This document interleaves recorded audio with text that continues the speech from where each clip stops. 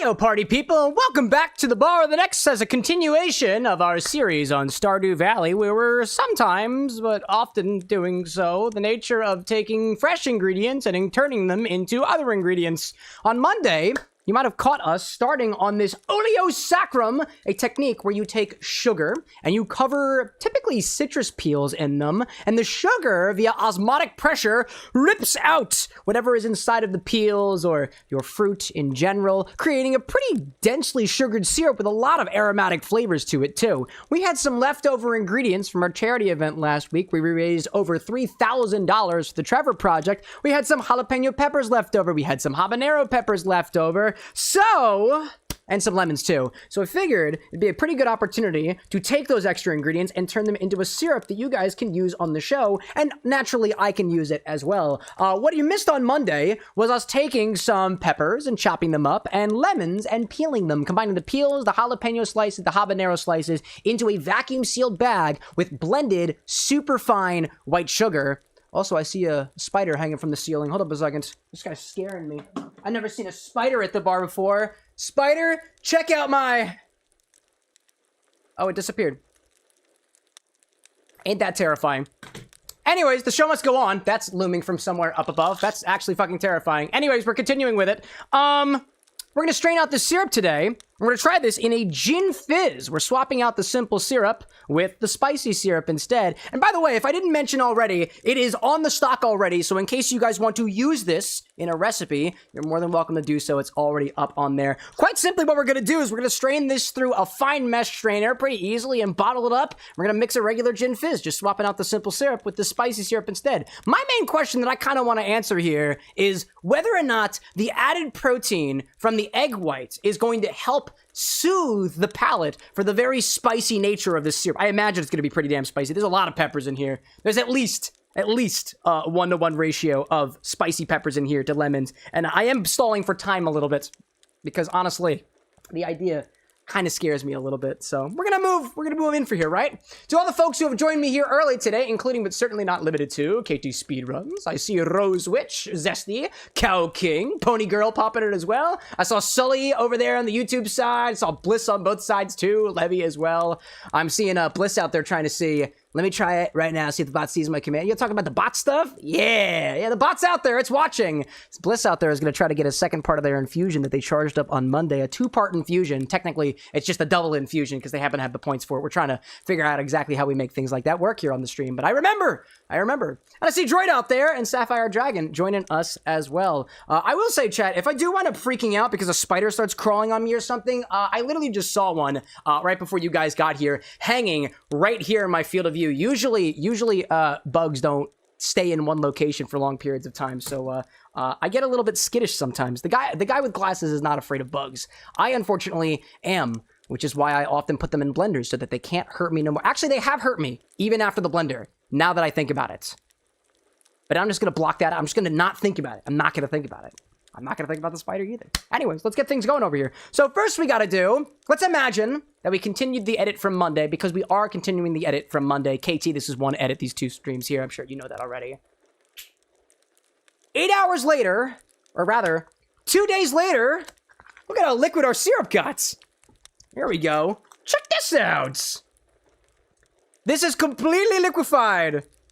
It is completely liquefied. That sugar has completely dissolved into a syrup that will now strain out through a tea strainer and mix into a Gin Fizz. I'm curious whether the egg whites of the Gin Fizz will cull the spicy nature of the syrup. I don't know. We'll find out together. So, crack open the bag, pour it right over a fine mesh strainer, right into a bottle of your choice. We'll use that for the recipe. Now, you probably can put this through a coffee filter too. I have strained syrups like this through coffee filters to get an even finer clarified syrup here, but I don't mind if we get little spicy pieces in there. It's kind of a part of what we're working with here. If you were trying to make a carbonated cocktail, for example, and you were putting this into, let's say, some sort of highball, you might want to make sure that all of the little particulates that got in here by nature of the fresh ingredient that we're using winds up helping. Hold up, I found the spider. Wait a minute, I found the spider. I don't know if that worked.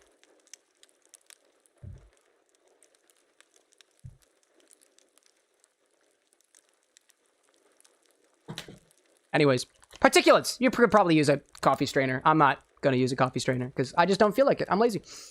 So, let's grab a filter, put it in our bottle. Our spicy Oleo bottle. Check this guy. Dust, welcome back. Good to see you out there. There we go. Zesty saying, would love to see you blend and strain. Yeah, blend and strain. But, I mean, I don't got no blends. We don't need to blend this one. Not in this recipe. If you guys want to, like, you guys can make syrups here on the show using your infusion points. And if you want to take fresh ingredients, if we have them, and put them into a blender with some sugar and strain after the fact, you guys are more than welcome to. I make no guarantees, though, naturally. Anyways, pop this in. There we go. Pop that up on top. Boink! There we go. Crack this open and pour right over top of a... Oh, don't forget the tea strainer. I'm not forgetting the tea strainer. I will not. There we go. That's our tea strainer. Strainer! I know her quite well, actually. Throws air at cams to CJ. How you doing, CJ? You think I can catch things right now? The only thing I'm trying not to catch is the bad side of that spider that is hanging from the ceiling. I think we got him, but I don't know. I genuinely don't know, and that makes me even more scared than I was previously. Because now I don't have a visual. Yikes. Anyways, I could probably be wearing gloves like I did last time, but I'm not gonna. I trust myself. How does it smell? Oh yeah, dude. That smells like peppers. That smells like peppers. Spicy, spicy peppers. There we go. Ooh, what a beautiful color. Wow, what a beautiful color. That's like neon. Let me give these a little squeeze, too. There, we're gonna get some of the juices in there, too. Trying to extract the juice from the pepper to combine it with the sugar. There we go. Give it a little squeeze. Squeezing the outside of the bag so it's okay. There we go. That is beautiful. It kind of does look like Mountain Dew, doesn't it? Kind of does. Now, at this point, we effectively have candied spicy peppers. So why don't we give them a try? I'm gonna grab one of the peppers from the bags. I'm gonna do one of the green ones. I like the color green. How does this taste? Oh, there's some seeds in there. Let me try to get the seeds out. Nope, the seeds are coming with me. Woo! Dude. Spicy lemon syrup. I like that. That's really not bad at all. Wow. I like the kick from the jalapeno. It's not that crazy. Excuse me. Okay, it was a little bit crazy. All right, I just found a seed. Whoop, I just got a seed. Whoa. Whoa. It found the correct pocket of my mouth. Whoa. That didn't act very fast at all. Gee whiz. Wow. That completely caught me off guard. Just like the spider, which, by the way, I still can't find. I still don't know where it is. Anyways, that was awesome. Now let's mix a cocktail. Oh my god. Dude, I was not expecting that at all, dude. Luckily for you guys, this stream is clippable, right? I will actually take my extra peppers and I'm going to keep them in the refrigerator because I might actually do things with this after the fact. What I might do is take these and dehydrate them so that we have on stock like candied jalapeno and the habanero peppers. Possibly. If you guys want that on the show, make sure to suggest it. Otherwise, I'm never going to know. Anyways. There we go. Dude, I almost puked. That was wild. Evidently, my body's response to things that are too spicy is attempting to puke. But I have acid reflux, so I'm very, very skilled with not puking on a daily basis. But you didn't ask about that. Anyways, so this is our spicy Oleo. Whoop! There we go. Let's get a nice focused shot, right? There we go. This is now our whoop spicy Oleo. Let's give this a try, shall we? Let's put this in a Gin Fizz. That's what I'm thinking. Anyways, grab a shaker for this one and start with 2 ounces of your favorite gin. I'm not saying Bombay Sapphire is my favorite. This is just the biggest bottle I have. That's what I'm going with. Excuse me. I'm fine. How's it going, Cypress? I see you out there, too. Levy's saying, does the Sapphire Gin actually come out blue like blue Curacao? No, it's completely clear. It's just the bottle. Just the bottle, unfortunately. It's not actually blue. I did just find a, I found a spirits company today that was, I think it's Blue Rum, maybe? I honestly have no idea. Anyways, let's pop this in here, shall we? Oh, there's the spot. There's the spot. Click it up. There we go. Yes. Yes, sir. Yes, sirree. Give that a little bit of a tilt. There we go. Get it focused. Get it focused. Thank you. Good job. Yes, sirree. Grab a thing like this. Add 2 ounces of gin. 2 ounces of your favorite gin. Or your not-so-favorites. I don't care. I ain't picky. Neither are the peppers. But Peter Piper might be. I guess. Didn't he pick a pack of pickled peppers or something? But these peppers aren't pickled. These are sugared. These peppers were oleoed. There we go. All right, what's my next ingredient? There we go. Alrighty then. Lee out there with the 40 stream streak. Yeah, I dig that, dude. Thanks for tagging along as long as you have been, Lee. Supporter of the show, too. I dig that. Dig that. Okie dokie. Next we'll add... Here's my recipe. Next we'll add 3/4 of an ounce of that spicy Oleo Saccharum we just made.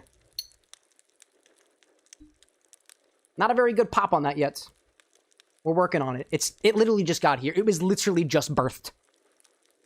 Can't expect much more than screaming from newborn things. Although this one's not making any sounds at all. That's probably fine. Can we get the pour in here? Should we get the pour in here? Maybe get the pour in here. There we go. Here's our pour. Oh, yeah. It kind of looks like Mountain Dew. It kind of looks like Mountain Dew, but in some states, it's a Mountain Don't. Put that back here. What's our brand? There is none. Peppers.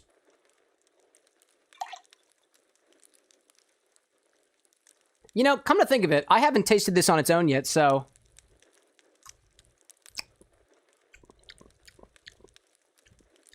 That's awesome. And the spice also hits you on the end, but we found that out the first time. Next, we'll add 3/4 of an ounce of lemon juice. I'm using my lemon super juice. I always try to give this thing a little bit of a shake, too, because when you make super juice, depending on how you strain it, and I strained this one through a cheesecloth, or nut milk bag, I still have some sediment on the bottom, but it's all a part of the same thing. You get sediment sometimes when you squeeze lemons, too. It's all pretty much the same. Albeit, this one's more sustainable. Sometimes. This one's got a nice pop, though. Oh, yeah! That's the pop I was looking for! 3/4 of an ounce. Lemon sup juice. A little bit. I think I poured a little bit fatter on the other one, so I'm gonna do the same thing, you know?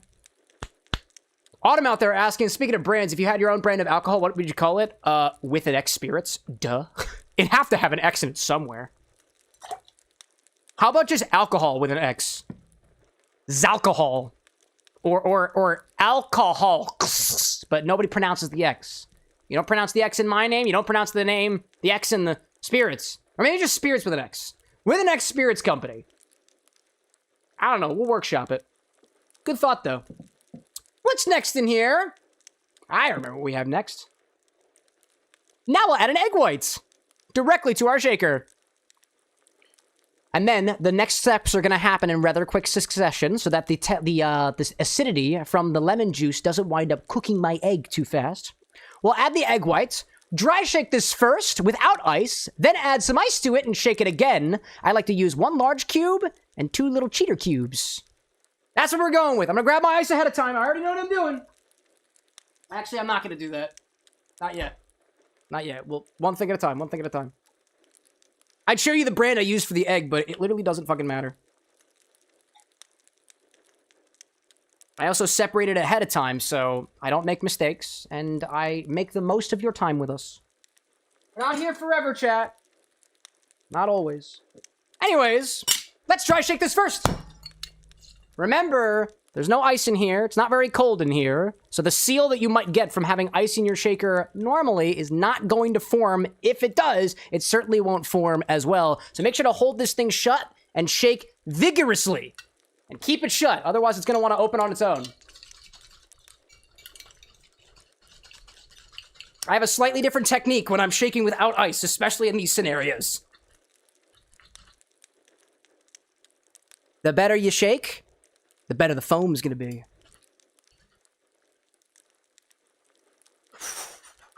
Make sure to engage your core, too. Shows the people around you that you're paying attention to your body. Throw some ice in here. Excuse me. Throw some ice in here and shake it again. Here's the pop. Listen to the pop. Hear that? Ooh, I see the... Oh, I see the foam, chat. I see the foam. Look at this foam that we've built up so far. You see that? Yeah, that feels good. This is what you're looking for. You see that foam? That's good. That's good. That's what we're looking for. Oh, yeah. 1 large cube, 2 little chitty cubes. That's what I like to use. Stole that request, stole that idea from, I think it was Leandro, the educated barfly. Alrighty then. Yoink. And the other guys. Once more. You can also shake hard here too. Some people believe in the reverse dry shake. I kind of do sometimes. Sometimes.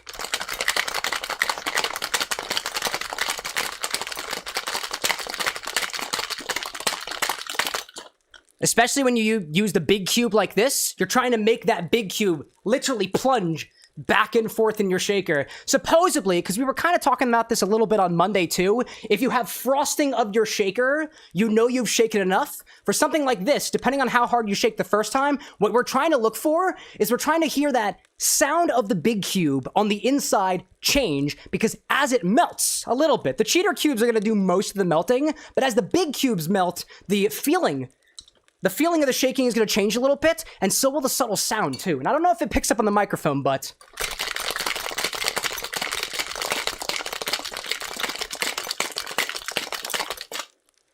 it does feel a little bit different. I don't know, it just flows differently. I'm trying to figure out a better way to describe that, but I don't have it yet. Okie dokie. Double strain this into a tall glass and... excuse me. Double strain this into a tall glass and let it rest for just a moment, before topping with chilled soda water. Or some sparkling water of your choice. Doesn't matter. Michael Prophet, welcome in. As a reminder, anybody who's wondering what I'm making, you can always look on the screen. It's right there if you tap it, if you're watching on vertical. And you can also type exclamation point SIPS in chat. It will print the recipe right to chat. You never have to ask me what I'm making. Use the command, look on screen. Hope that helps. Welcome back, Michael. All right, let's get my glass for this. I was also curious if this was going to work in a curved glass, so I grabbed the curved glass for the occasion. I have no idea if this is going to work. It reminds me of me, chat. Remember that drink with you just did inspired by me just the other day? Kind of reminds me of me. Kind of reminds me of myself. That's inappropriate. That's inappropriate. All right, are we nice and focused? Feels like we is. Feels like we is. That's not your camera playing tricks on you. That's the glass playing tricks on you. Yoink. There we go. I don't know if this is gonna work, chat. Let me grab my soda water too, by the way. Like, I honestly don't know how the foam is gonna rise in a glass like this. I'm very curious, though. Alright, wake this up. Okie doke. Let's go for it. Chat, do you have a guess on what color this is gonna be? Ooh, the foam!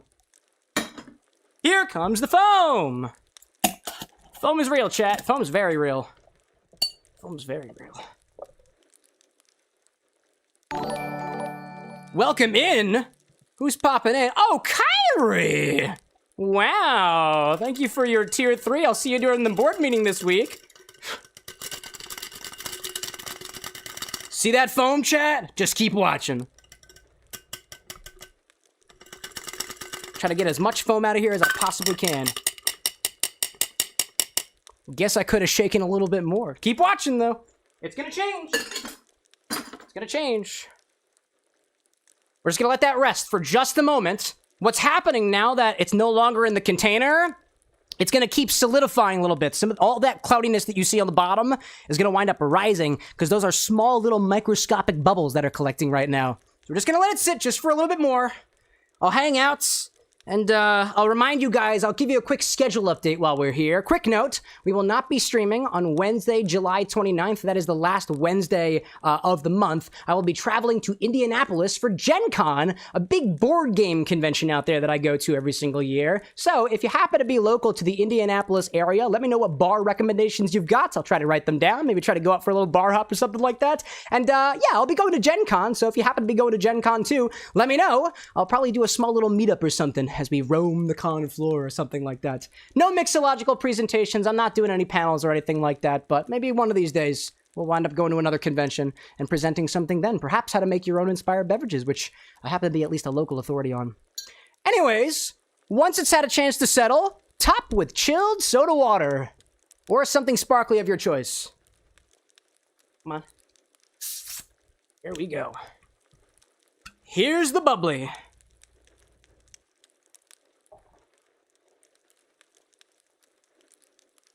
Embrace the bubbly. All the way to the top. Garnish with an expressed lemon peel. Let me close this up. There we go. I peeled mine earlier. Here we go. Let's bring this up just a touch. There. Yeah, it looks like cum, doesn't it? Yeah. Wait, how would you know what that looks like? You don't have to answer that question. Let's see if we can capture the orange peel on top. See if I can get that. Oh, yeah. Oh, yeah. I don't know if that's picking up super well, but a little bit more. Oh, yeah, dude. Give it a twist. Pop it right up on top. Here. Oh, no! Where's she going?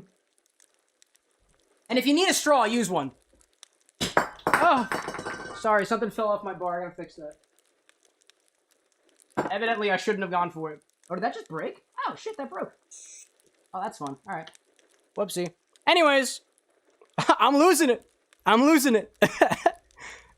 Look how thick the foam is, though, dude. Check this out. If you top it off a little bit more, it might rise out of the container. Let's see if we can make that work.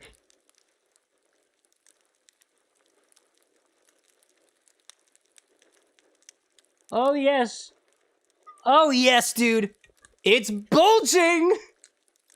My favorite part about these fizz cocktails. They bulge, dude. If your fizz doesn't have a thick bulge like this one, I don't know if you made it correctly. Anyways, so, let's see how this spicy citrus fizz cocktail turns out with this jalapeno and habanero pepper Oleo Saccharum that we just made on stream this week. Hook, KT, hook! We're gonna hook them on this phallic-looking thing here. And the statement that came afterwards. Let's give it a try, right? Smells very lemony, right? Not many horns of this nature smell like that. Cheers!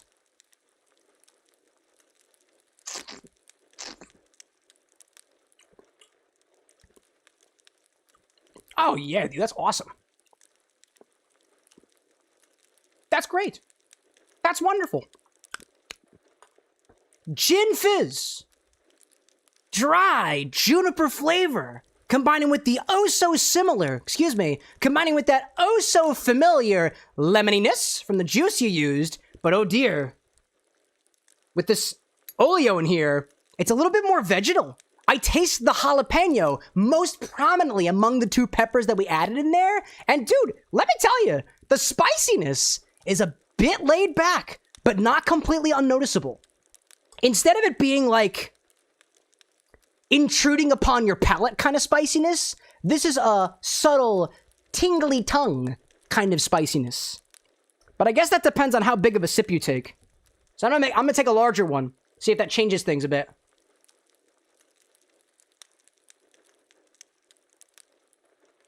Oh, yeah. If you want more spice, just go deeper.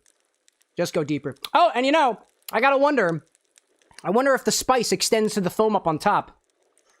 Stick around to the end for that one. KT, this is your instruction to put this part at the very end of the video so that they know. they know to watch till the end. It's about retention. That's what the guy with glasses told me. Retention. Retention. Say things that'll retain them. I'll try, boss. I will. So I'm gonna sip it with my mouth. Because the guy with glasses told me to.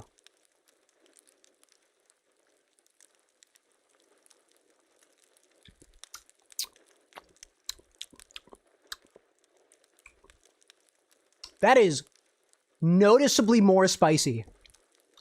But not as spicy as when I first bit the jalapeno pepper slice. Oh, man. That's going to be the last part of the video, by the way. That's tasty. The test here was twofold. One was, if we took the Oleo Saccharum, and instead we also added spicy peppers, will our syrup come out spicy? Yes! And we also correspondingly made some candied spicy pepper slices along the way. The second question was whether or not that spiciness will extend in the same capacity on its own through a cocktail like the Gin Fizz, which adds some extra protein to the mix. Or some extra, I think protein's the right term that I'm using here. I know that fats in milk will help cull spiciness on your palate, and a piece of me also wants to believe that it's the protein in there too, but I didn't know whether or not that was the case, so instead, I'm testing things empirically here by taking the spicy syrup, admittedly diluting it a bunch, and adding some egg white to it to see whether or not that really helped the burn of the spice. And I'd say it did. And I think it complements super well. Honestly, if I did this again, I'd probably swap out the gin with tequila, because that combo of spicy pepper and tequila is a bit of a favorite of mine. And I might spike it with just a little bit of tequila. Maybe. Nah, I'll let you guys do that with the syrup instead. Anyways, that is our pregame cocktail today. A spicy citrus fizz of sorts. It's just a riff on a gin fizz.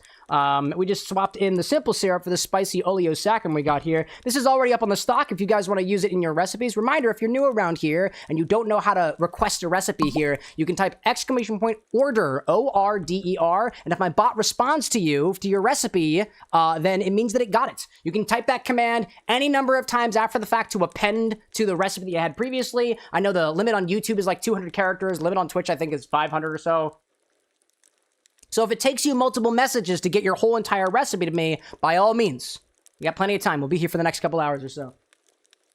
Alrighty, let me put my things back in the fridge, and then we'll move into our cheers segment of the show, where I like to raise a glass to the folks who are joining us here today. If you've never cheersed with us before, let me get you the command that you can use to cheers along with us. I'll keep my seltzer water over there, because I don't really care too much about it. I got more of that where that came from. And I'll clean out my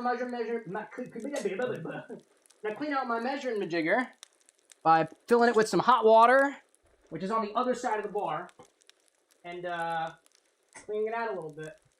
Here we go. It's very hot, but that's fine. After it's very hot, I get to go down here with a thing and clean it up a little bit, you know? Anyways, let's see who else is joining us here after our pregame here. Lee's saying this is gonna be a fun stream. I hope so. If my gastro system is being anything to me, it's possible that those peppers will bite us in about an hour or two from now. I see Luke out there on the Twitch end side. Welcome back from your cruise. Your legs are trying to throw you every 5 minutes, but other than that, I'm doing great. That's because the ship was wobbling you back and forth, right? I dig that. I dig that. Let's see. Cow King's joining us as well. George's chatting with KT about stuff, talking about cream, no saturated or trans fats. None of that, apparently. I see Kyrie popping in as well. Thanks again for supporting the stream, Kyrie. I saw you pop in with your however manyth installment of Tier 3 or above, which gains y'all access to a special channel in our Discord server that I lovingly call the board members sometimes. Sometimes we're just the R&D department. We're in the midst of a bit of a rebrand right now. Once a week, I try to meet with our, or rather the guy with glasses, meets with our R&D department to mix cocktail ideas using whatever we have access to at the bar now, evidently. It's fun stuff. It's fun stuff indeed. Anyways, let's pop a cheers in here. Also, has anybody seen that spider? I haven't seen it for a while, so I have a strange feeling we killed it.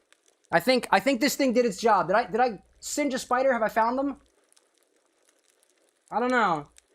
I don't know if I found it, so I'm gonna keep this right up here just in case. Jeez, maybe it's on the bar somewhere. Nice. What was that? Whoever did that, thank you. Eat the spider, says Cypress. You didn't even see fucking please. Jeez. Way to make demands of the internet, my guy. Next time, say please. Gee whiz. I tell you guys, bar goers have lost all forms of decency. Especially that one. Nah, we're good. Anyways, let's raise a glass to those who are raising it with us here at the bar of the X. I got a lot of them to get through today. Let's get them now. Eat the spider now, please. Nice. Can't find it, but thank you for saying please. Anyways, let's raise a glass, shall we? Cow King out there, celebrating and cheersing off to, hello party people, I won't be staying long, and I'm tired. Dad needs a blood infusion. Brother's apartment is repairing and repainting the complex and trying to find something to eat. Italian wedding soup or 12-inch 3-pound burrito. I vote for the burrito! Because if you get a really, really large burrito or soup, you can also share it to the people in your life who are going through the thick of it right now, right? It's all about sharing. Sharing is caring. I think I heard at least one... I don't really know where the term sharing is caring came from, but I feel like it came from a children's television show. And although this is not a show for children, it could potentially be on TV one day. Could be fun. Cheers to Sake out there. To Skylar from Date Everything. Yada Mirror from, I don't remember what series that was. And Sakuya from Okami. And another great evening here at the bar. It's always a great evening when we've got kindred company in chat. Kindred, or not so kindred. But Saki's name, if you rearrange the K, the I, and the N, do translate to kin. It's missing a D, though. And that's where I'm stopping that statement. Cheers to CJ out there. Cheers. I don't even know at this point anymore, says CJ. Lol. Found something to cheer for more pink lemonade. Yeah, cheers to pink lemonade. You know, we could turn this pink with red food dye if we wanted to. It's effectively spicy lemonade, right? Come to think of it, I wonder if you took red spicy pepper and blended that into lemonade, would that also be considered pink lemonade? Oddly topical. Oddly topical. Cheers to the Rose Witch out there. Cheers to getting an adapter cord and a new monitor for my personal computer tomorrow. Also, cheers to the Witch's Garden 2.0 edit coming out and having big numbers, large numbers, for the largest of inspired cocktails. Thank you again, Rose Witch, for working so closely with me on that V2 recipe.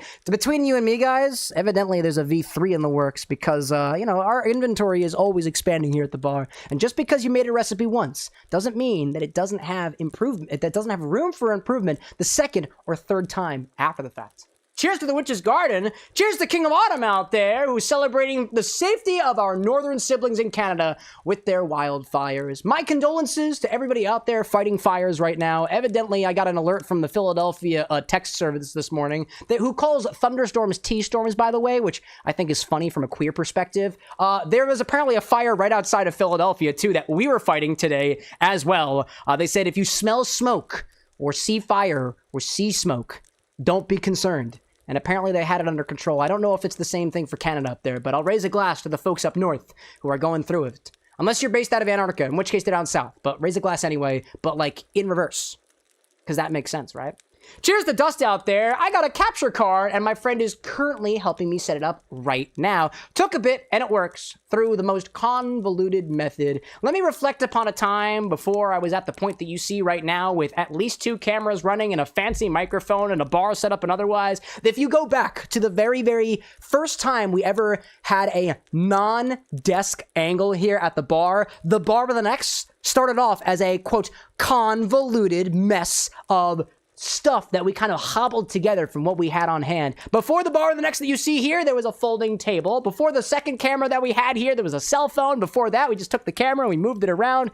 Duct tape and tears and sweat and a little bit of blood and specifically Velcro command strips. Still to this day, hold parts of this bar together. So in case there's a piece of you that is like, man, I really wish I had something better. You know, I know it's convoluted and I feel a little bit insecure about that. Don't be. Because this is just the first step of something so much greater in the future, if you decide to pursue that path. So cheers to that. Cheers to Bliss out there for the good vibes on stream, as usual as it gets, XD. The X is typically silent, so I'm just going to identify that as a very large lowercase d, and the D stands for Damuel. Cheers to you, Damuel. Cheers to KT Speedruns out there to air condition. Fuck this heat wave.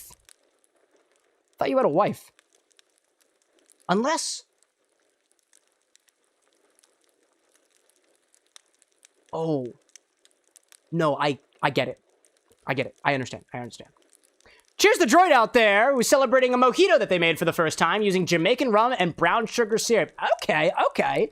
So you took the typical white rum in your mojito and swapped it with something darker, and then you threw some brown sugar syrup in there. Curious question for you, only because we were talking about it on Monday. When you say brown sugar, do you mean brown sugar like you'd buy at a grocery store, meaning that they allegedly took the molasses and added it back to the sugar after the fact? Or we talking Demerara like turbinado sugar? There's no wrong answer here, by the way. I dig it either way. Cheers to Brick Puncher out there, to being an R&D member, and to the Wiggly Highball. You call this Wiggly? It's okay. I don't take it personally. But yeah, cheers to Brick, who's an R&D member now. So we're going to continue working on this recipe that they've got cooked up. I don't want to spoil anything for everybody else. So, Brick, if you want to say what you're working on, you're more than welcome to. I won't spoil it for anybody, but it does involve a little bit of silicone. Which I've never played with floppy silicone before. Maybe that's the part of the Wiggly that you were referring to. Cheers to Luke out there. Cheers to awaiting my new roommate's arrival. They'll be there sometime. Unless they're not. And depending on the way that you feel about your roommates, I felt relatively good about all my roommates that I've ever had, including the current one that I have right now, as well as the other one that I used to room with that also happens to be close by, that we still work kind of closely together. I felt good about most of my roommates. Except for, like, one. One of them. Cheers to, oh, Brick said I can spoil it.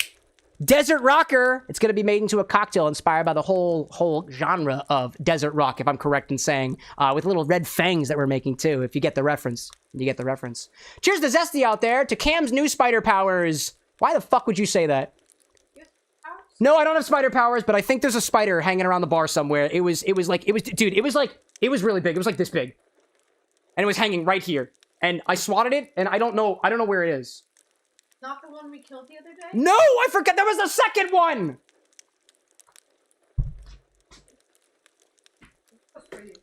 It's fine. It's fine. It's okay. It's okay. It's okay. Zesty, why the fuck would you say that? Thank you. Cheers to Cypress out there, to my collection of, your collection of 23 rye whiskeys, hopefully more soon, and to running out of money in Monster Hunter Rise. It happens, you know what? I run out of money by just running this show half the time. There's actually a giant stack of receipts on my desk. And the guy with glasses is too afraid to run the numbers. And the longer we don't run the numbers, the better we both feel about the situation. Wait, we need to run those numbers. No, we don't. Yeah, we do. It's okay. The guy with glasses will take care of them. Probably. No, he needs to bring them to the next finance meeting. When's that happening? When's that? Yeah, I can let him know. Yeah, every month? Yeah, I'll let him know. We've forgotten the past 3 months. You hear that, bud? What are you doing? Did you lock him in the basement again? No, I keep him in my pocket now. Yeah. I was worried. Sorry, I get distracted sometimes. Also, is that spider still around? Chat, if you can find the spider, tap on your screen. Look, Cam, a spider. What fuck, where? Should I spray you? Please don't spray me. That shit's poison. Oh, yeah. Ew. Don't spray the bottle either. That's very, it's valuable. Anyways, cheers to Lee out there, to plans failing. Only for something better to happen, hopefully. We'll be back to tier 3 in 2 weeks doing surveys to pay for it. There you go, dude. By the way, chat, let me just quickly say out there, too, that please don't sacrifice your apartment money, your rent money, your car lease payment, your medical bills, just to support your food bills. Please don't use that money to support this stream. I don't want your fucking money. Unless it's disposable. If you have extra money, I do want that. I do. But please, live your life first. I appreciate whatever support that you can give to the stream. And I'm happy for all the support you give either to the initiatives that we have here behind the bar or the initiatives we have in front of the bar, like the charity event that we did last week. Remember, chat, please don't support your... This is on behalf of all creators to you. Please don't support your local creator in such a way that you can't pay rent or can't eat. I don't think any of us want that for you. I certainly don't. And neither does the other guy.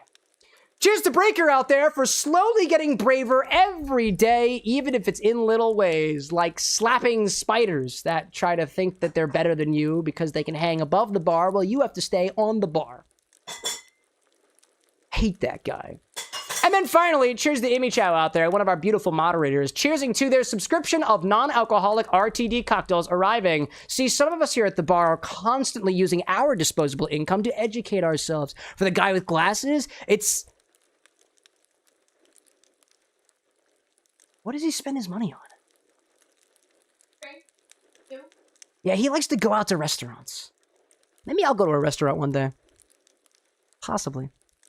I like that image house. Survive before you imbibe. Cheers to that, dude. Cheers to everybody out there sharing this moment here at the Bar of the Next with me and the rest of the community. Sláinte to you, mabuhay out there. A new Filipino saying that I learned the other day. Sláinte, prost, kampai, e vivas, yamas, kipis. Cheers to all y'all out there as we move into some Stardew Valley. Let me get my angle set up over here before we swap on over. I'm trying to make sure we got a nice little thing over here. There we go. Get a nice angle. Don't swap over. Don't flop over the charity chalice. Very pretty chalice. Oh, hold up. Let's get a coaster too. Don't forget a coaster. Is this the Blow Me? Yeah, this is my favorite chat. This is one of my favorite coasters. It says Blow Me. It's hilarious. Absolutely hilarious. I have mixed feelings about the fact that it's a child, though. But the cupcake's hilarious. Anyways, here we go. Let's get right over here, right over here. Yep. Glorious out there with the beautiful little piece of shit. It's awesome. Thank you. Appreciate you. That's money, by the way. That's disposable income. This is disposable income. He says squishing it and whatnot. Anyways, chat, let's play some Stardew. Let's play some Stardew. Play some... Ah, that was scary. And very loud. Scary and very loud, kind of like that spider. Let's see what happens. I got an idea. I have an idea of what's gonna happen. I'm waiting for it. There we go. I've got an unusual request. There's the infusion time, the double infusion. Bliss got it. I've got an unusual request. Oh, this is Clint. I've got an unusual request. Could you keep this a secret? I want you to deliver an amethyst to Emily. It's her favorite stone. Tell her it's from me. Now I get it. All right, let's see. So, hold up, Bliss. Let me grab the instructions that you provided us previously for this first redemption you had of that on Monday. We're having our first double infusion. King, appreciate that. Let me grab my photo of it. All right, so this entry into Bliss's infusion is Suntory Haku vodka. Okay, so we're adding the vodka in there. I think that's yuzu flavored, by the way. I think. Do I have the regular one? I don't know if I have the regular one, but I definitely have the yuzu one. Infused with bay leaves, lavender, and lime zest. Let me just double check that I actually have those ingredients real quick. Because if I don't, we'll have to make some swap outs. Let me make sure that I got Haku vodka and that it's infusion eligible. Suntory Haku yuzu flavored vodka. Gotcha. Okay. I'm just making sure too, because I will only infuse things that are marked as infusable.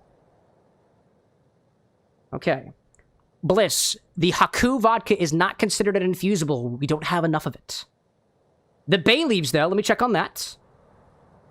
Bay leaves, do we have bay leaves too? We do have bay leaves. Oh, wait, we do have that. If you have normal Haku, then it would be even better. I just didn't see it in the stock. I only have the yuzu. Quick reminder to everybody out there, before you do any orders on this stream or before you do any infusions, please double check my stock that I have the thing that you are looking for. The Haku vodka that you specified, we only have the yuzu one left over, and it's pretty hard for us to find, so that is not an eligible infusion right now. So you'll have to pick something else. But we do have the bay leaf. And what was the other piece? Let me make sure I scroll up there to find it. We do have the bay leaves, we have the lavender, and we also don't have... I have frozen limes. If you're cool with frozen lime zest, we can use that. But otherwise, I have no fresh limes on us for fresh lime zest. Bliss saying out there, if it's not redeemable, then what would fit well with the Roku? Something herbal? Let me see. You can always split it with another gin. I'll leave it up to you to figure out which gin that is. I don't know exactly. Like, I haven't played a lot with the Roku to know which one is going to be like the quote, like, best thing for it.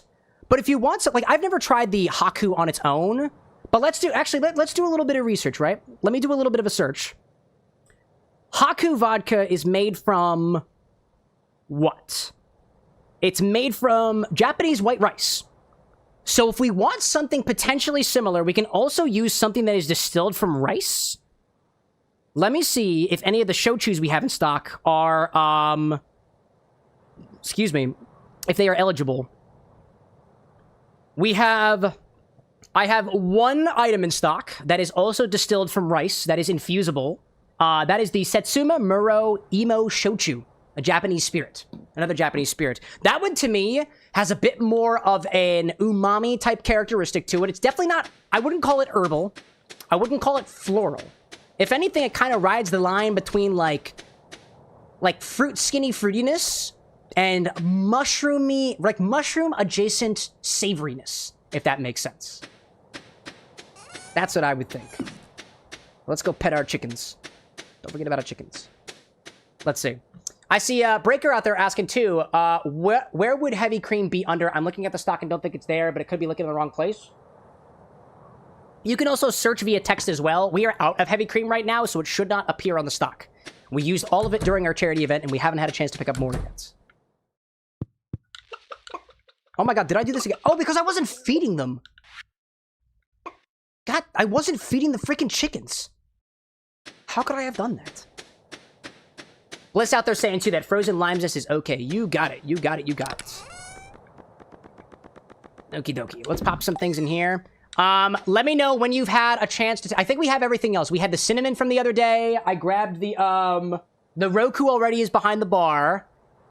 And there were two other things, but I'm pretty sure we actually have those ones. So the one thing we need to swap out for is going to be that Haku vodka.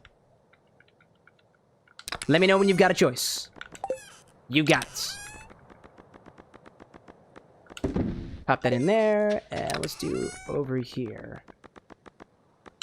I'll also try to think if there's anything else that we could do with that, too. Like, the best thing that I can think of is, for your infusee, is to use something else that is distilled from rice. Another thing, too, if you're looking for something that might be a little bit similar, maybe the soju? Like, from Korea? That's not necessarily distilled from... Actually, is it distilled from rice? I know, it's like, soju is nice and cheap, so if soju is not considered infinity eligible... why is that? Okay, hold on a second. I'll look up soju on my stock. I know I have soju in stock. Okay. We could try the charm soju. We could do that too. I don't think that's considered infusion eligible, but that stuff's pretty cheap to get, and it's pretty easy to find here in Philadelphia, so I'll accept that. All right, now let's get some space for our chickens. Breaker out there saying, too, wait until heavy cream is restocked. I'm thinking of making a decidui as a spin on an espresso martini cocktail. Ooh, fun. Get some more Pokemon into the mix. I was actually just reminiscing earlier today, Breaker, on your Rowlet cocktail, and I think it was Levy's Embor cocktail, because I loved those edits. Droid out there saying, too, I saw one on the stock called Bliss Soju. Interestingly enough, that one is a soju liqueur. It's a soju-based liqueur from somebody. They're famous in their own right. I just don't know what they're well known in their own right. I just don't remember like who it is or where they're from or what they're known for. But that's a pretty interesting liqueur of soju at its base with pink peppercorn. I think there's sour cherry in there too. Bliss out there saying too, I've never tried soju, so I don't know how well it would fit with the Roku. I would say that soju is pretty neutral. The way that I describe the flavor profile of at least the soju that I've tried is it's like vodka, neutral, but lower in proof. So I think the soju that we've got is 15% maybe.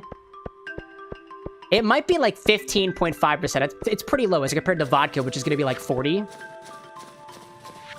right, let's take things to the museum, right? I'm going to take this Dwarven Scroll to the museum because you'll be able to tell me stuff about it. I want to take my copper bars over to Clint's place.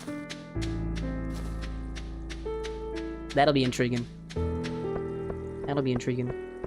Let me think, too, of something else that is gonna be potentially well with the Roku. I mean, I think the same rule that applies to when you're mixing up a cocktail with, let's say, 2 different spirits, you're trying to split the base. I feel like the same rule is gonna apply for our infusions here.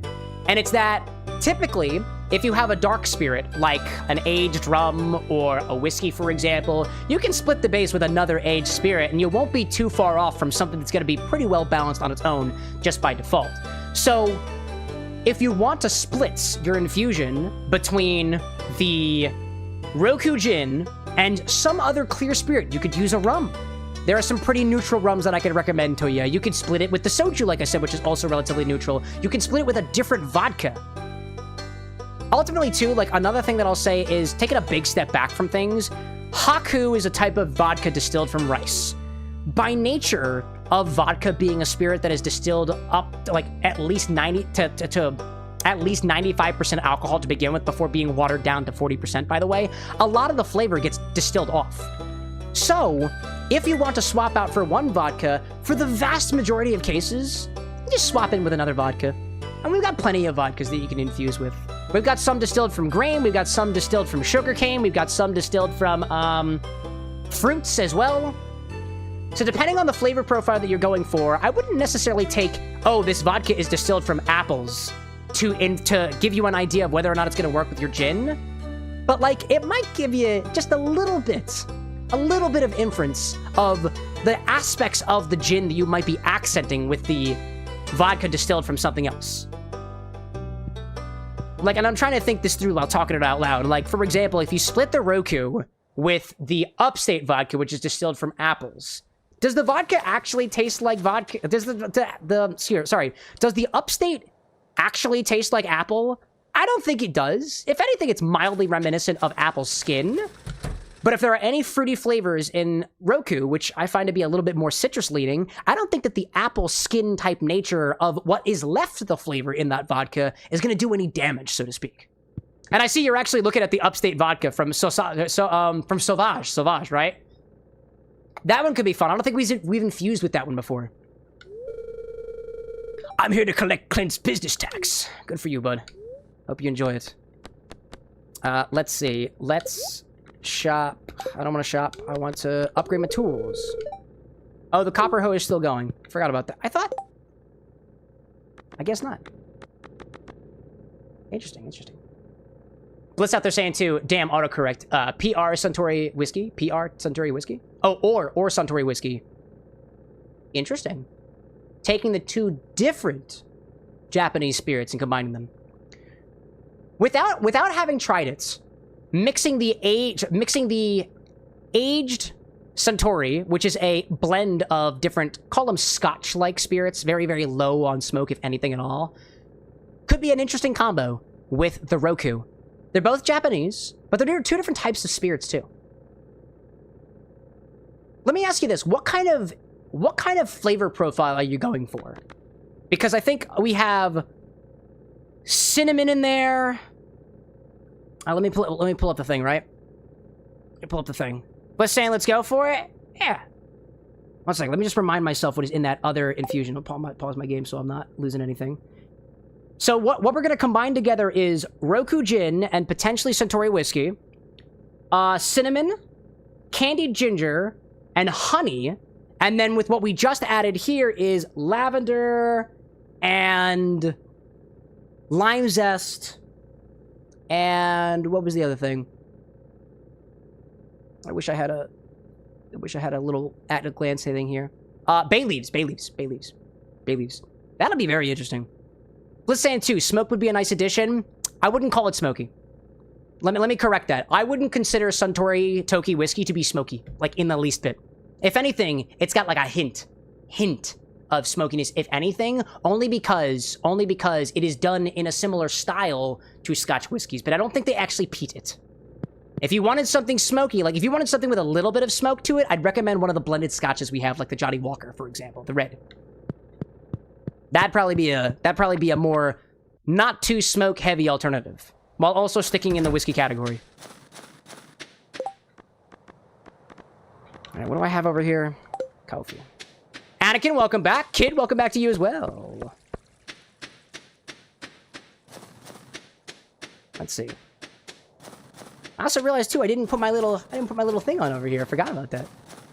I swapped back to the bar. Forgot about that. Kid pointed it out to me. Appreciate the reminder. Water. Okie doke.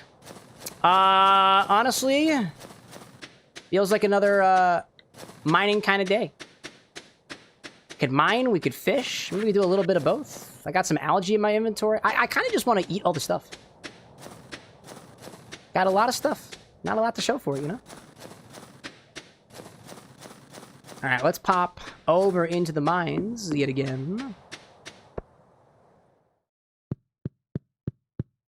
Until we get an idea of what we want our infusion to be. And I know we're sous videing this, actually, so when I go into the mines, what I'll do is I'll draw a hot bath.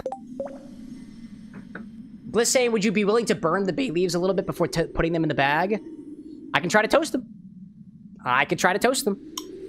I don't know how well it'll go. Because they're leaves, so they're likely going to catch on fire. But if they don't catch on fire, so be it. So be it. We'll give it a try. I'm also trying to get an idea of exactly what ratio we want these to go in, because I know bay leaves are pretty damn powerful. The cinnamon is pretty damn powerful. I don't know. I also need to find all the ingredients, too, because I don't know where they are. I didn't even know I had bay leaves here at the bar. But if the stock says I have it, then I do. Then I do. So what I'll do first is let me start getting this this bath up and hot. There we go, by using my thermal circulator. I know we wanted... Oh, hi there, we're on ad break anyways. Oh, I didn't realize we went on ad break, so... Bliss, you said cinnamon or cinnamon sugar, depending on which one I have. I have both. So it's your choice. Your choice. And we'll put this up to 60 degrees Celsius. So the alcohol is going to start boiling off. Just like with the Cointreau. Let's see, let's move this to Celsius.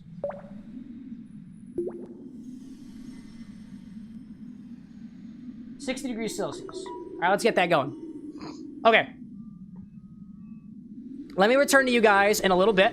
I'm gonna go grab all of the ingredients that we need for the infusion here. Bliss, unless I'm told otherwise, I'm gonna go with the last whiskey we talked about. Oh yes, the Suntory whiskey. All right, that's what we're gonna do. Okay.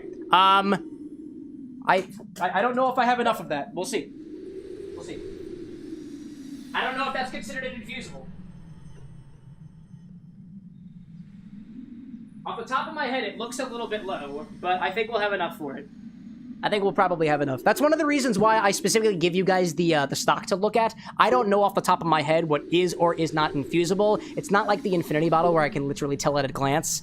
These ones are a little bit harder because what we take into consideration when we have things that are infusion eligible, it's first of all how much we have left of it. Second of all, it's relatively how expensive they are and how easy it is for us to get more in case we run out of it and how often I think we're going to use this. This is like the only Japanese whiskey that we have. So letting you guys infuse too much of it means that we're just going to run out of Japanese whiskey really, really quickly. Like the Roku over here, like I was reflecting on this the other day, the Roku is not the easiest thing for me to find, and it's not the cheapest thing that we can find either, and we've run through the Roku really, really fast over here.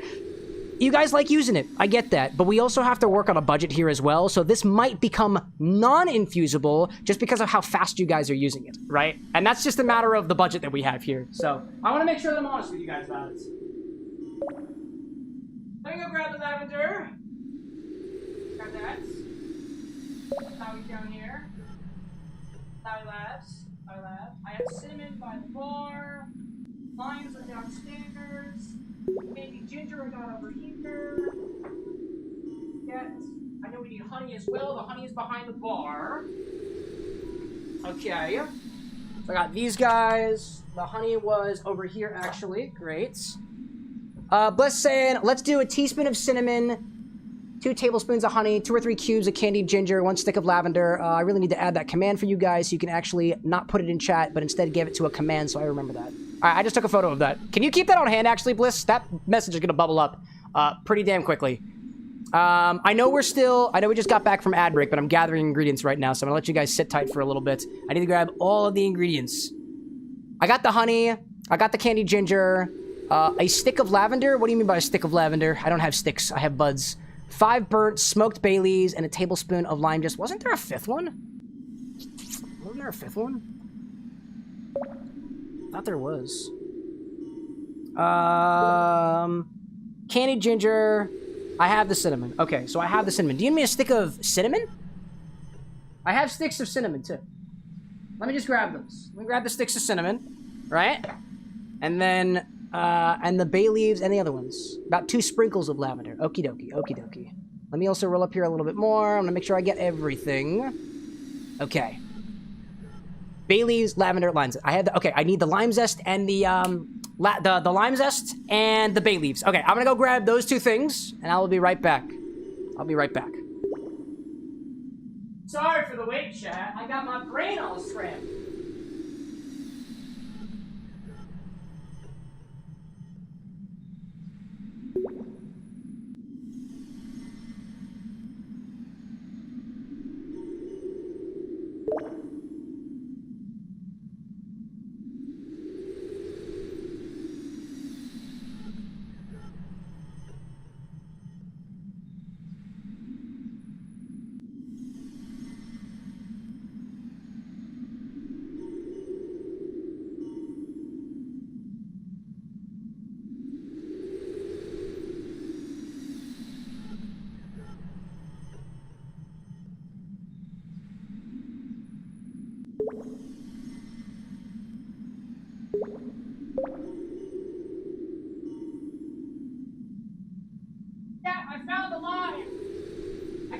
Find the bay leaf.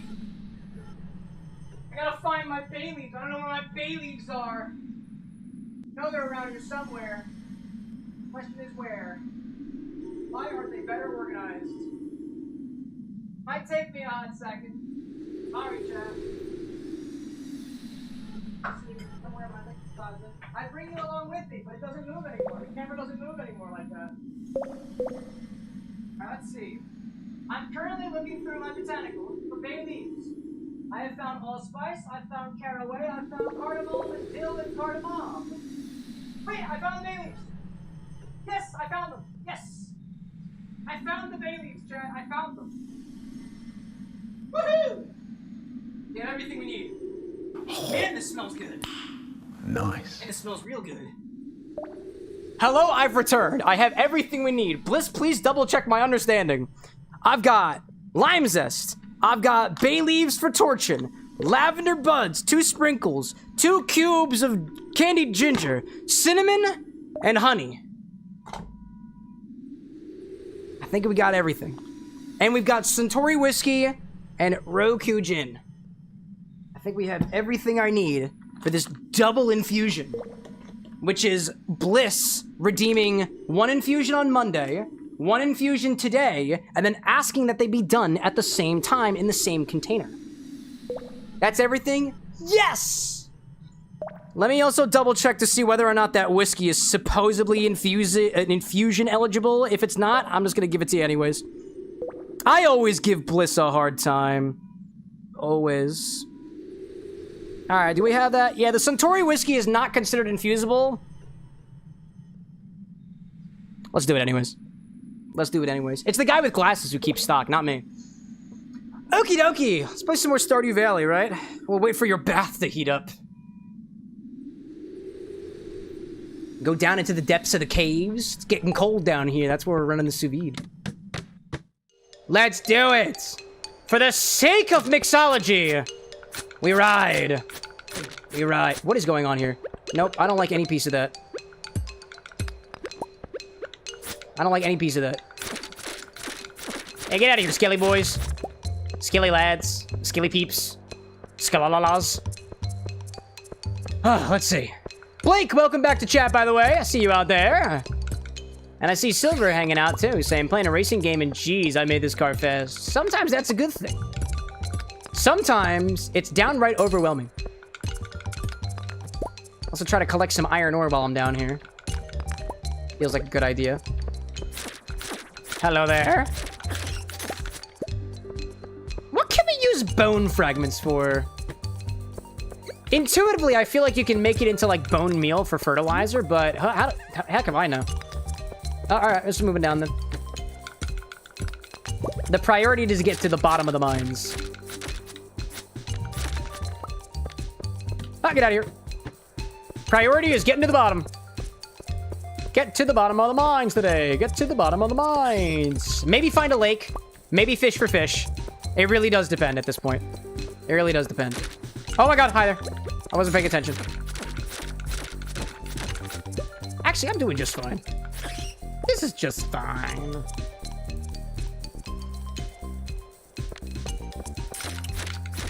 Let me tell you too, that Gin Fizz has like just the right amount of spice. That is perfect, dude. I can taste the lemon so clearly. I can take the vegetality of the jalapenos so clearly. I don't really know if I taste the habanero because I'm not super familiar with how habanero tastes outside of its spice profile, but I definitely taste pepper. It's really tasty, honestly. The syrup on its own is a little bit intense, but that's why we mix it up a bit. All right, pop in here. Nice. What time is it? 5:20. 5:20. Hey yo to Emily over on the YouTube side and Loriander over on the Twitch hand side. Welcome back to the both of y'all. Bliss out there saying too, if it's hard to keep Roku in stock, I'm willing to donate for the $100 card on Throne to try to keep it in stock most of the time. Most of my recipes and fusions use Roku Gin, so I'm reliant on it to make literally everything work. Hey, you know what? If you got the income to donate to the stream by buying that Total Wine gift card, that's actually where we get the Roku Gin from. Like, we can't find it here at our local liquor stores in Pennsylvania. At least not the one that we've got closest to the bar. So we kind of got to travel out for that a little bit. And a Total Wine is where we get a lot of the ingredients here. Because Pennsylvania is a control state, so we don't get access to everything that we might want.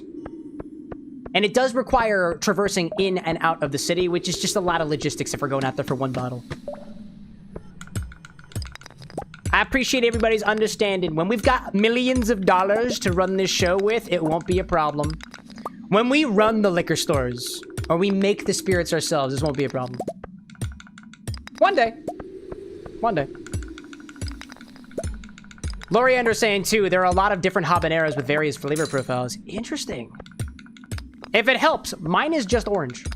And the store sold it as habanero. And that's it. If there are specific varietals of habanero, I have no idea which one this is. On the similar side, too, if there are different varietals of jalapeno, I got no idea which one they are. But I'm here to learn. I didn't realize until, let's say, I learned about different varietals of blood oranges by doing mixological research like this. The different varietals of cucumber out there that I learned about from one of the cocktail accounts I follow. Or rather, it wasn't even a cocktail account. I think it was a distiller account. Oh, I'm getting low. My energy's getting low. Oh, energy's low. Energy's low. Energy's low. Can't pass out. Can't pass out. Eat some algae. Delicious. Mmm, delicious. Very good, very good. Oh, man. Let's see. Brick saying habanero pairs well with mango. I agree. We have at least 2 mango habanero ingredients here at the bar. I think there's a whiskey, and I think we also have... Oh, we have those crickets. Eat some bloobs. Eat some bloobs, be happy. Hello, bud. Oh, come on. I was really hoping you'd be easier. I just realized I don't have to rapidly click the button. I can just hold. That's useful. Hi, everybody. Wow, hello there. We're good. We're good. Take it. Run.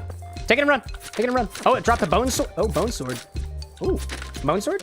Oh my god, keep running. I don't need the bone sword. Oh, but there was a lot of silver. Oh, or it was iron, not silver. Rip. Rip.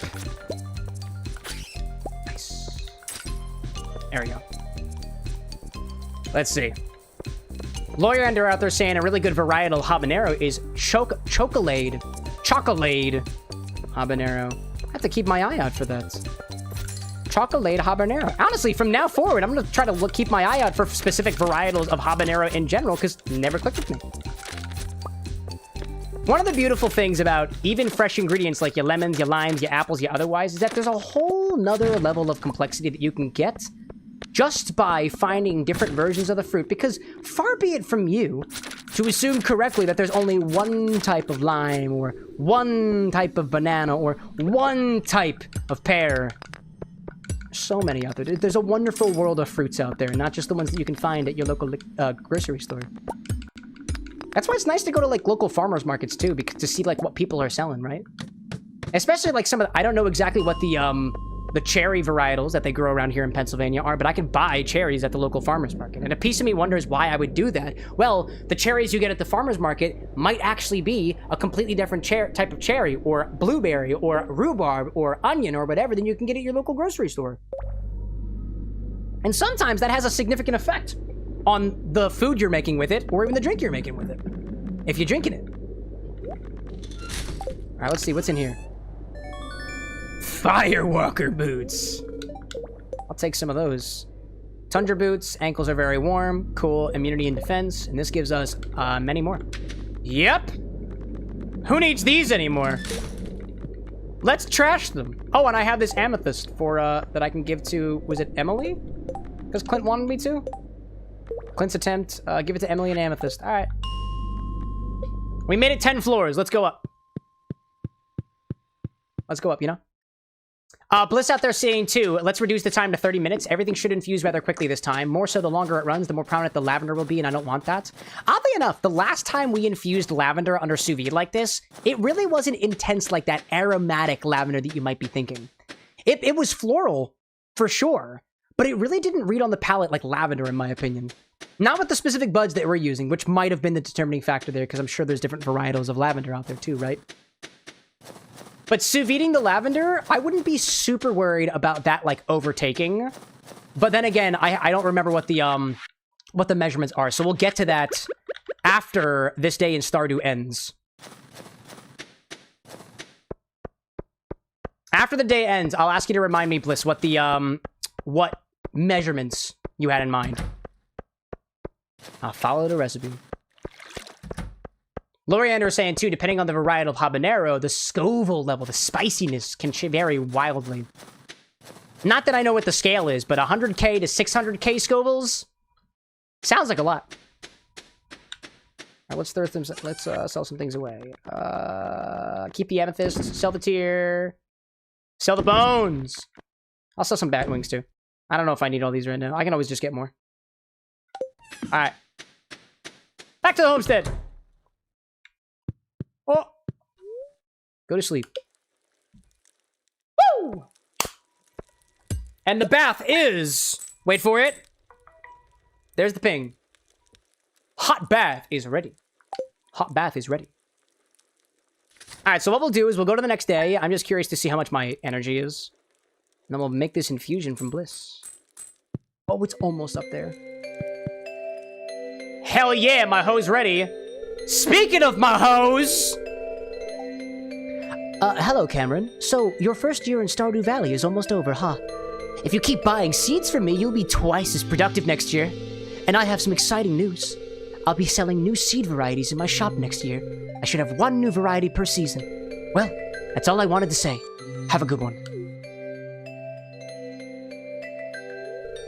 You know, I wouldn't even bother trying my competitor's seeds. Pierre's seeds are the highest quality seeds you'll find anywhere. That's a promise. All right, bud. Okay. Dude is competitive. Makes sense. It's a small town. Joja Mart is a big, giant, fucking mega corporation, so it happens, you know? It happens. All right, Bliss, I have all of our ingredients here, so let's double things up.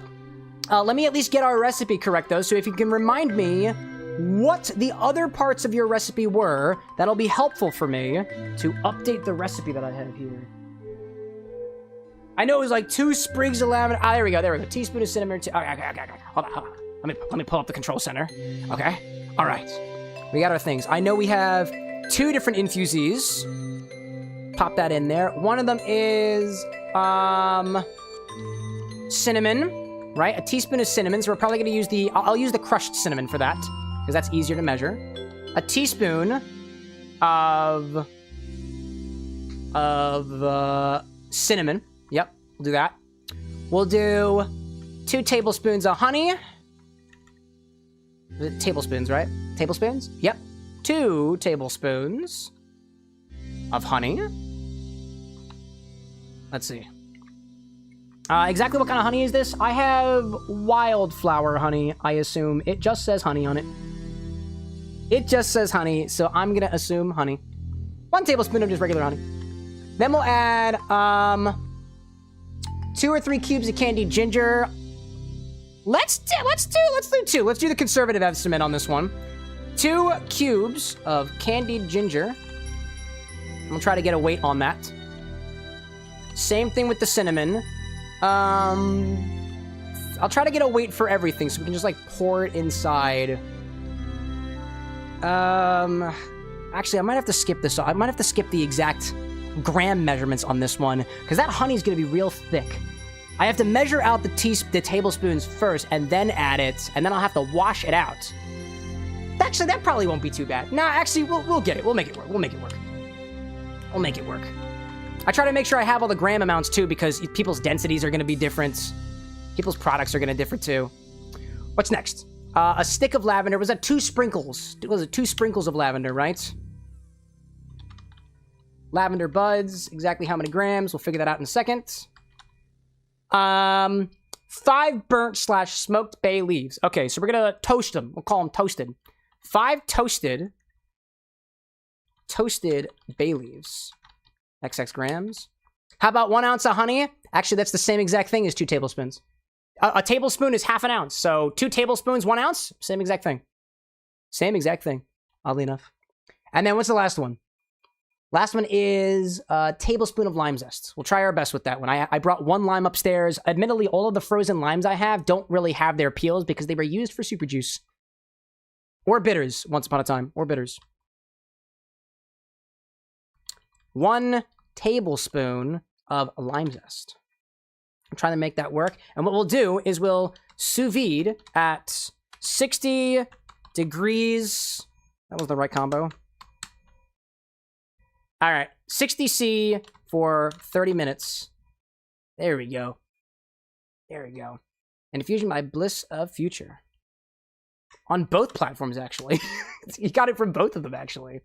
All right, let me add our infusions. This is gonna be a big infusion, dude. This is gonna be great. This is gonna be great. Dust says, how many bits to take a bite of lemon? A bite of lemon like an apple. Catch me in a good mood, and it'll be cheap. Otherwise, I'm gonna say no. Depends on the day. Depends on the day. Let's see. Gin is our first infusible. Roku. And Japanese whiskey. And that's going to be Suntory Toki. Okay. And that is our recipe. That's our recipe. Ugh. Dust says, how about right now? I'm in the middle of working. Ask me later. I'm working on something right now. Ask me later. Alrighty then, chat. Let's get for it, shall we? It's infusion time here at the bar with an X, so let's see what chat's... I always forget what to say. Damn it. It's infusion time here at the bar with an X, so let's see what chat's cooking up next. It's a double today, so we're combining Roku Gin and Suntory Toki Whiskey with the following. Let's go for it, right? I'm going to try to do this in order of appearance. Let me go grab the cinnamon, actually. I need the grated cinnamon, which is in a different location than the non-grated cinnamon. Where are you? I keep the rough cinnamon with my woods, in case you guys ever want to smoke cinnamon. Which I don't think anybody's done yet. Oh, well, except for once. Except one time, maybe. Maybe like one time. There might have been one time you guys smoked cinnamon. Now that I think about it. Alrighty then. Let's also grab, maybe I do the angle up for this one. Come over here, bud. Come over here, bud. Come over here, bud. There we go. Are you in, oh, you gotta focus, my guy. Gotta focus, my guy. There we go. Cinnamon, or let's say, yeah, cinnamon. Cinnamon. Candied ginger. Lavender buds.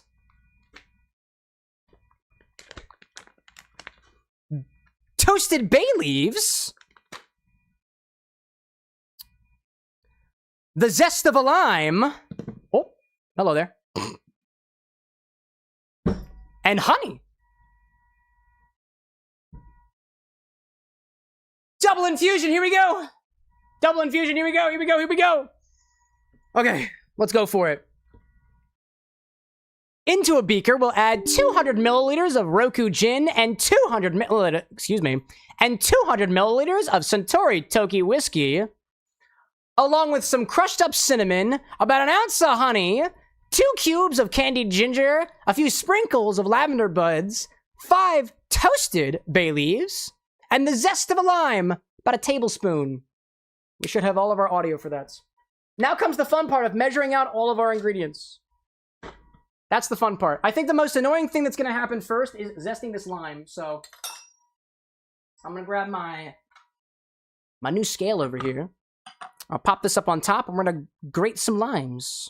I know it's supposed to be a tablespoon, but we'll get there. Actually, let's do it in the tablespoon. Nah, we'll put it in here. If we have to use more equipment to be accurate, I'm happy to do so. Happy to do it. Now, this thing still has a little bit of ice on it, so I'm just going to... there we go. Get out of here. Yep. Unsheath your limes if they're from the freezer like mine are. Sheath it. There we go. Get it sheathed. Anyways, what did I miss out there? Oh, Bliss says, can you please title the infusion A Better Place? Absolutely. Absolutely. Better place. A better place. A better place. There we go. I got you. I got you. Zesty, like, leave my limes alone. Now, you thought that you'd be safe in the freezer? No way, dude. No way.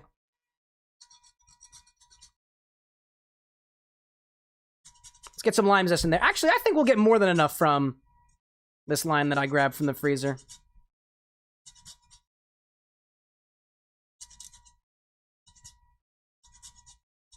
There we go. This is working out great, actually. I got plenty of zest in there. Oh, wow. This ain't a problem at all. This also shows me, too, that evidently we can indeed use frozen limes, or frozen lemons, or frozen grapefruit, or whatever, to get zest from it. Is it the same exact way that it would be if they were fresh? No, but if this is the only thing we have to work with, I think it'll work just fine. Granted, I should probably be a little bit more on my mark here. Otherwise, I'm going to mismeasure. Sorry, Zesty. I didn't mean to do this to you.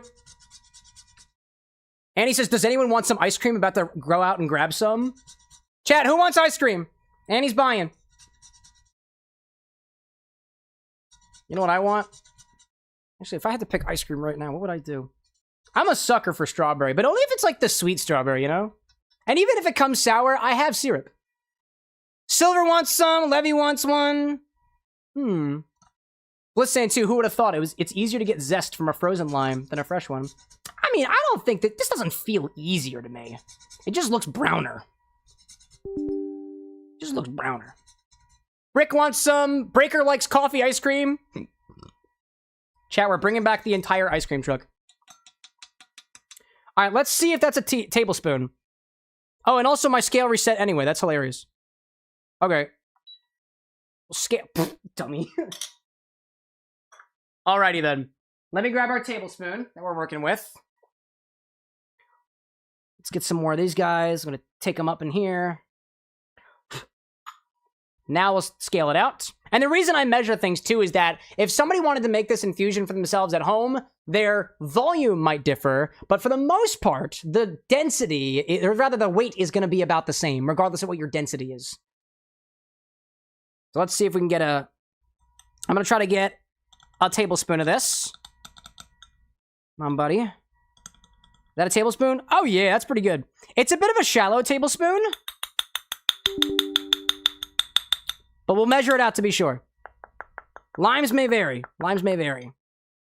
At this point, if we considered zesting it, we're just going to get a lot of the pith. All right, how many grams is that? That is a gram.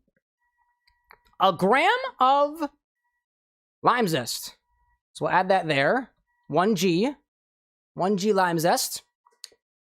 I'm just going to go up the list. So we've got our lime zest in there. I got a little bit extra. I'll just pop on there. That's not going to change the recipe too much. It's going to be a little bit, if anything. All right, now we'll do... let's measure out the 2 cubes of candied ginger. That'll be the easiest things we can do. Piece by piece. Piece by piece. Kyrie asks, can you get Twitch on PlayStation? Possibly? I don't know. Have you tried Google searching it? I think you can get it on PlayStation, but I honestly don't know. All right, that is 14.6 grams. That's a dense motherfucker. 14.6 of your candied ginger. Probably best that we kept it small on that. 0.66. There we go. Okay. We got that to the side. Let's see. What did I miss out there? Silver's talking about microplanes. What is the difference between a zester and a cheese grater? I think cheese grater. I think it's just intentional use. Methinks. That's what I think. But then again, I'm not a cook, so I'm probably not the best person to ask on that. All right, what's next? A teaspoon of cinnamon. So we'll measure that out pretty easily. Watch to get me a teaspoon of my crushed up cinnamon. I gotta get smaller beakers. More smaller beakers, chat. I need more smaller beakers. I have plenty of large beakers now, but I've run out of small beakers. Teaspoon of this stuff. This is fun. We've never done an infusion this big before. First time. All right, that's about 2.3 grams. Nice. Nice. Okay. 2.3 grams of cinnamon. I also see Loriander out there saying, too, Roku's such a good gin, been my go-to gin along with Plymouth for a few years. Roku is more citrus and floral, Plymouth more traditional. I agree with you on that one. I always I can't remember whether or not, I think it actually says on here that it uses yuzu peel. Yeah, when I tried Roku for the first time, I was like, wow, that is a floral citrus. I wonder if it uses yuzu. Never had yuzu before, aside for one of, we have some dried yuzu that we did, I think, something with once upon a time, but it wasn't recent. And I was like, I wonder if the floral citrus I'm getting is the yuzu. I wonder if they use yuzu in this. I looked at the bottle and was like, no way! It's a very validating moment for myself. All right, so we have our candied ginger already. We added, not our honey yet, we did our lime. Let's put that lime back in the freezer because we don't need it no more. Not for now. Now we'll add our honey. We'll add an ounce of honey. About 2 tablespoons of honey. I'll measure it with a measuring jigger because I think that'll be easier for us. And actually, I'll put that in one of my larger containers because what's going to happen is the honey is going to wind up trying to stick to the sides of the glass. So what we'll do between takes is we'll take the Roku Toki combo and swish it between this glass and the glass it's sitting in so we can dissolve all the honey ahead of time. That's the idea. Also, let me shut you off so there's no like weird soundy bits in the background. There we go. Let's say too, not the first time I'm first at doing something here. I was also first to use someone else's infusion in my order. Firsts, you know. Cole! Hey, to you. Welcome back to the bar of the next, my friend. Let's grab one of these guys. We'll add our honey next. I'll just measure it out like I would, and I'll add a little bit more. I'm going to try to over-gorge this 1 ounce pour that I do, if you want to watch. Specifically because it's going to wind up trying to stay on the sides of this glass, or the metal. So I'm not going to be able to get all of it out there. So I'll over-pour on purpose, knowing that I'm going to wind up missing some anyways. There we go. Nice and gorging. Can we gorge a little bit more? A little bit more. All right, pop it in there. I'd say that's going to be about 2 tablespoons of honey. And if I let that sit upside down for a little bit while I get my other ingredients, probably help out a little bit too. We also have lavender buds. I think that was one of the only things left. We got the honey, lavender. Oh, and the bay leaves. We'll do the bay leaves last. That's what we'll do. That's what we'll do. Let's see. I see Cole out there saying, "'Tis the wheel's time to shine tonight." Only if you guys vote for it. The way that the wheel is set up right now is just like you can vote for Bartender's Choice, you can also vote for the wheel. Naturally. So if you guys want to spin the wheel for infinity tonight, you got to vote for it. Gots to vote for it. All right, that's probably about enough of that honey. Let's call that 45 grams of honey. Every single other drop I get, it's another like 0.2 grams. Hold up, we're almost at 50. I'm sorry, 45. 45. Whoop, okay. 45 grams of honey. 45 grams of honey. 45 grams of honey. Where's our things there? There we go. 445. 45. Now, put this over here.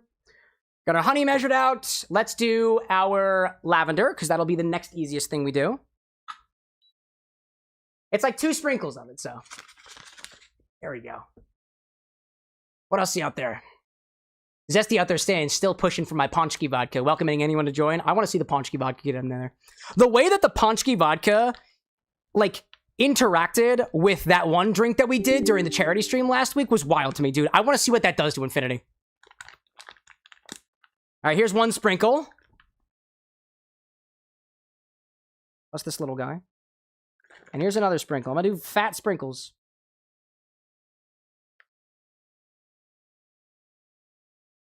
That says 0 grams. That's not that's not accurate. There's no way that's accurate. Hold up. Re-tearing. There's no way that's not even 0.1 gram. Maybe it is. There we go. 0.3 grams. That's what I was looking for. I wanted a measurement. 0.3 grams of lavender. I see Loriander out there saying, too, that lavender is so potent. It's funny, the last time that we used lavender, specifically from sous vide, honestly, maybe it did infuse a lot of flavor. But I'll tell you this, it didn't taste like lavender to me. And honestly, the infusion is sitting on the shelf over there. If we do use it sometime, maybe it's worth going back and tasting it again when it's not hot or warm. That could be interesting. I'll put you back in my teeny one. We'll put our bay leaves in this large one over here. So now we have to take bay leaves, and we need to get the honey off here. Take bay leaves, and we're going to toast them. Should probably just grab a towel for this. There we go. Yeah. I clean off this fancy new scale we got, so you know. Blake out there saying, too, a useful hint for honey if you bake or cook. Put oil in the same measurement tool before using the honey. You will not have the honey stick to the tool as much if the oil is measured first. That's fair.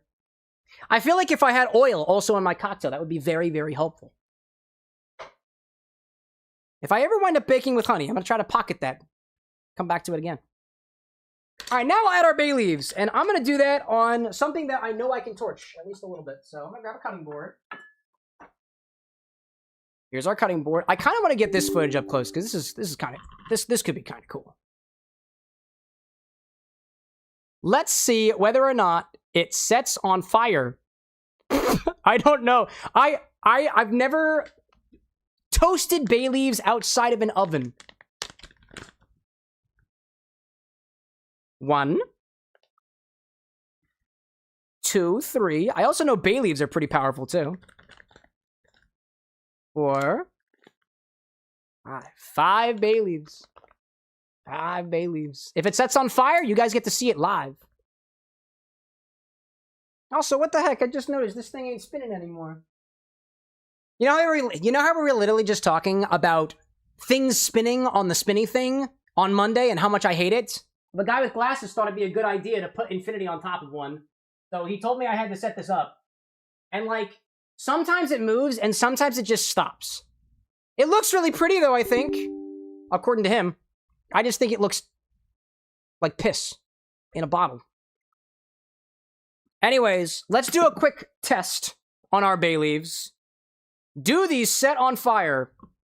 Probably. Let's do a small test. We'll do a very, very small test from a distance on a bay leaf that we're going to use as our control. All right, here's I got ones for spare. I got ones for spare. Let's put this on top of something that I'm not super worried about, like a different cutting board. Boink! Here's our tester piece. Let's see what happens.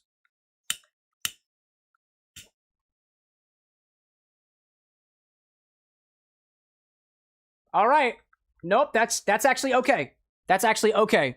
That is working just fine. You see that color? Oh, it's also kind of bubbling a little bit. I don't know if you can see that. I know the auto exposure just got a little bit dark there, but see that little bubbling that we're getting? It's apparently what we're going for. Why did my exposure get so dark? It's because the cutting board is so damn white, right? Yeah, it's exactly what's happening. Whack. All right, so it does work. It works. Let's try it for realsies this time. Bring it on back. Bring it on back. I guess you can also burn part of it and also throw it out. I mean, I'd consider that charred, not toasted, but hey, it's your infusion. All right, let's toast them.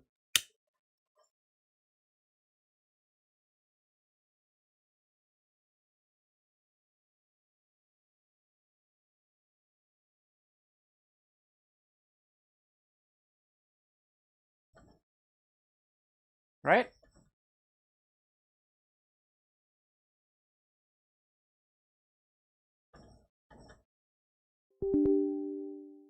Little bit of a smolder. Hello there. Oh, that one kind of singed a little bit. There we go. Toasty. That actually smells awesome. I love the way that smells, dude. Ooh, they're nice and warm. Fragrance. Now we have everything. Now we have everything. I just need... Okay, bring back my scale. Okay. Okay, how many grams of this do we have? Tear it out. 1, 2, 3, 4, 5. 0.6 grams of toasted bay leaves. 0.7 actually. I looked again. 1.7 grams. Okay, let me put the recipe up on the screen. We now have our amounts. Woo! I'll publish that out now so I don't forget about it. Because I'm gonna wind up forgetting about it anyways. That's what happens on these streams when I'm drinking.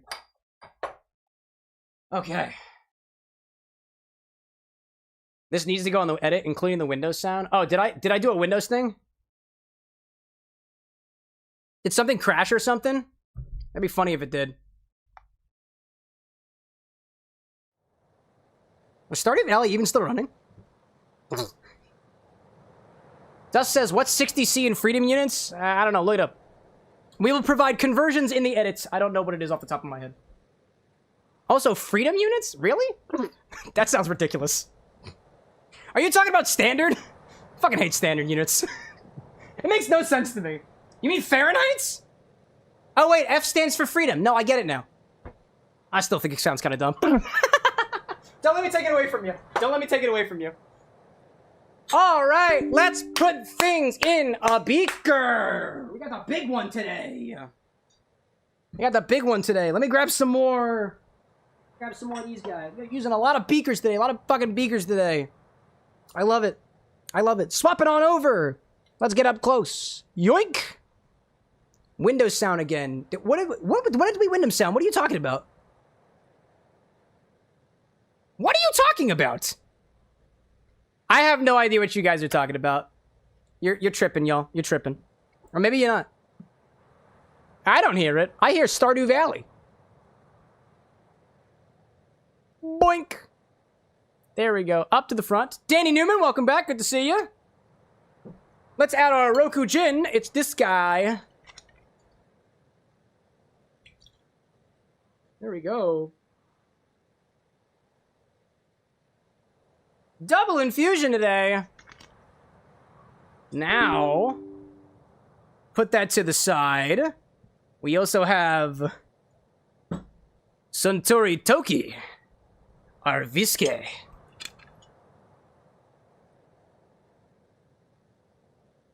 we have enough? Yes, we do. We had just enough.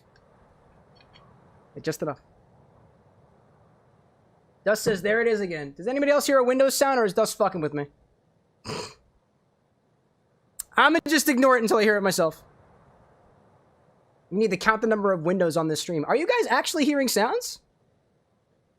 Are you guys actually hearing things? I don't hear anything. I hear Stardew Valley in the background is all I'm hearing. Unless my streamer bot is doing some weird things in the background. Sometimes it does that. The Windows sound is there. I keep checking my computer. Interesting. Oh no, I just heard it myself. Yeah, wait a minute. I heard it. I heard it. I heard it. I definitely heard it. Wait a minute. Who's doing that? Who's doing that? Okay. I'm double checking. I'm double checking. I don't hear music in Stardew. I hear sounds in Stardew. Okay, I do. Okay, okay. I am looking. Oh, it's streamer bots. Hold up, I hear. Okay, it's streamer bot. Hold up, let me fix something. Hold up, it's streamer bot saying I can't get my YouTube token. Hold up a second. That's a new one. That's a new one. Unable to refresh. Okay, hold up a second. Hold up a second. I think I know how to fix this. Wait 1 second. Thank you guys for letting me know that. I found it. It's the bot. It's the bot. Let's say I'm not logged in. Unable to refresh your... I got that. I got that. Hold up a second. Hold up. Hold up. Hold up a second.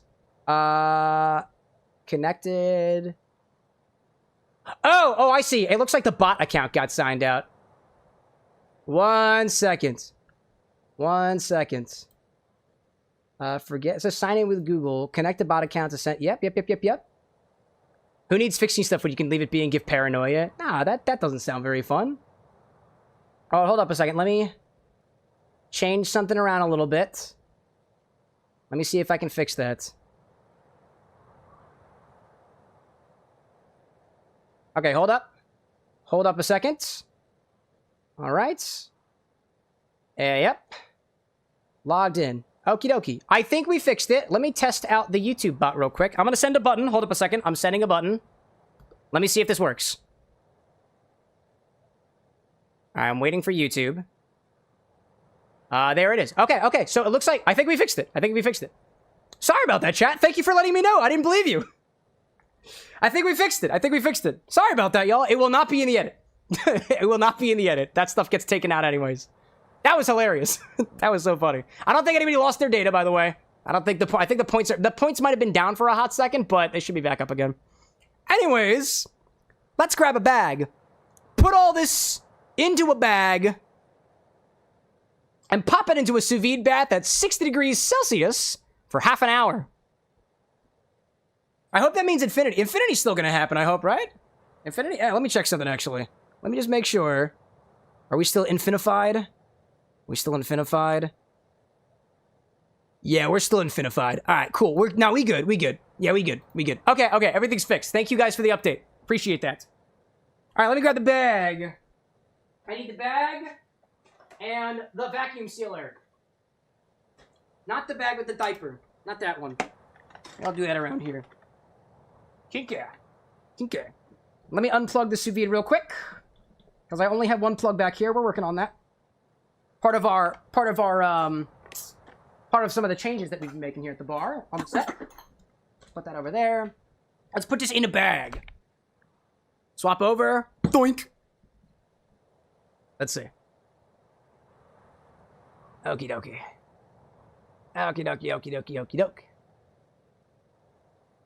Dust says the chatbot is eligible for infinity. What do you mean by that? You mean it in terms of the number of points it has? Maybe it doesn't want infinity today. Maybe it doesn't want it. Maybe the bot is the one who doesn't want infinity today. Anyways, I'm gonna put this in the beaker just to make sure I don't spill anything, because this is like the largest amount I've had in a bag, like, ever. So, try to make sure it gets all in there.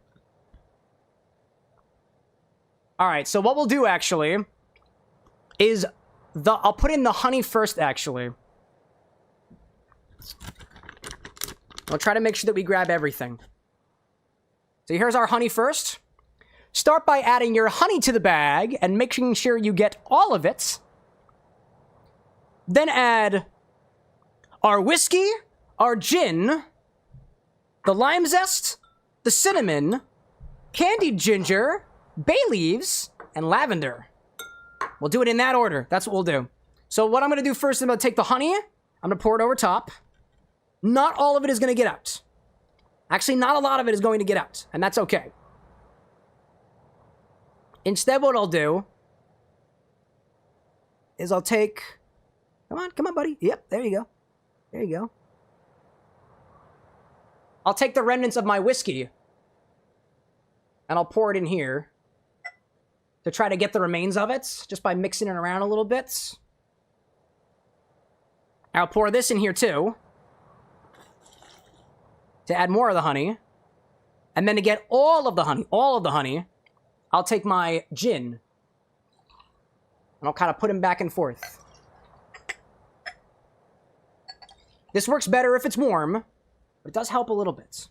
I'll also use a little stirring rod just to make sure. There we go. Try to get all that good honey. All the honey. Try to make none left behind, you know? Gosh. Bliss says, I apologize in advance to KT. Oh, KT doesn't do this infusion edits. The guy with glasses does. You should apologize to him. Notice how there hasn't been a lot of infusion edits coming out recently? That's his fault.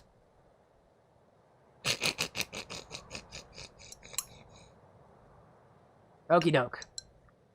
That's a lot of our honey. It's not all the honey. But we'll continue sloshing back a little bit more. Try to make sure we get all of it. As much as we can. Try to get some from the side. There we go. There we go. All right. Now let's pop it in there. Okay. I can still see some of the honey on the bottom, so that's just how it'll be. That's just how it'll be. Now we'll add our zest. Try to make sure that comes up. Cinnamon. Candied ginger. The bay leaves. And lavender. That's all of our ingredients. Complicated one today. Complicated. Now we just gotta put it all together. Let's see. It's like, beautiful piss color. Seems to be kind of a thing that's happening around here. A lot of piss color, you know? Gosh, let's see. Yeah, King's like, that's what I thought. I didn't want to sound like a dick. No, yeah, it takes a while. It takes a while. It takes a while. I offer zero guarantee of when your edits are going to come out, chat, aside from the fact that they will eventually until I say otherwise. Infusion edits take a while. It's because the guy with glasses doesn't want to edit. That's what he brought in KT for. Naturally. All right. Vacuum seal that bag and pop it into a bath at 60 degrees Celsius for half an hour. And it looks like Infinity's on the way. Perfect timing. Perfect timing. Might just do Infinity after this, you know? Loriender's like, it can be fixed with some dry hibiscus. That's true. That's true. Hey, Loriender, maybe when you make your infusion, you can take the piss and turn it pink or purple or red. That's a whole nother reason to go to the doctor. Reason number one, doctor, my piss is getting me drunk. Version number two, doctor, my piss is red. Incredible. All right, let's take these guys off to the side. Let's break these from set. Gotta update inventory after it. Chat, that'll be the last time Roku and Suntory Toki are eligible for infusions for a while. And I don't think we have enough of the Suntory Toki for it to be Infinity eligible too, so quick update on that. Okay. Okie dokie, okie dokie, okie doke. One day the bot will be smart, chat. One day the bot will be able to tell you, hey, I think that ingredient that you want to use is not eligible for what you're trying to use it for. Not yet, chat. Not yet. We'll get there. Oh, I love that. Dude, I love... This is going to be awesome. This is going to be awesome. All right, let's try to align this a little bit. Like this. Trying as best as I can. Let's align it to down there. Okay. Let's hope I don't spill anything. Here and there. Alrighty then. Whoop, don't seal it yet. Nope, not yet.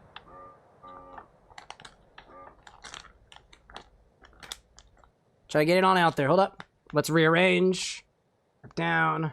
Rip Roku and other gin. Silly, it's whiskey.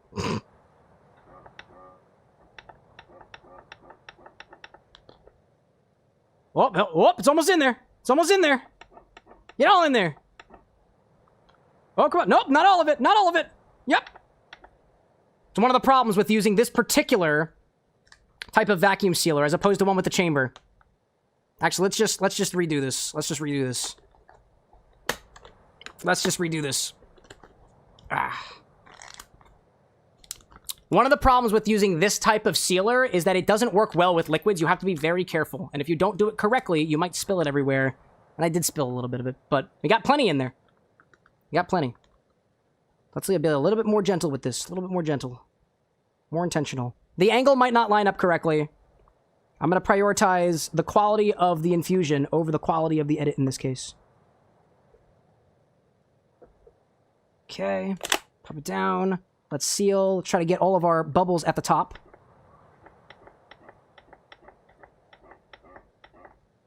Come on, bubbles at the top. Bubbles at the top. There we go. A lot of bubbles are gone. All right, we're going. There we go. There we go. Chamber sealers are so much more expensive. Yeah, they're like $200-300. Yeah, this is the best we got. We'll eventually get one, and there is a chamber sealer up on the throne wish list if you guys want to contribute to that for the bar. All right. That's sealed, although it might not be sealed very well, so I'm going to pull it backwards and seal it twice. Come on, buddy. There we go. Seal it 2 times. There we go. One day we'll have a vacuum sealer, chat. Like a chamber vacuum sealer. And one day we'll also have a Spinzall. I'm counting on it. Counting on it. Okay. That should be sufficiently sealed. Not really. Not really. Oh, I didn't do a very good sealing job. I'm gonna do it again. I did not do a very good job sealing this. If we don't seal it, it's possible that it will open. And because we are putting this at such a high temperature in sous vide, we don't want this popping. If this is properly sealed, it will not pop. And it's not very properly sealed right now. You know? Loriander saying 200 to 300 is the low end. Yeah, that's what I recall the price to be. That makes sense to me. All right, let's see. Oh, we had a little piece of cinnamon get in the way. One piece of cinnamon got in the way. This is the most annoying infusion we've done. I've actually had more success using this straight up, actually, and let the bag hang down. But there's so much liquid in here, I was afraid to do that. We're taking our own time with it, you know? I don't know how well it works, but it holds the 2 big seals together. Oh, doing it diagonally? Never tried that before. All right, this thing is like quadruple sealed. Let's do a test. Let's do a test. All right. I think we're good. Granted, I gotta push all the botanicals back in. There we go. The candy ginger. The candy ginger. What are you doing? Go down. Down, Ginger, down. Down, Ginger. There he goes. All right. Let's put a little paper towel in here so the guy with glasses doesn't have to worry about it. Okie dokie. Okie dokie. And then Infinity's gonna happen soon too, so. Perfect timing. We'll probably just go right to Infinity after this. Alrighty then. Let's say, and I don't know. Oh, you were just okay. I read that one already. Loriander says that the chamber vacuum sealer you got is like $1,000. Is it worth it? Would you say it's worth it? I can't remember, Loriander. Are you a home mixologist, bartender, otherwise? I imagine it probably serves you well if you spent the $1,000 on it. Okay. I'll put this in here. I'll put it to the side. And Infin will happen soon. Is that still spinning? God damn it, it's not spinning anymore. The guy with glasses is gonna get pissed. He said it's supposed to spin. What I'm gonna do too, chat, because Infinity is happening, is I'm gonna take this hot bath and I'm gonna put it off screen. I'll put it off screen so that we can't hear it. There we go. Also, did I just hear the... I thought I just heard the Windows sound again. I'm hallucinating Windows sounds now. Alright, I'm gonna take this and take it off set. And I'll have it infused in the corner for the next half hour. So we'll have to... So we'll do Infinity, we'll come back, and we'll work on this, and then we'll get back to the game. That's what's gonna happen. Excuse me. I'll be back. We'll be back. Infusion time. Infusion time, real good. We're very, very good. Don't drop things, Cameron. That's a bad idea. Drop things. Too hot, Cameron. Too hot. Hot damn. Call the police and the fireman. Too hot. Hot damn. Yeah, we still haven't quite cleaned up from the charity event, chat, so I need to rearrange a couple things over here first. It'll take me a hot second. There we go. That's gonna go here. This is gonna go here. Your plug is gonna extend this way. You're gonna come this way. Whoopsie! I dropped the cookies. There we go. Go on. You're not plugged in? You're not plugged in? Oh, it just wasn't on. Hello there. Alrighty. Click the button. Okie dokie. Alexa, set a timer for a half hour. 30 minutes it is. Here we go. I'll be here counting down the seconds, because apparently that's my life now. Gosh, let's see. What do we get? The voting window is closed. Our next edition is the Wheel of Infinity Clubs. Oh, wow, the fucking wheel. We got the wheel. Wow.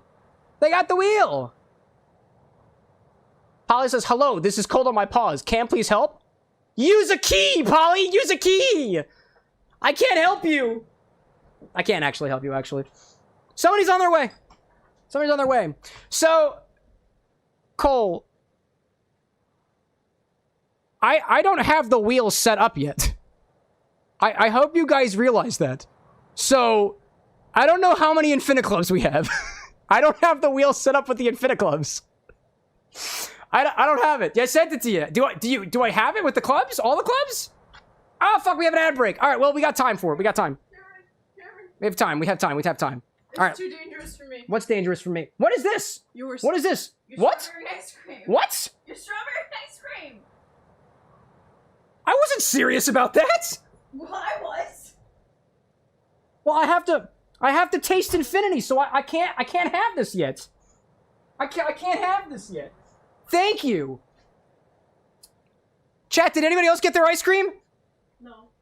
No? Oh, It's rip. on its way. Oh, it's on its way, apparently. You might have to go pick it up at the grocery store. Chat, go to the grocery store. The ice cream will be waiting for you. This statement not evaluated by any notable third party. All right, hold up. Okay. Cole, does the wheel you have all the Infini-Clubs on it? Is it set up? No, it's not set up. I wasn't expecting the wheel to be pulled today. That's a total fucking coincidence. Oh my gosh. All right, let's see. Hold up. Cole, did you bump it? Wheel of names. All right, hold up. I'm pulling up the wheel. How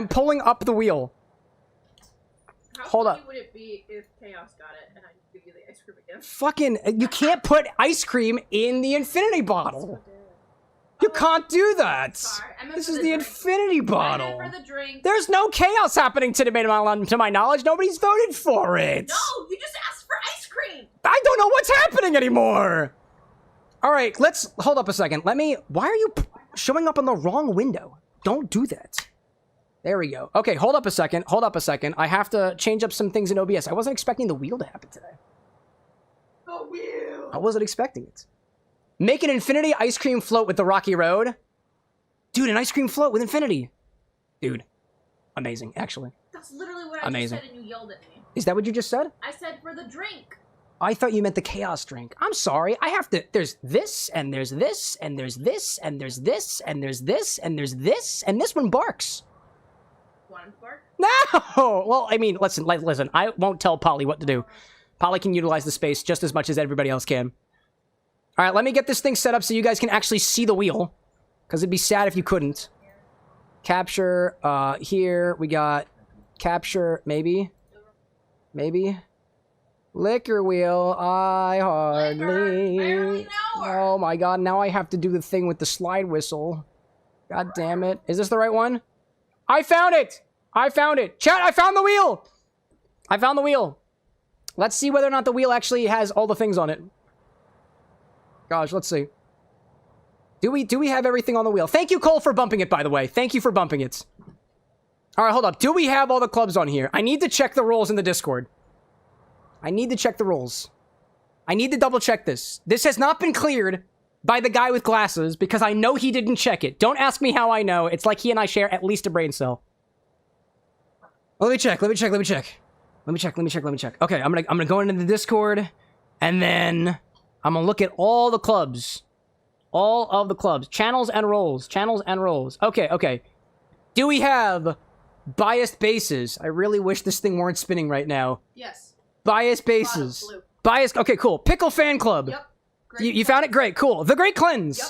Okay, great. 99 fan club. Next. Yep, it's in order. Oh, it's in order? Really sweet. Oh, Sickly Sweet. Okay, do we have Members. Sickly Sweet, Minty members, Butter Council, Only Rum, Yep. Council of Grape, Yep. Chaos Commune, Yep. Food Hub, Yep. Buggy Boys, Yep. Church of Lemmy, Yep. Spice Cabinets, Yep. Followers of the Wheel. We have I guess this is the wheel, right? Yeah, Bias spaces. Bias Yeah, so bases? there's Alright, so the followers. only one that's missing is just the followers of the wheel. That's the only one that's missing. Respin it. I think it's just Cole, though. No. I think it's just Cole. Is there anybody else in it? So, Cole, remind me how this works. So, actually, this is how it's going to work, chat. This is how it's going to work. We are going to roll the wheel, and whatever it lands on, you guys as a club have to determine on your own what goes into the bottle next.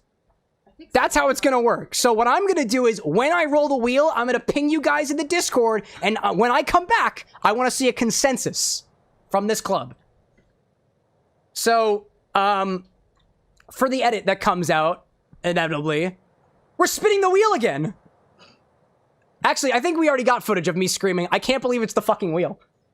So we'll get there. We'll get there. Or maybe I do it. No, I have to do it now to give you guys time, right? I have to do it now. Yes. Let's spin the wheel of Infini-Clubs, which you can join by hopping into our Discord. There's no cults, promise. Spin the wheel! Only baby horses. Only baby horses. Oh my god. Rum? Woo! Rum in the bottle! Only rums? Only rums? Get back to me by the end of the segment for what your choice is. Find out. Alright, hold up. Let me ping you guys. I'm pinging the Only Rums Club. This is wild. This is actually wild. So, what's funny is Cole was like, oh, we should do this every 50 infinity or something like that, every milestone. And I was like, no, you gotta spin for it. You gotta roll for it. You gotta vote for it. Lo and behold. At Only Rums, Only Run fans, pick what goes into chat's infinity bottle next. I have designated... Alright, who's a part of Only Rums? I have designated... Who's here in chat with me right now that's a part of the club? Kit Kat, I'm designating you as the one to tell me who you guys have decided. I'm volunteering you. Please let me know on stream what the consensus is. Okie dokie. There we go. I have designated Kit Kat. I see other volunteers. Kit Kat has been designated. Thank you, Kit Kat. Kit Kat, if you want to give your role away, just tell somebody else. Okay, let's go back to the bar, shall we? This is fucking insane. This is wild. There are 14 in this club. There are 14 people in the club? Yeah. I can't wait, dude. I can't wait. So many wheels this last couple weeks or so. Oh, Absolutely one of them, wild. so you don't count. I am also one of the Only Rums clubs. I would like to have rum in the bottle. I would like to see rum in the bottle. Anyways, time for the actual Infinity. The actual Infinity. And the thing stopped moving again. What the heck? Absolutely wild. Absolutely wild. This is your Infinity bottle. Every single time we take from the bottle, we've got to put something back into the bottle, so let's give it a try so far. Also, did you hear that sound it just made? Absolutely wild. Lee, don't tell me here. Vote in the Discord. Yeah. Ooh. That's a fancy new plug. Don't tell me here. I will only be listening to Kit Kat or somebody else. Oh, no. Kit Kat wants it. All right, cool. Awesome. Kit Kat will be your arbiter. I will only listen to Kit Kat. Kit Kat You're on the is live. currently leading the discussion in live updates. Thank you for doing that, Kit Kat. I know I literally just dropped this on you. VIP. VIP to Kit Kat today. Absolutely wild. Absolutely wild. Maybe it would be useful to have a designated leader of each club. Perhaps. Perhaps. All right, let's get you up here. Let's get a little bit of close-up. There are some designated. There are some designated leaders? all Yeah, aside from Rosewitch and yourself. No, I'm not, well, Aren't you the head of the Sickeningly Sweeters, dearest? I should be. Should be. not. Should be. No, Oh my it's gosh. Chaos Commune. Let's see. Church of Lemmy, I think one of them is. I just can't. That's fair. Rosewitch says, you said something broke at the start of the screen. What was it? I don't know. Is it still broken? Is it still broke, though? Oh, that pours so well. Wow, I love that. Wow, I love that. That's my favorite. Damn, dude, that looks like piss. This also looks like piss. That's incredible. What did we add last to this? It was more lemon shit. All right, let's give it a smell.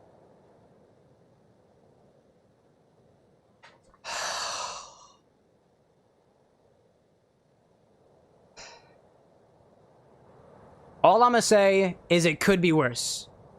At least some of the stank has been diluted with actual lemon zestiness. Little bit. It kind of reminds me of a lemon sorbet in the cool, crisp air of the beach. But like, way too close to a bathroom. Specifically the one next to the wave pool. Yeah. I'm not saying I smell chlorine, but like, I can imagine it being appropriate in this particular smell profile. In this particular aroma profile, if you will. Like, I wouldn't tell you that this smells like lemon at all. It is citrus-like, just like some gins are citrus-like. I don't know. KitKat asks, Cam, which is your strongest rum? It's going to be any of the 151s. The Lemon Heart, or the Cane, or anything else that shows up when you look up 151. Panella rum is 114. 114 proof is the Panella rum. I see that. I love how you guys are like, I'm asking more questions about the rums. This is a very good thing. Ask more questions about your spirits. I should know the answer. I should. Or I should be able to get you the answer. Hold me accountable, chat. Hold me accountable.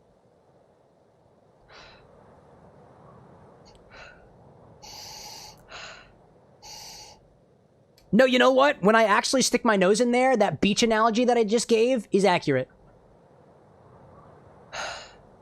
It almost smells leafy from a distance. Palm-like from a distance. Oddly enough, I don't smell licorice. But I might taste it, though. I might taste it.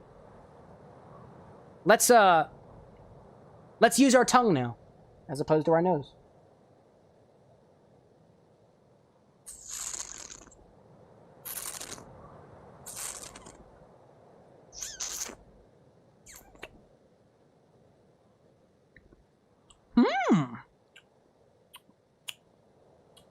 Ooh. Interesting.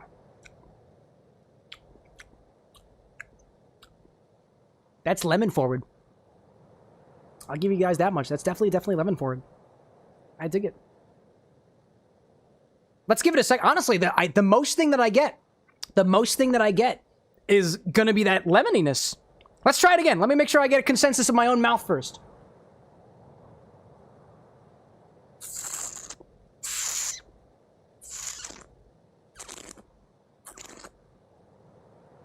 Hey!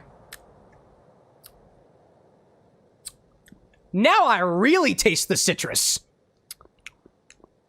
That tastes downright like lemon.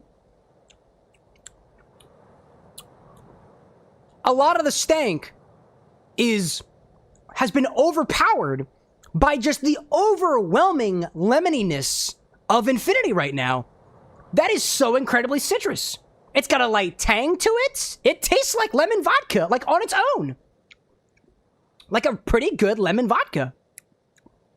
The licoriciness, the mild stank, this almost subtle savoriness exists a little bit on like the end of the evolution, but otherwise it's kind of citrus all the way down.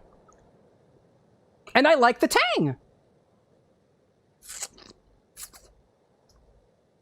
I like the tanginess there. There's something in my glass, though, but I'm just going to conveniently ignore that. That's really good. If you served this to me and said, this is a new lemon liqueur, I'd believe you. 100%. 100%. But how do we use it? How do we use it? All right, chat, what do we got out there? KitKat has come to me with a consensus. Cane rum. Cane rum. Cane rum. 151 proof rum is the vote. There we go. There we go. Cane rum. You got what you wanted, Lee. We all came to a consensus. I am also a part of the Only Rums Club. I also approve this. Kit Kat, if you're sticking around to the end of Infinity, I'm going to ask you to paste that in chat again, just so it's a little bit further in the chat log for us to easily edit later. I appreciate that. Cane rum is going to the bottle next. That's actually over there now. The rum just moved the other day. That's pretty cool. Bishop says, what's in the bottle? You know how to do this, Bishop. You're a seasoned professional. Roser's out there saying that made the 5th vote for the 151. Ah, yeah. Okay, so you guys put it to a vote, like a poll, right? Awesome. Thanks for setting that up, Kit Kat. I appreciate that. Or whoever was involved and participated. Thank you for that. Made our job easy. All right, what should we do with Infinity? It's very lemon right now. Honestly, chat, I really want to see Infinity used in a recipe that usually uses lemon liqueur. That's fine. That's fun. That's funny. Oh, yo, Silver! That's hilarious! Oh my god, Silver, that's hilarious. Guys, did you notice that? Dude. 151 rum is Infinity number 151. Dude, that's wild. Dude, the number of... Dude. Infinity gets rolled on 151. 150. Right? Infinity gets rolled on 150. No. It's 150. I'm sorry. No, it's not 151. No, it's 100. Dude, it's the same thing happened last time. No, it's not the same because we are... No, we're doing 150 today. This is 150. No, it is. It is. I did my math wrong. That's funny.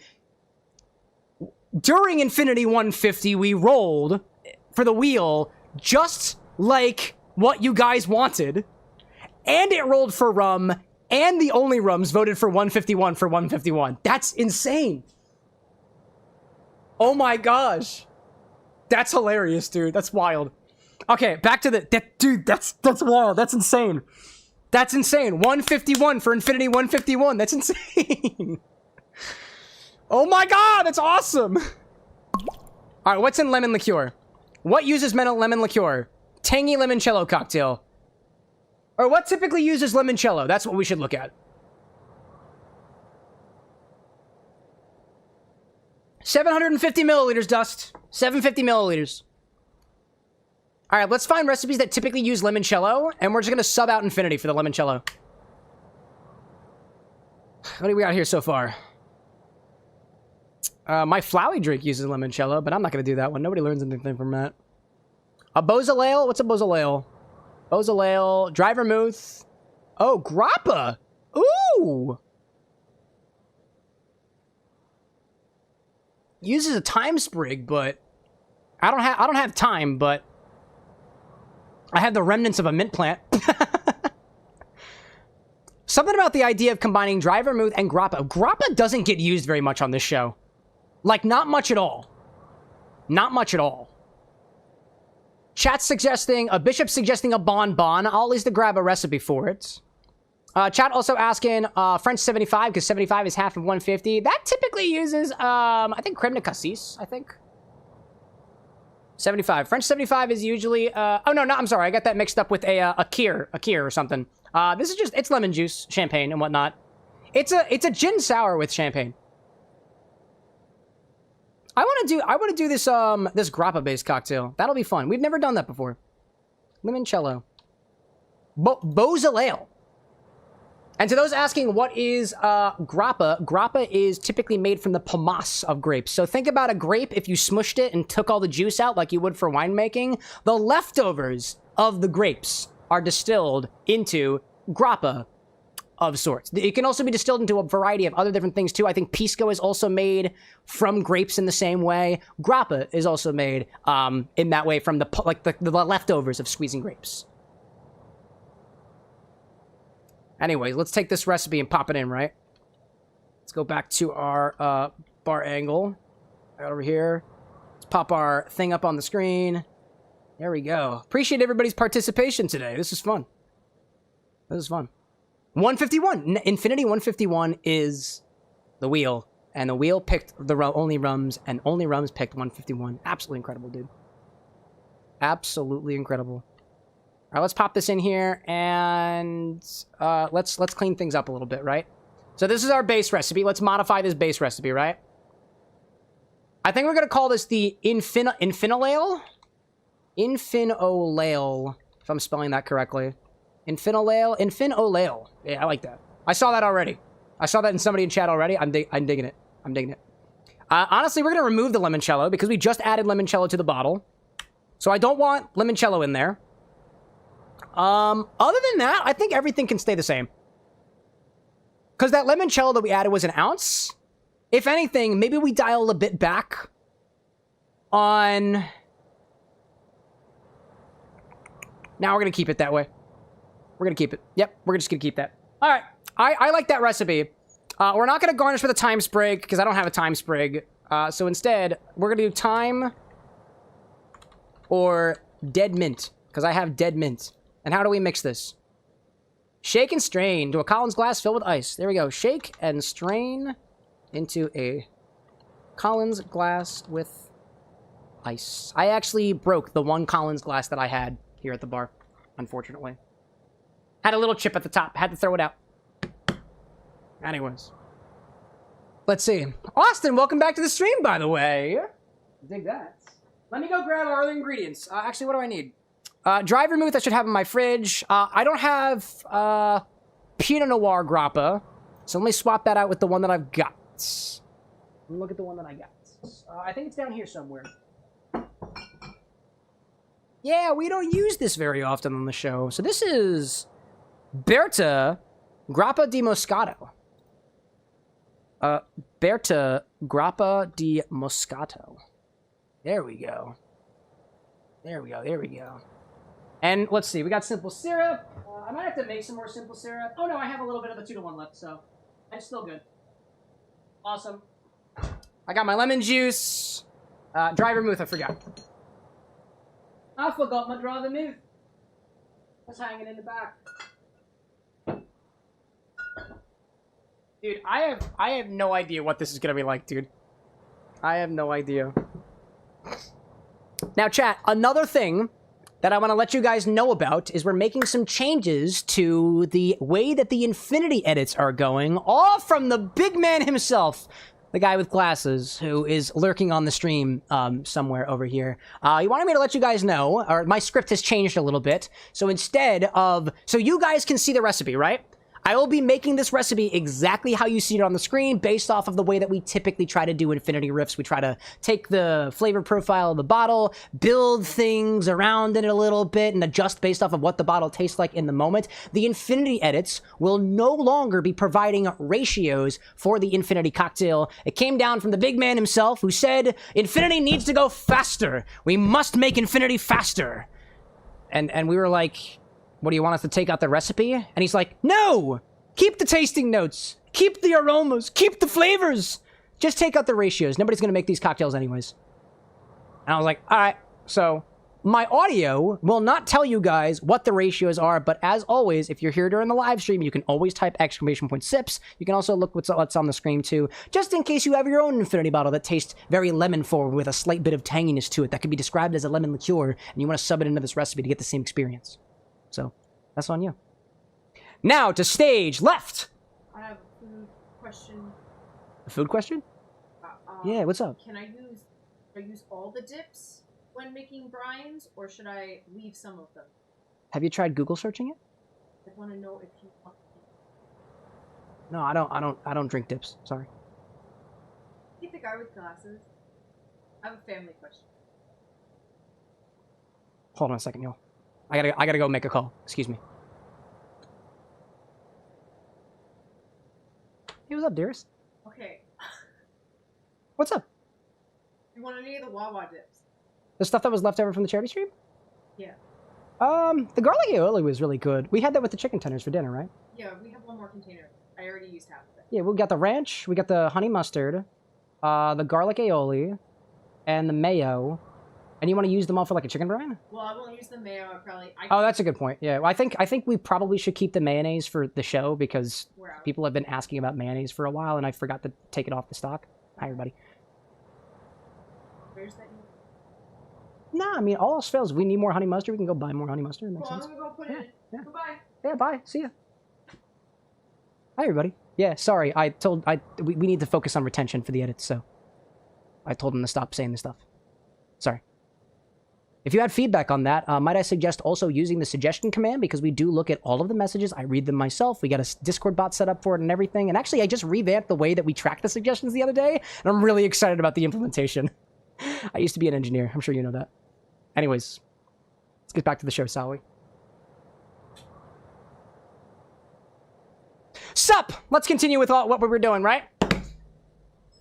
What's our segue for this? What is our segue? I don't even know what oleil is. Cirque du Soleil? Is that what this is a reference to? I don't know. The only association I have for a Beausoleil is Cirque du Soleil, so that's what I'm going with.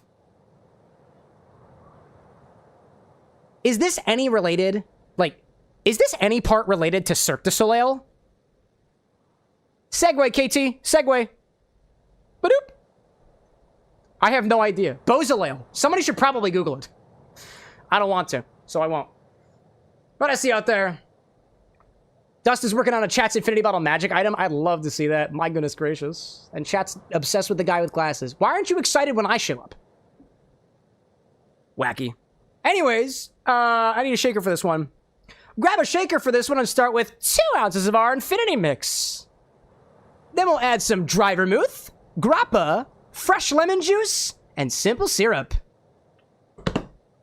No ratios for you guys. You have to look it up yourselves. Sorry. Oh, fuck. I'm sorry. I'm sorry, Taylor. I didn't mean to do that. Just to make sure we all got it.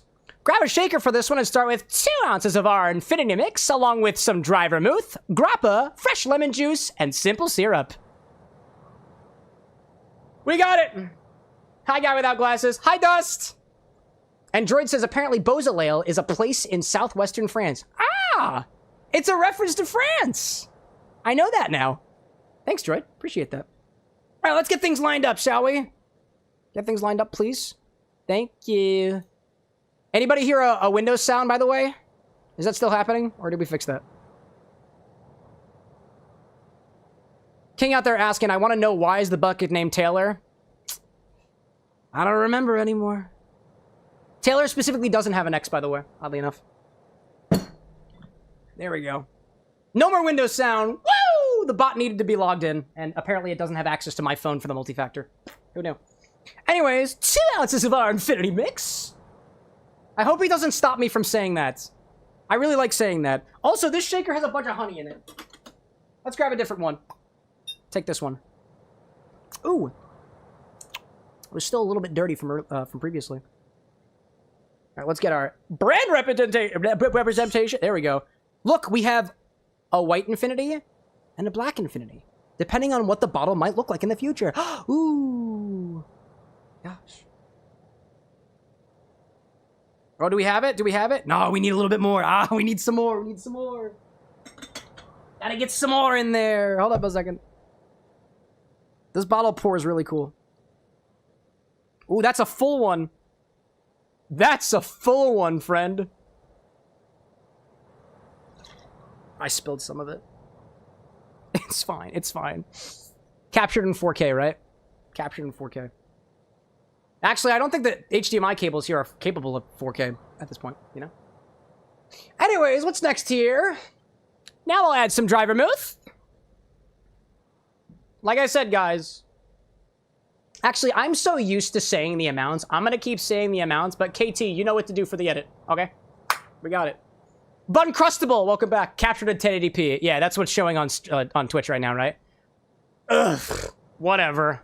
We work with what we got. At least the cocktails still look sexy. Welcome in, Buncrustable. 1.5 ounces of dry vermouth is what I'm using. I've got an extra dry because I like it that way. It's my favorite. Make things flow real quickly. Quick infinity. Quick infinity. Quickfinity is what they call it now. That was our workshopping term for this. Also, I dropped my container of inert gas earlier, so I don't know if this is going to work when I try to protect my bottle. Does this work? Is that working? No, I think this thing's fucked. I think this is kind of fucked. Oh, man, that sucks. Oh, man. Do I feel anything? Oh, a little bit, little bit, little bit, little bit.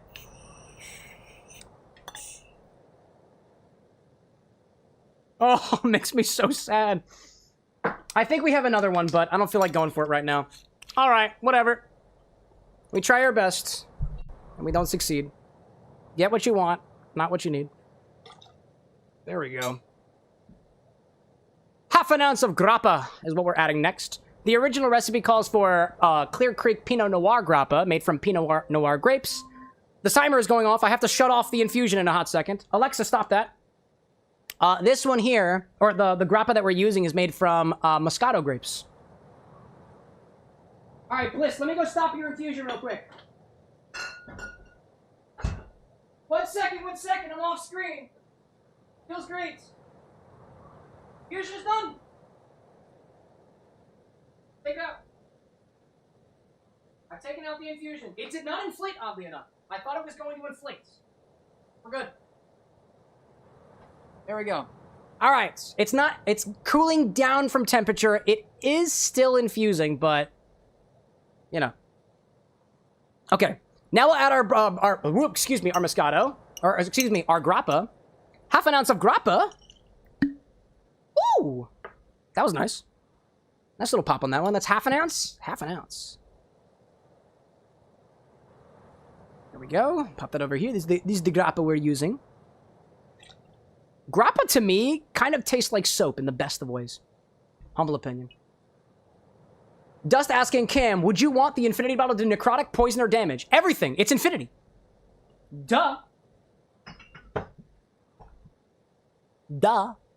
Now we'll do 3/4 of an ounce of lemon juice. Mine's not fresh. That should probably be corrected. Actually, I'm not going to. Who cares? Who cares? Woo! We got him, dude. We got him. Ladies, gentlemen, and those in between or beyond, we got him. There we go. Let's see. You drink from it and you get every single debuff. I mean, if that would imply that I have all the debuffs all the time, and look at me. You know I've got all the debuffs. Wink. Hello. Then you go back. Let's see. How are Who's you? that? And then Stacy's go back mom? Bro! Quite well. I've heard you've got it going Thank you on, very but much. how would you describe yourself? Welcome in, Stacy. Or rather, Yamasha. Yamasha is just joined. Where's Stacy? Stacy's mom. Where's your daughter? Actually, Stacy could also be a man. We are very open here at the Bar with an X. I dig it. Oh my gosh. What? Can I touch that? Yeah. Whoa. This is what the guy with glasses is eating later? That's a double cup. Oh, just watch out. You kind of folded the crease up here. I know. Okay, That's you're why I good? did 3 times. Yeah, you're good, you're good. Wow, that's a lot. That's a lot of folds. Awesome. Here you go. That shit looks awesome. The garlic aioli one. Delicious. Delicious. Yeah, there's a lot of. All right, what's next? Simp. We're going to add 1/4 of an ounce of simple syrup. The recipe calls for simple. That means 1-to-1. I'm going to do a 2-to-1 because nothing matters. Not for Infinity, at least. Nothing matters. I also can't... It's been... Dude, it's crusted. Bun, what did you do to this? Oh, sorry. Somebody crustied up my simp. And somebody in chat has crust in their name. Sus. Sus. Anyway, here's my simp.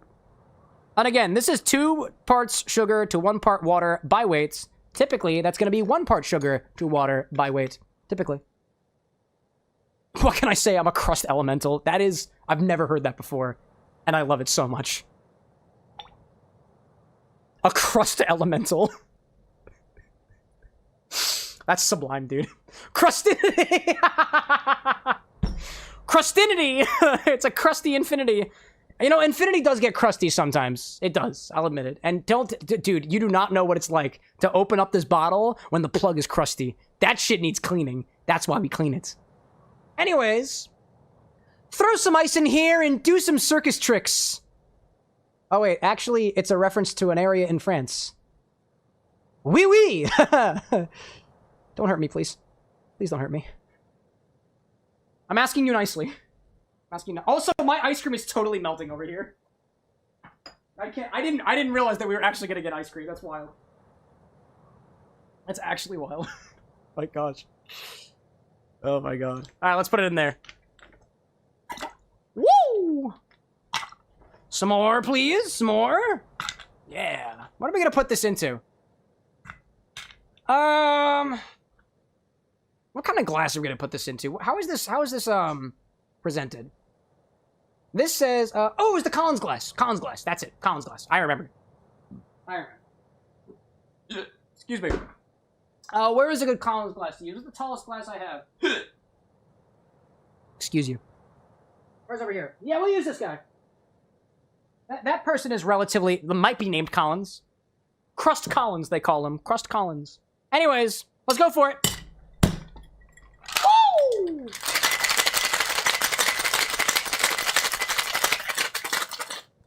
Apparently, Beaujolais is a reference to France. So, oui, oui. Please don't hurt me.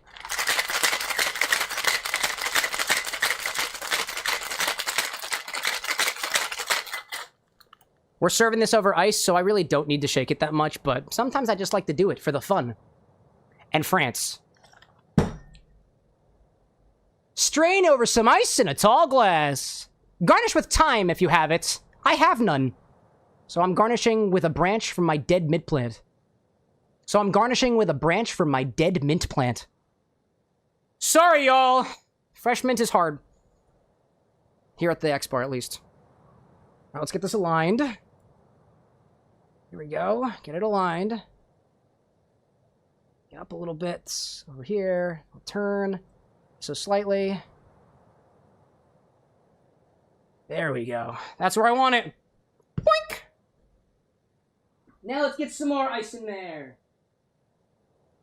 Here we go. Let me go get the mint sprig, too. Or rather, the not-so-mint sprig. It's dead. It's dead. I killed it. It's dead. I killed it. Yep, I did. I really tried. Chat. I really tried. Somehow, I killed a mint plant. Don't ask me how. Chat, what color do you think it's gonna be? And if it's anything other than piss, give me a 2-paragraph explanation of why. I'll grade you all in the morning.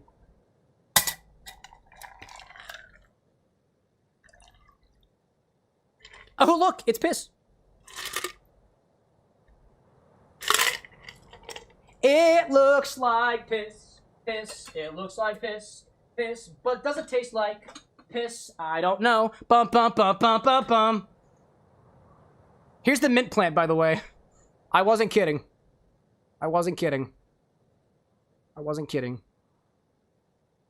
Look! Sorry. I don't know why it doesn't live. I have at least 3 reasons of why I think the mint plant is dead. But here we are. Yeah, that's... Yum. Infinite. I'm not keeping this on here. Oh, ew.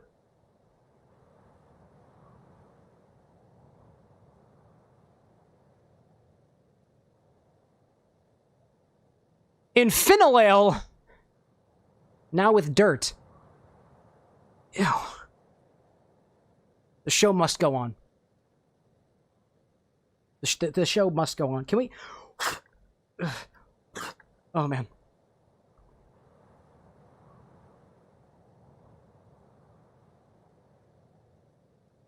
I'm gonna get a straw. That's gross. That's gross. Alright, hold up. Yep, just... If I sip from the bottom, I can avoid the dirt on top. That's my circus trick.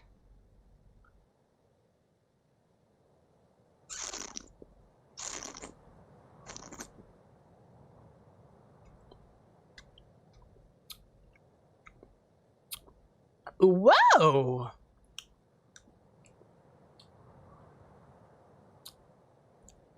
You know how I've described that lemon flavor as being urinal cakey? The grappa adds almost a soapiness to the otherwise quite lemony flavor. There's some boosted botanicals from that dry vermouth in there, but it all kind of hits my tongue as if I've licked the sink in a very, very clean bathroom.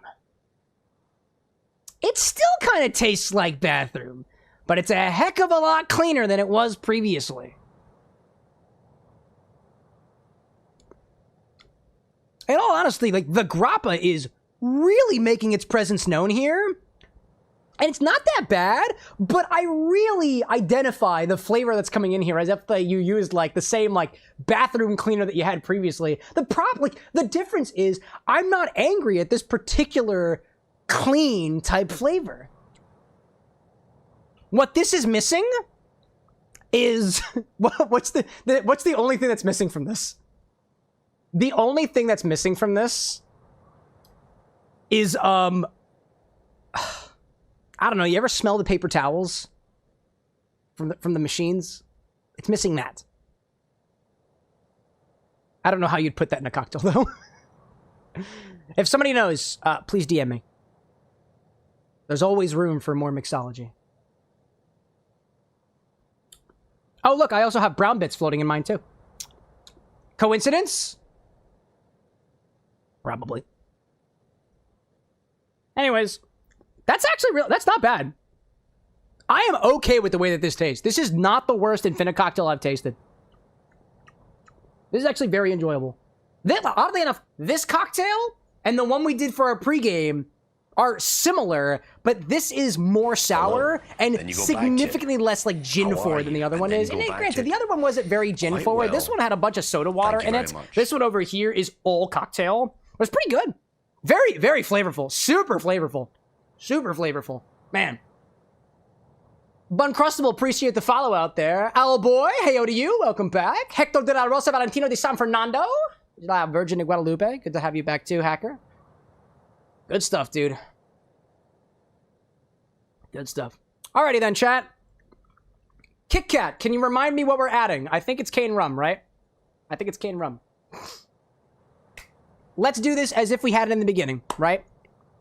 At Only Rum fans have a consensus. It's 151 rum for 150. There we go. Cane Run 151 proof rum is the vote. There we go, dude. There we go. Cole says to spin the wheel for infinity number... Infinity what? Cole says to spin the wheel for Infinity 151. Let's spin the wheel of Infiniclubs! A Discord community... A With an X community... A With an X community Discord exclusive. A With an X community Discord exclusive. KT, then we roll the wheel. Then it lands on Oldie Rums. And then we say, Only Rums has made a consensus. They say, oh, I need to get the rum. Hold on a second. I fucking forgot the rum. I forgot to get the rum. And it's a lot easier for me to get some of these ingredients now because these ingredients are actually right behind the bar. We actually just moved all of the rums yesterday. There we go.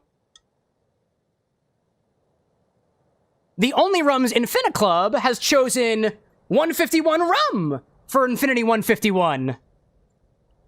That's amazing. So let's take 2 ounces of this, put it in our Infinity bottle, and check back on this again next time. That's wild! This was the drink made with 150. This is 151. Incredible. Incredible. This is Infinity 150, what we're doing right now, but we will only taste this. We identify Infinity by what goes in next time. So we're adding Infinity 151 right now. Because after we add this, we'll add another tally mark. And that will be 151 when we add this. We always count by what goes into the rum next. Infinity 0 was vodka. Infinity 0 was vodka, I think. Or something like that. Something like that. Yeah. Anyways. If you disagree with the count, check the videos. They'll be proven wrong. Anyways. Hello there. Let's get this thing filled up, shall we? So, what you'll notice too, chat, is we have a different decanter than the last time. We swapped the Infinity decanter.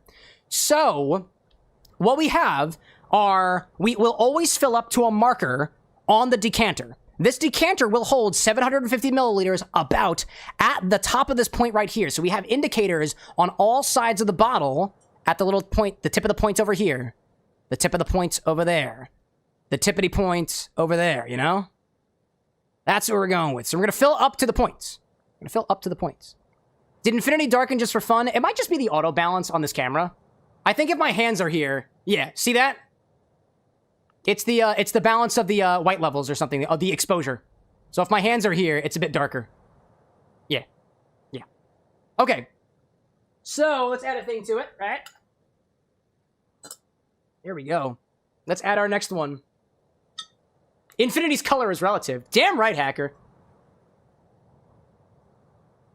Ooh.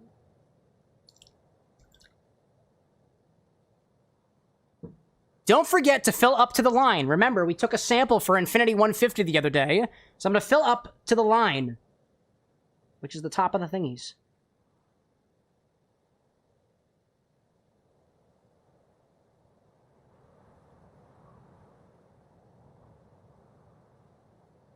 Here we go.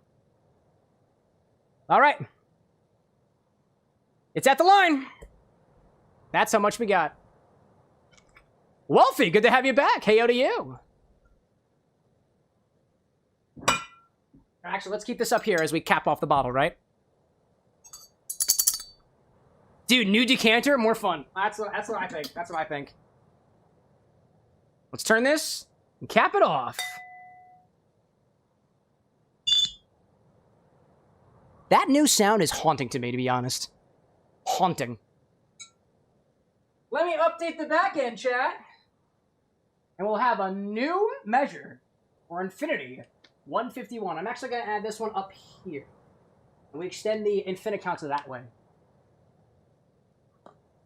Here we go. Let me also update what you guys have, the bot command as well. Let me update that. And then we have to check on Bliss's infusion, which is done already. All right, let's see. Chat's Infinity bottle. This is the second time we've added 151 rum, but it was a different run. We made a... Fuck, what was this cocktail called? Oleo? What was this called again? One second. Limoncello. Oleo. B-E-A-U. Soleil. Okay. And not Don Q. Cane Run. It's Cane Run or Cane Run? Run, Forrest, run! All right, the command has been updated. If you guys want to know what the Infinity bottle is like right now, type !Infinity. !Infinity. And now, let me make sure I publish our Infinity recipes, because I don't think I've done that yet. So let's go back over here. Let's publish our recipe out. Don't think I did that. Make sure that I've got all of my updates on there. There we go. We'll double check that. There we go. I love that. All right, we did the infusion, and now the Infinity update is out there. Great! Alrighty then, chat. So what we'll do is we'll check on Bliss's infusion. We'll give that a taste, bottle it up, put it on the stock, check on it next time, and then we'll get back to the game. And after we get into Stardew Valley, we'll open up orders for the nights. After I've had a chance to sip my Infini cocktail, because it's actually pretty good, you know? Let's see. Cole out there says, if I may add a quick message to the edit, you're all safe from the wheel until Infinity 200. Nope. No. Nope. That's not how that works. Anybody can vote for the wheel. Anybody. Not just you, Cole. They're safe from the wheel from you until 200. The rest of you guys, there's a whole followers of the wheel, right? There is, nice. You know? Levy out there with the bits saying, I love the ability to experiment with different tastes and such. If you get plum jam, I have an infusion for that once I have the points. I already suggested it, by the way. Yeah, plum jam. I don't think I've ever seen plum jam before, but we'll try to keep a lookout for it. All right, let's pop this back up on here. And this thing was spinning. The guy with glasses said it should spin. But it decided to stop spinning, and I have no fucking clue why. So I need to look at the manual. He needs to look at the manual. Let's grab Bliss's infusion.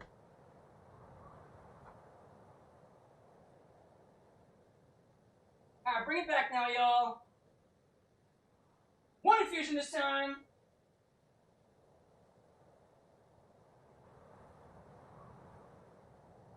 Give Here we go, here we go, here we go. Woo! Quick infusions. We like that. We like that. Alrighty. It's been a half hour. This looks pretty good. This is how our infusion has changed over the last half hour or so. It's been a little bit more, but we cut the heat at half an hour, at 30 minutes. There we go. Bliss, you still hanging out with us?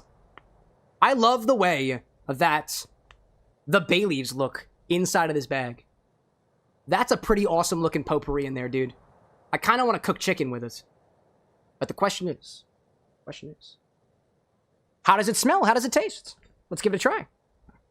Let me strike this from set. Wolfie, good luck on your exam! May the power of mathematics and anime girls be with you. Unless you don't watch anime, in which case, porn stars. Sometimes they're the same. It really depends, though. And you should probably check before asking any of them to do anything for you. You know. The line is not so fine, chat. The line is not so fine. This is like, for sure, I can't miss my abomination. Let's hope the ratios are more or less correct. Hey, you know what? Even if they're wrong, this is the point where we determine our reference point, because we have no reference point for this yet. That's science, baby. That's science. We'll strain this over a tea strainer. Give it a smell, give it a taste. Right? Let me grab a large enough beaker for this. I need one that can fit about 400 milliliters, so not the small ones. I need another large beaker. This is the large beaker we'll use.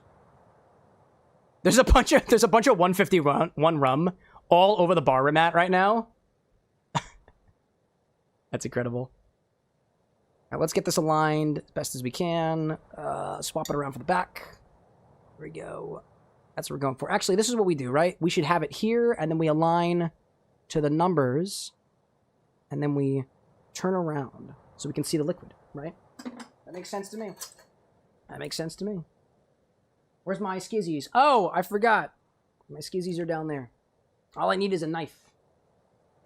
Knife. Oh. There we go. We can just cut it open. Rip it open! Gotcha. Now let's give it a pour. Oh, that smells awesome so far. Wow.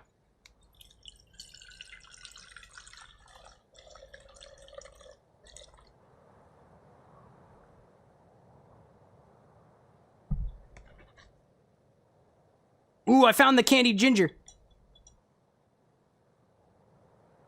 There we go. Wow, this is fun. Ooh, this looks cool, dude. This looks cool. Wow, the smell. Dude, the smell coming off of this is insane. Wow, dude. I shit you not, Bliss. I shit you not. I have been to bars that smell like this. In a good way, by the way. In a good way. That smells awesome. That's just the botanicals that have been left behind, dude. This is so... It almost smells like spiced rum with a kick of lime to it. But there's no rum in here. It smells so tiki forward. Let's see. Bliss saying too, do you want to chill it a little bit before you try? So it was chilling a little bit. After 30 minutes, I took it out and it has been chilling a little bit. It is still quite warm right now, but it's about room temperature, if not a little bit lukewarm. So it should be okay. It's not hot anymore. Not anymore. We could chill it if you want to. Admittedly, the way that the infusion system is set up is it doesn't give time for us to really chill things down. We could leave this at room temperature and try it in a bit if you want to. I do want to give it a try now, though, just to see where we get with it. And especially now, because it's still so hot, the aromas are going to be much more prominent now than it will be once it cools down. So at the very least, I want to smell it.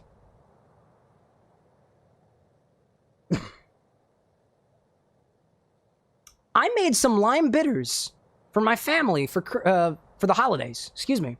I made some lime bitters for my family during the holidays. Very lime-coated. Cooked lime. Off the nose. So I keep thinking the spider is crawling through my hair, dude. But I think we got it. I think we killed the spider. I think we did good. I think we did good. Gosh. How about we get a taste? How about we give it a taste?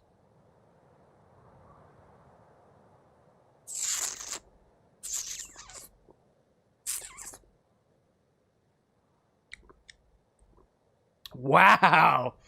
That's tasty. We've got enough sweetness from the honey in there such that this reads almost like a spiced liqueur. I taste the gin botanicals most prominently with a little bit of that almost subtle fruitiness from the whiskey. I catch hints of cinnamon. I catch hints of spicy ginger. But over everything else, I've got this lime zesty flavor that seems to outpace some of the other botanicals. I'd say there's also a little bit of that kind of bay leaf savory note in there. I don't know if the nuttiness is coming through very much from the toastedness of the bay leaves, but maybe there's a little hint of something almost burned in there a little bit. There's a lot to piece through in this. That's fun. Let's taste it again, actually.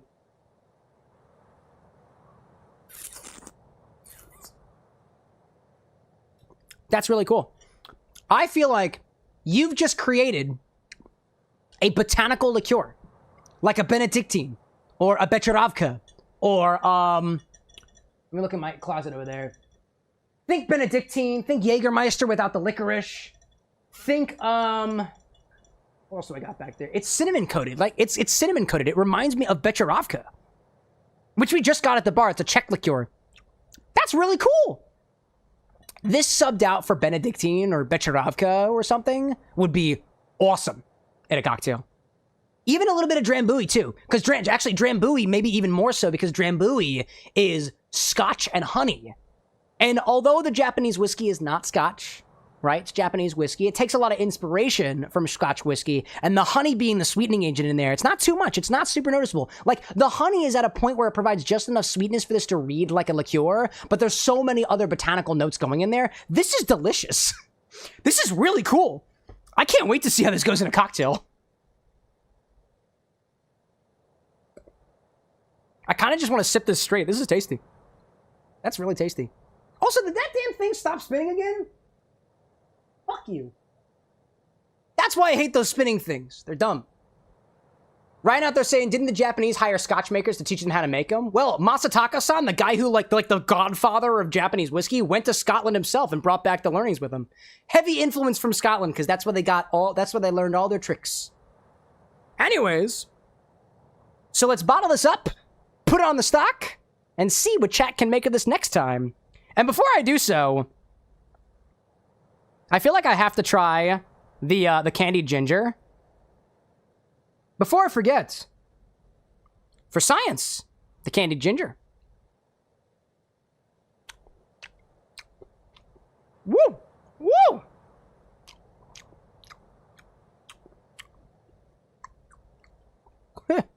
That's like, whoa. That's like biting into a palm leaf. That also gets spicy and sweet. That's fun.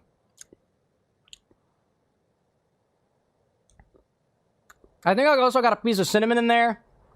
I definitely got some lime zest in there. That was still pretty tasty. That's fun, dude. That's fun. Infusion so variated the cocktail won't require bitters. Hey, you know what? You could still add bitters, dude. It's like seasoning. You can add seasoning to even the most complex of dishes. That's cool, dude. Gosh. Ryan out there too saying, you down to do another infusion test? The pine needle gin should be done. It should be. Yeah, we can do that after the fact, right? We'll give it a test and we'll also bottle that up too because I think yours has been sitting long enough, Ryan. So we'll do that. Then we'll get back to the game, right? A lot of infusions today, dude. This is fun. Let me grab a bottle for you. This might actually be too large for our bottles. Let me see. Let me see if this all fits. I don't know if it will. I don't think these bottles are large enough for a double infusion. Will it even fit? I don't know. If it doesn't fit, I'll also give it a little sidecar bottle. Boink. Let's pour it in and see where we get, right?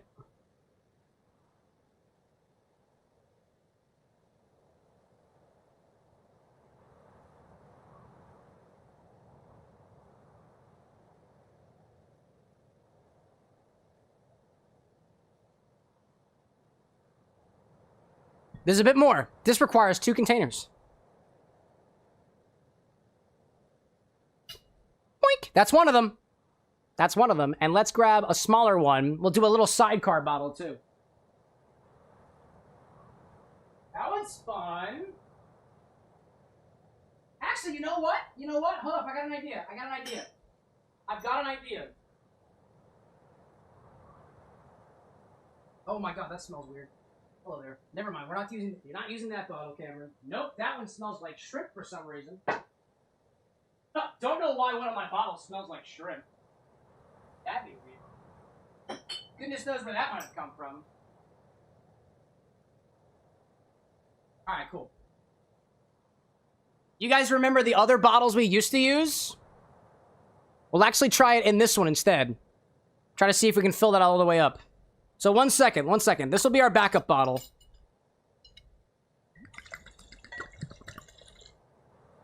Alright, let's see if we can fit it all in this guy. Alright, let's see. Just like before.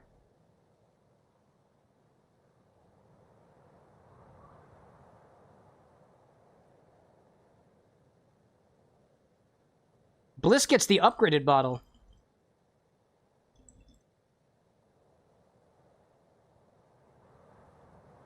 Is it gonna fit, chat?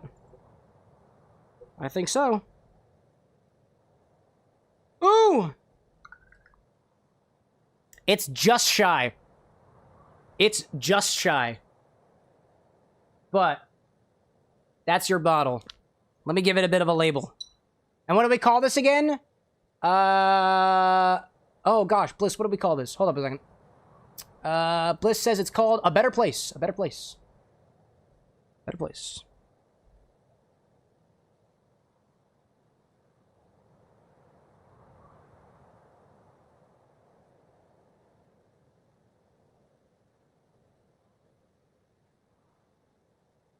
A Better Place by Bliss of Future. There we go. Yoink. We got it. There we go. A Better Place. Old-fashioned type thing. I dig that, dude. I can't wait to see if this is used. Now, there's a little bit left. So, what we'll do is, I have a small container that I'll add next to it as a little sidecar. So these will be stored together.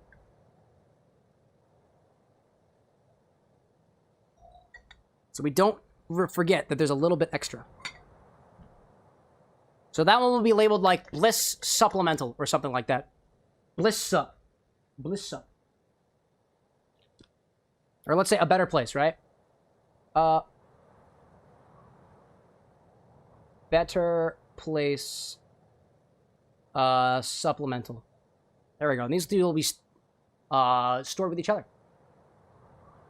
Bliss out there saying, too, this is definitely the coolest infusion I've done so far. Not sure if it's the tastiest, though. Might still be go to the Cranberry Roku. Dude, in my opinion, this is more fun to drink on its own than the Cranberry Roku. That's what I think. That's what I think. This is awesome to taste on its own because of the fact that it's sweet and sweetened. There's so much flavor in here. There's so many spices in here. One of the reasons I love rum so much is because even if it's not a spiced rum, you still get a lot of flavors that you can piece through. And don't get me wrong, you can make the same argument about whiskey. You can make the same argument about gin. It's probably the same reason that I really, really like gins too. Just there's a lot of flavor that you can piece through. I like complex spirits, and I think you've created a complex spirit here. It's fun. All right, let's bring that down here. Ryan, I know you wanted to check on your pine infusion. So let's take a look at that one next. Let me snooze the ad break over here. We'll knock out 2 infusions with 1 segment. 2 infusions with 1 segment. That's what we're going to try to do. We'll try to do it. All right. Bring Ryan's infusion over here. Let me also cleanse my palate a little bit because a lot of flavors happening here at the bar. Plenty of flavors happening here at the bar. Okie dokie.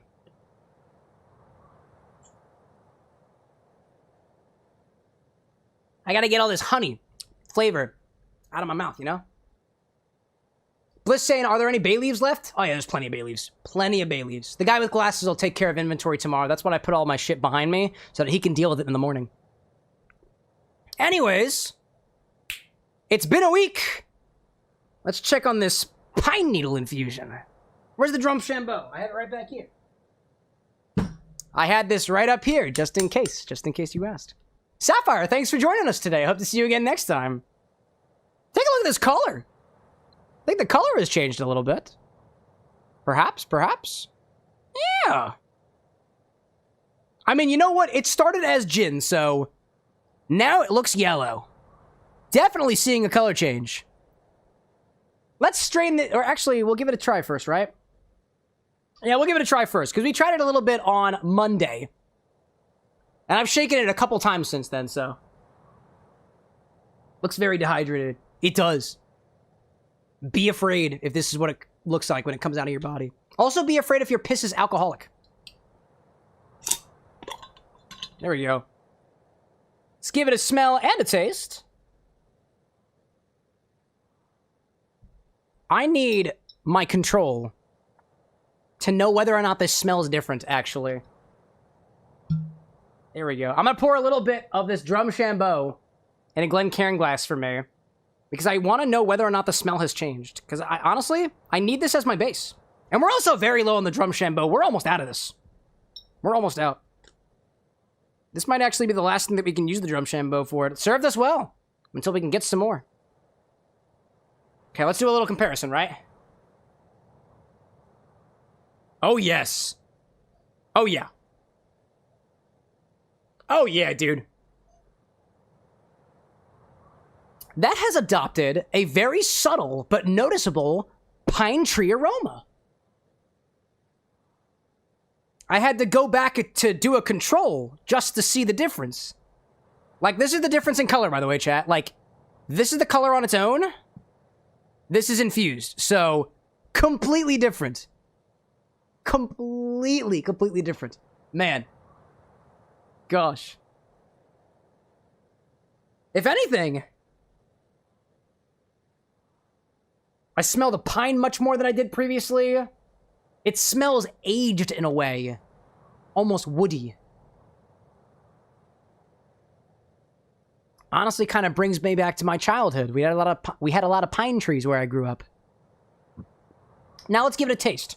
I'm going to do a side-by-side taste comparison. I think what I'm probably going to do going forward is I'm going to try to have the base spirit with me in addition to the infused one, so I can get a potential difference in terms of the way that I describe the flavor, because in my opinion, it's hard to know anything meaningful unless we know what we're starting with. So I'll adjust my palate with the Drumshambo originally.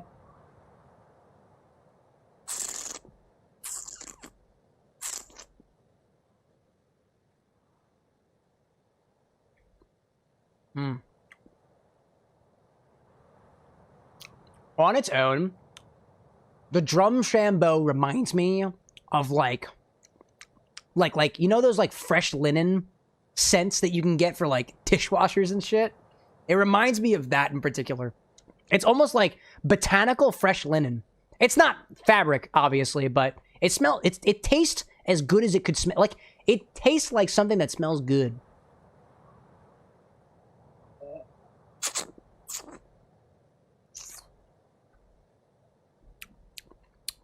How else would I describe that?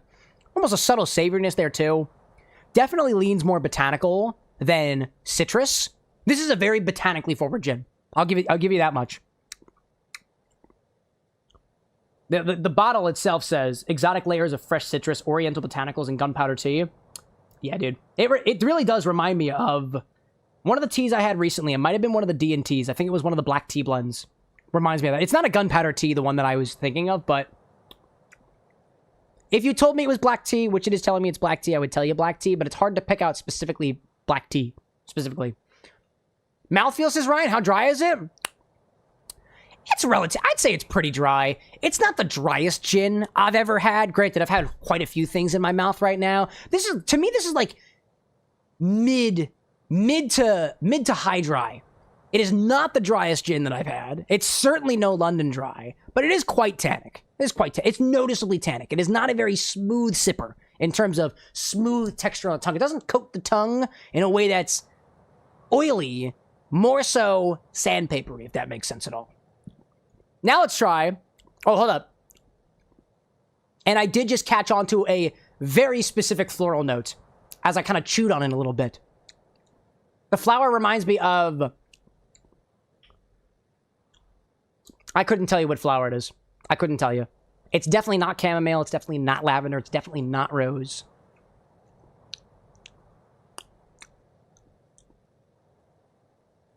It's fun, though. It must be... I think it's the juniper note that I'm kind of munching on a little bit there. I don't know what it is. Anyways, let's try the comparison. Smells like pine.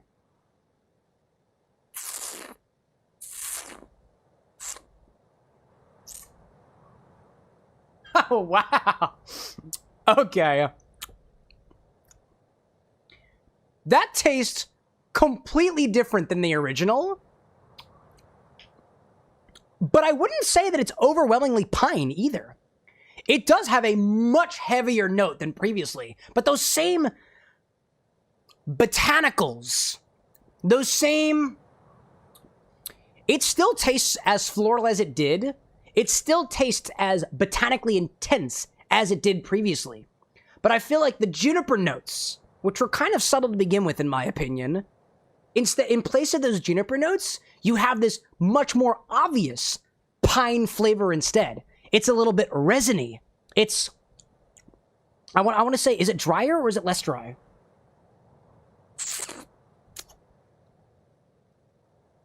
Definitely more dry. It's more dry than it was. And it tastes more intense than previously.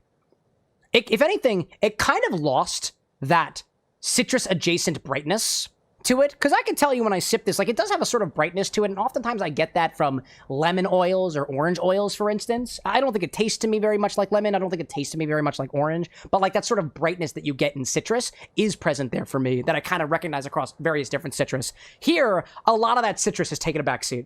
It's almost like the citrus and part of the juniper was kind of kicked out of the way for the pine, but the other floral notes, the other botanical notes, are still there, albeit a little bit subtle, except for like one or two of them that might be a little bit more accented. And I'd say it's more the botanical notes that are accented, more so than the floral notes, but the floral notes are still there. And then it ends. As I continue chewing on it, it fades back. As I continue chewing on it, especially towards the end, it fades back to that characteristic Drumshambo taste. And kind of leaves a flavor almost akin to like, almost like, because I literally just had candied ginger in my mouth, almost like candied ginger. Is ginger a part of the botanicals here? Star anise, coriander, juniper, angelica, meadowsweet. No. Yeah, still cool though. Ryan saying too, I've heard mention of magnolia as well in standard Drumshambo. I can kind of taste it. Well, let's see. So, according to Drumshambo's own label, they've got juniper berries, angelica root, orris root, aka iris root, caraway seed, coriander seed, meadowsweet, cardamom, star anise. Those are the slow distilled botanicals in the gin still, and then their vapor infused botanicals is fresh lemon, grapefruit, lime, and gunpowder tea. So that will sit in like the gin basket up on top. The first few ones are going to sit right down in your distillates, in your stillage. And then the vapor-infused stuff, the lemon peel, the orange, the grapefruit peel, will if I'm correct in saying this, I might be a little bit off of this, will be sitting in a basket up above so that the vapor passes through them, but the liquid never actually touches it. Unless there's sputtering that happens, but I suppose probably not, right? Probably. That's fun, Ryan. That's tasty. I think that's worth bottling. Putting it up. Nice use of the Drumshambo, dude. That's fun. That's fun. I might actually sip a little bit of the rest of it. You know what? Let's take a little bit of this, and if you're cool with it, Ryan, I'm just going to take the little pour that I did over here, and I'm just going to add it to here. Boost up your Drumshambo a little bit. Kick it back in the direction of the original, if you want. I won't do it unless you're cool with it. All right, let's bottle it up, shall we? Let's bottle this up, put it on the stock, and see what chat can make of this next time. By all means, excellent. Little boost. Little boost. Okie dokie, let's pop that in there and get a funnel for this. Don't spill nothing. And we'll do it over a tea strainer as well. We got a minute before the ad break happens, just in time.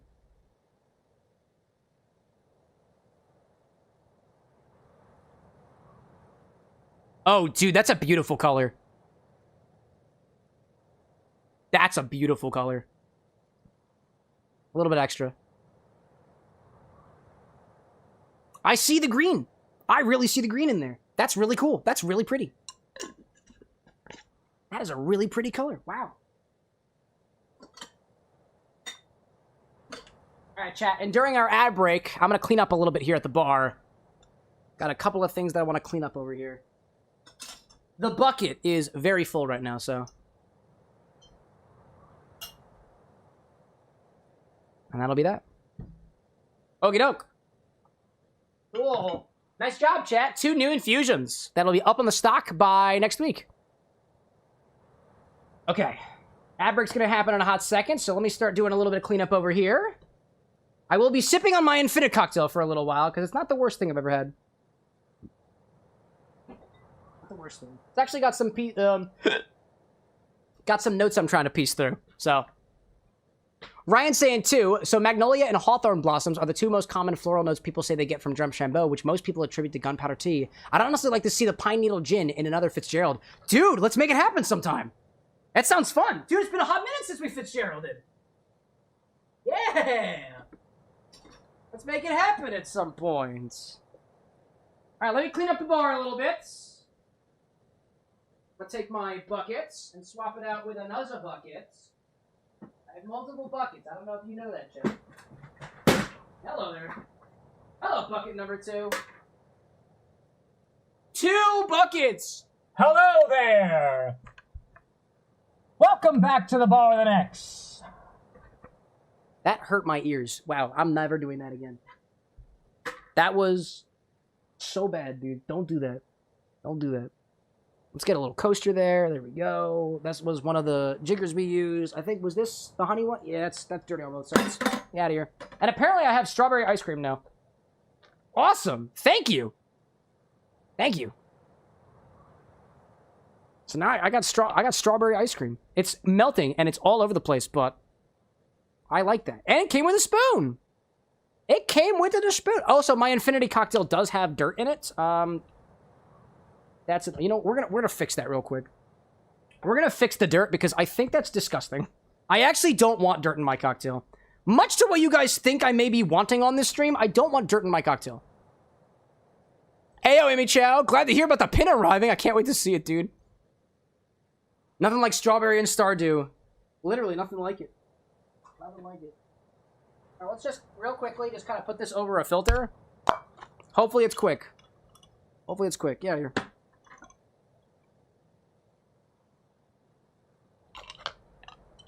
Come on, get up there. Filter on through, my friends. No dirt in my cocktail, please. No dirt in my cocktail, please. I don't want that. Dirt is not an item on the stock. Therefore, it will not be to my liking. There we go. And I'll just put the ice in there after it's done. I'll put some fresh ice in there. Let me grab some more ice. I'm going to put some more in my bag over here. While I get the ad break going.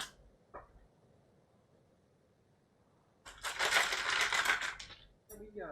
One more, please. One more. Excellent. All right, get out of here. Woo! Ryan out there saying, everybody, I got a medical procedure tomorrow morning, bright and early, so I have to head out. Hope everyone has a wonderful rest of your day. Dude, Ryan, same to you, baby. Go out there and make sure that you recover well. Come back to us safe, sound, and you don't have to come back recovered. Just, like, on your way to recovery. Thanks for popping in, Ryan. Appreciate the new infusion, too. Can't wait to play around with this at some point. Kari out there saying that you're restarting your 9-year progress on Kingdom Hearts 3 on your own account. Wish you luck. I know you were saying you were hesitant to do that the other day. Go for it, dude. You got this. You got this. All right, I've just strained out my Infinite cocktail. What are you... Why did you do that? Get out of here. I don't want you anymore. Get the fuck out of here. New ice.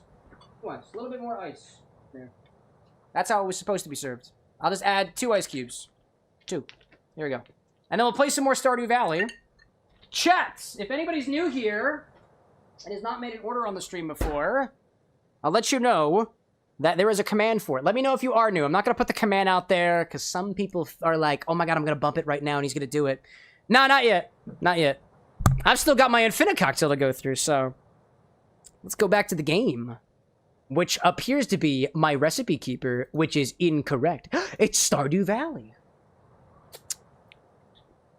Oh, damn, that strawberry tastes good. Whoa.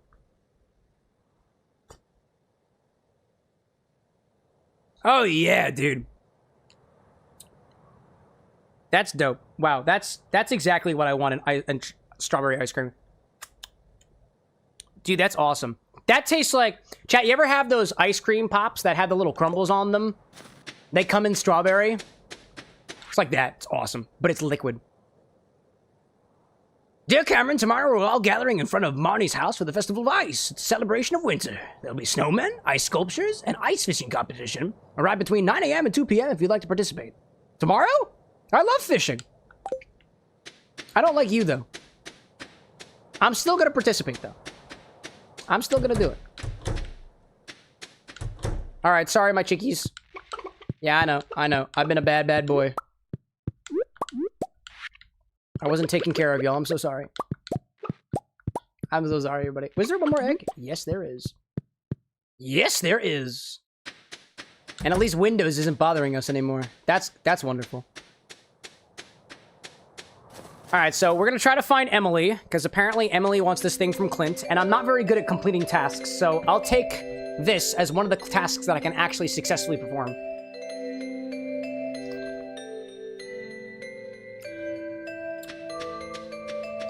Yeah, we should definitely do more Grappa on the show.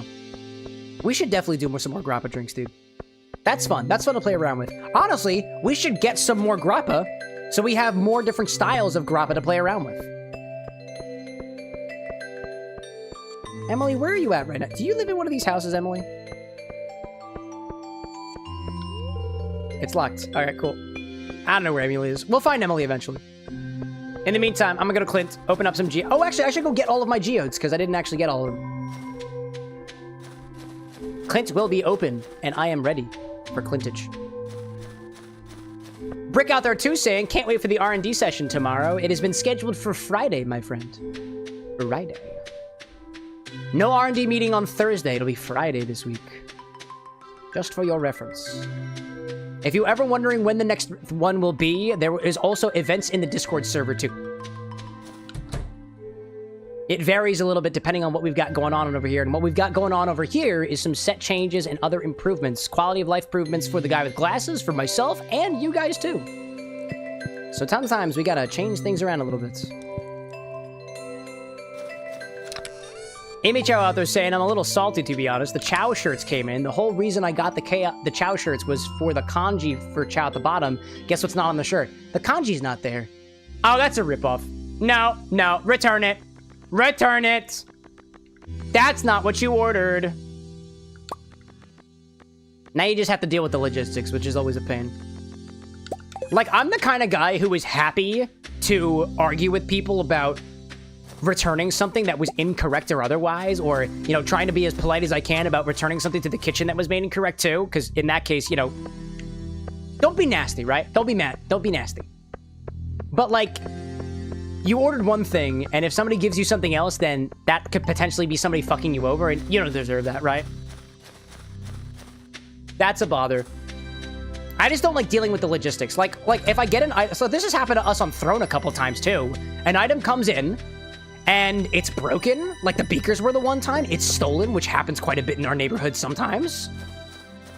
And so I gotta be like, sorry, something's wrong. And for the most part, actually, Throne is usually very good about it. I've never had a problem corresponding with Throne about, like, items not arriving on time or arriving in, like, the right state.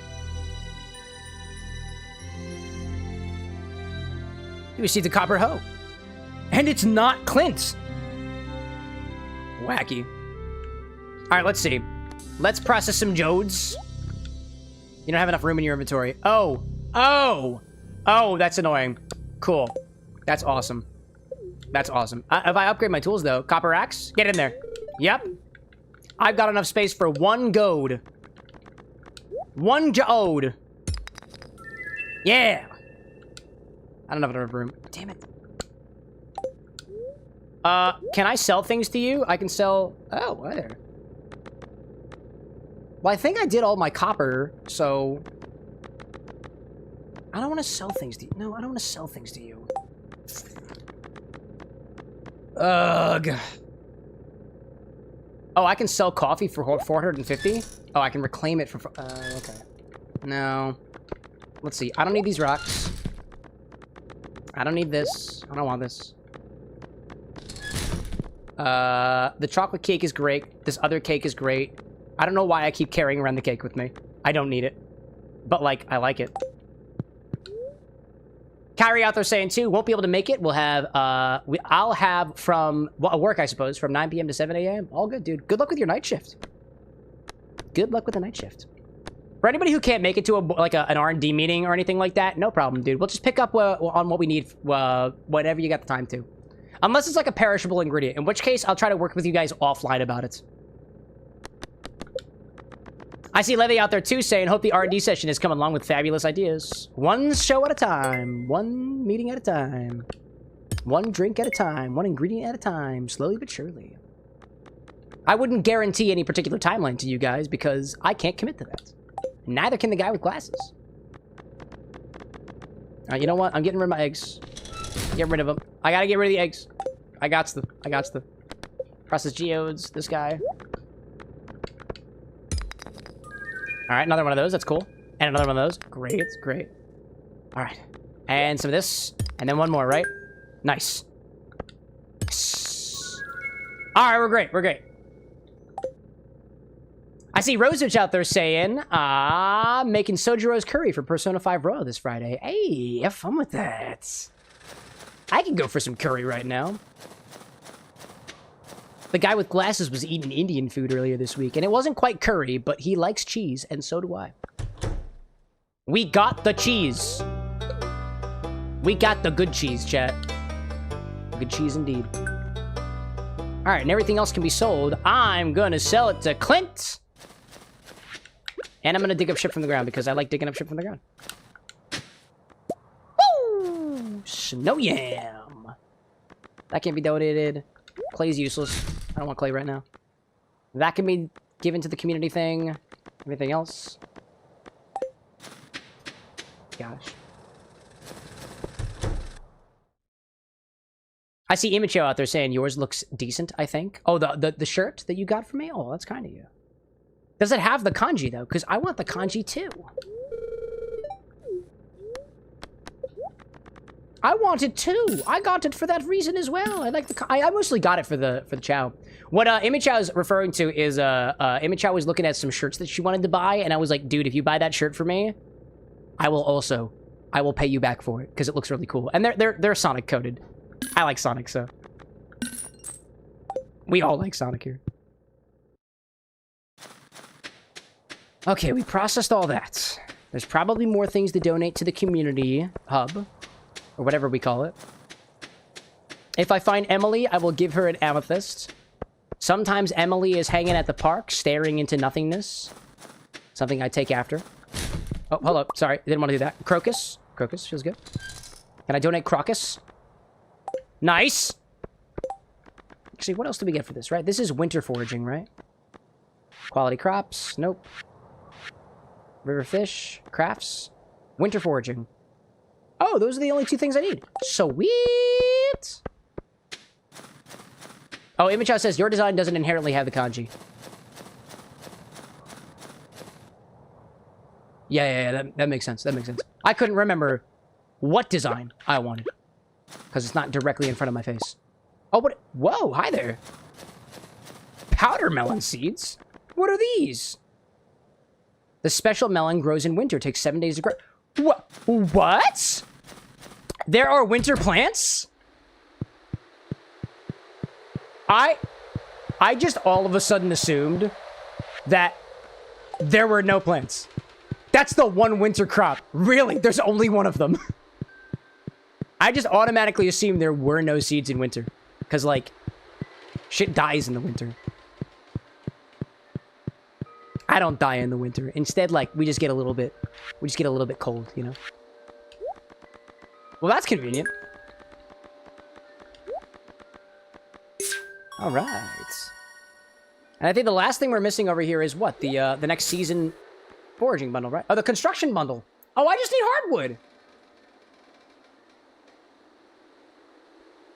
That's all I need. Levy asking if I've ever had a winter melon. I don't think I have. Certainly not a blue one. What do we got? Winter seed. Oh! Hey, that's fun. Ronan popping in here being like, sir, this world we live in has winter crops. Listen, dog. I don't plant things in the winter. I don't know how I'd know. You know what? You think you're so smart? Name 5 winter crops. 5 crops that grow in the winter. I'll start. Winter melon. Crocus. That yam that looks like it's a spear. More yams and roots. Snow peas, definitely. 'Cause snow. And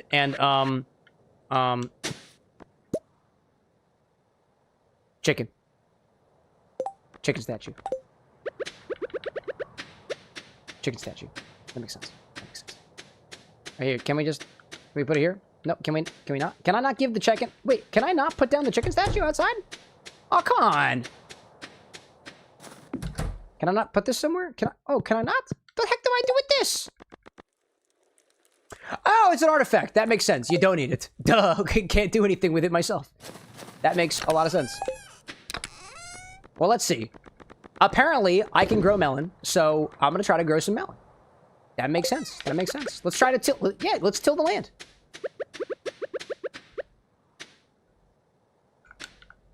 I just gotta... I have the ability with this thing now, right? There we go. Yeah! That's what it's all about. Levy out there says that winter melon is also called the wax gourd. Intriguing. Oh, I didn't mean to do that. He's my friend. You my friend. I'm curious, what is the difference in flavor? Actually, honestly, the real question I have is, what is the difference between just like winter melon and like... Is it similar to any particular other type of melon? Like watermelon or squash or... I guess squash is not technically... It's not considered a melon, but like... It reminds me of gourds in general. Firewolf out there saying powder melon is the only proper crop. There are winter seeds that can give you assorted forage items, and you can plant fiber seeds for grass if you want. But that's all you get in the winter.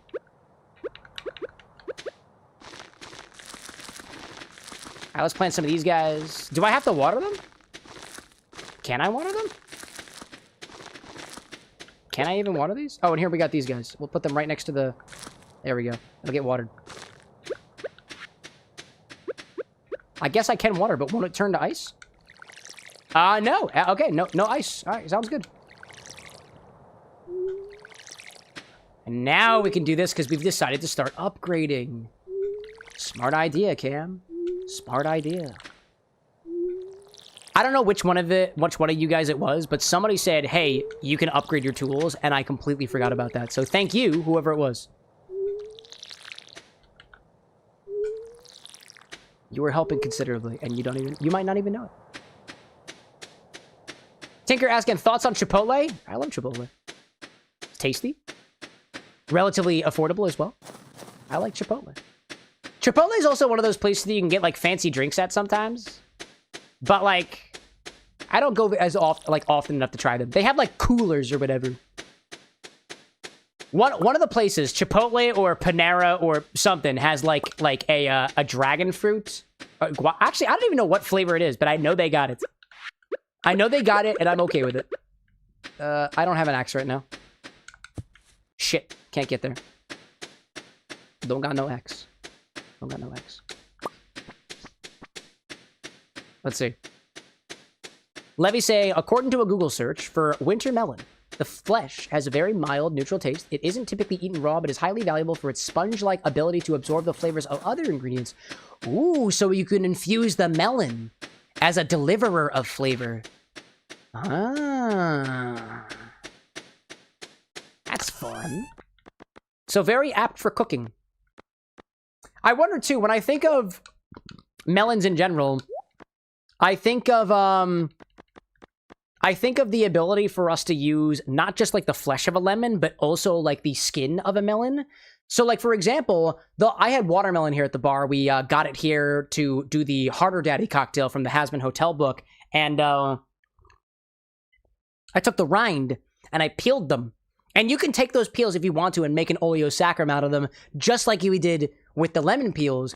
But I took what wasn't the rind and what wasn't the, what wasn't like the peel. What wasn't the peel and what wasn't the fruit flesh. It was the rind itself. And I sliced it up into chunks, and it's been sitting in a pickling mixture for about a month or so now. So I'm trying to make some watermelon pickles, watermelon rind pickles. I think it's going well so far. All right, let's take this down here. Let's take some of my ore. Let's do some smelting. And how much is it to make another furnace? What do we need for a furnace? That's a fish smoker. Furnace? Fernace? Copper and stone. So if I get my stone back, I can make another furnace. Alright, let's make a few of those. Do a couple more so we got more things. More things, more things. There we go. We got 3 in a row. Alrighty. I watered my cat. I hayed my hens. And I'm smelting some iron. That feels good. Can't chop down trees, but I can hit rocks with the energy I have remaining. So I'll mine some rocks on the farm. Kind of clear up the space a little bit. Feels good. Feels good.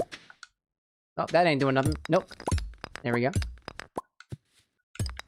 Ronan out there asking if I can water the scarecrow. Probably. I don't know if it's going to grow, though. Your pickaxe isn't strong enough to break this boulder. Heard. Heard. I will not be breaking this boulder today. I guess I need to be even better. Now, here's a question. Can I catch those butterflies at night? They're kind of cute looking. I do know, too, that at the bottom of one of these farm pieces, there is ore there, too.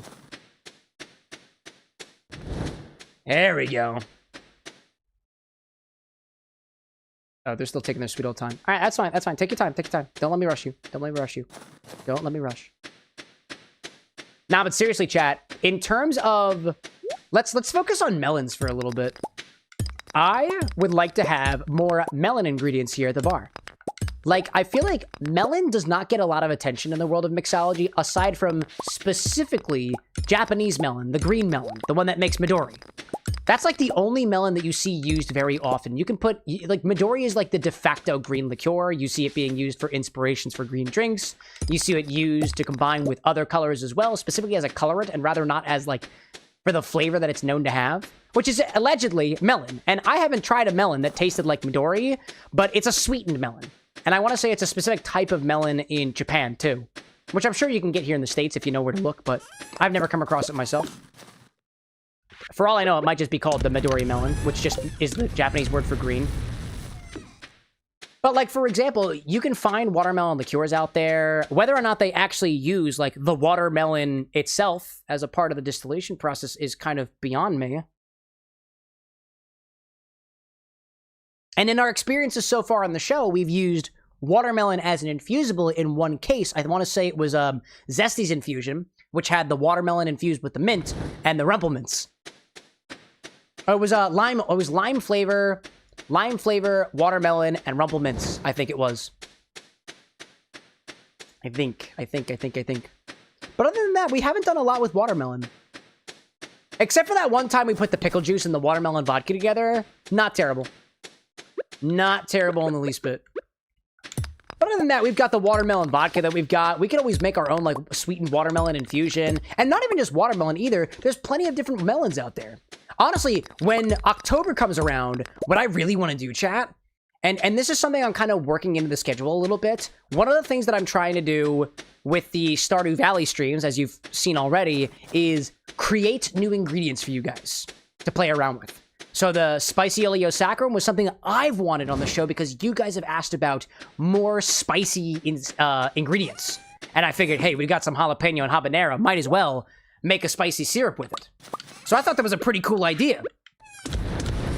Hope don't have enough of that. Put one of those in there and go to bed. Go to bed for the night. So I thought that was a pretty cool idea. And I figured it'd be something that you guys might get a lot of mileage out of. But in terms of custom liqueurs or custom ingredients, custom cordials, custom shrubs, like, you guys don't always have the points to make those ingredients. And I don't want to rely on just you guys to bring those infusions to life because you guys got your own plans. Instead, if we, the plan for the Stardew streams is every time we do Stardew, we're gonna make a new ingredient and add it to the stock so we can continue using things after the fact. I have recipes bookmarked for... Gosh, actually, honestly, let me pause the game real quick and I'll show you guys what some of the recipes I have bookmarked are, because I'm excited about some of these, honestly. Let me see if I got any cordials in here, right? Oh, dude, look at this! The first thing I pull up to here is this alkaline cordial that I got from, I'm pretty sure it's Kate Likes Cocktails. My little thing here doesn't do a very good job of telling me who it's from, but if I click on it, which you guys can't see. Yeah, Kate Likes Cocktails. Amazing. Amazing. So, you can make an alkaline cordial. It's a cordial that is not acidic. It's alkaline. And it specifically uses Nigella seeds. I don't have that, but that's just one of the cordial recipes we got here. All of these things, like honey chamomile cordial we got from this book called Apothec, which Amy Chow lent to me for a little while. Rye whiskey, peppercorns, chamomile, and honey. Sounds delicious.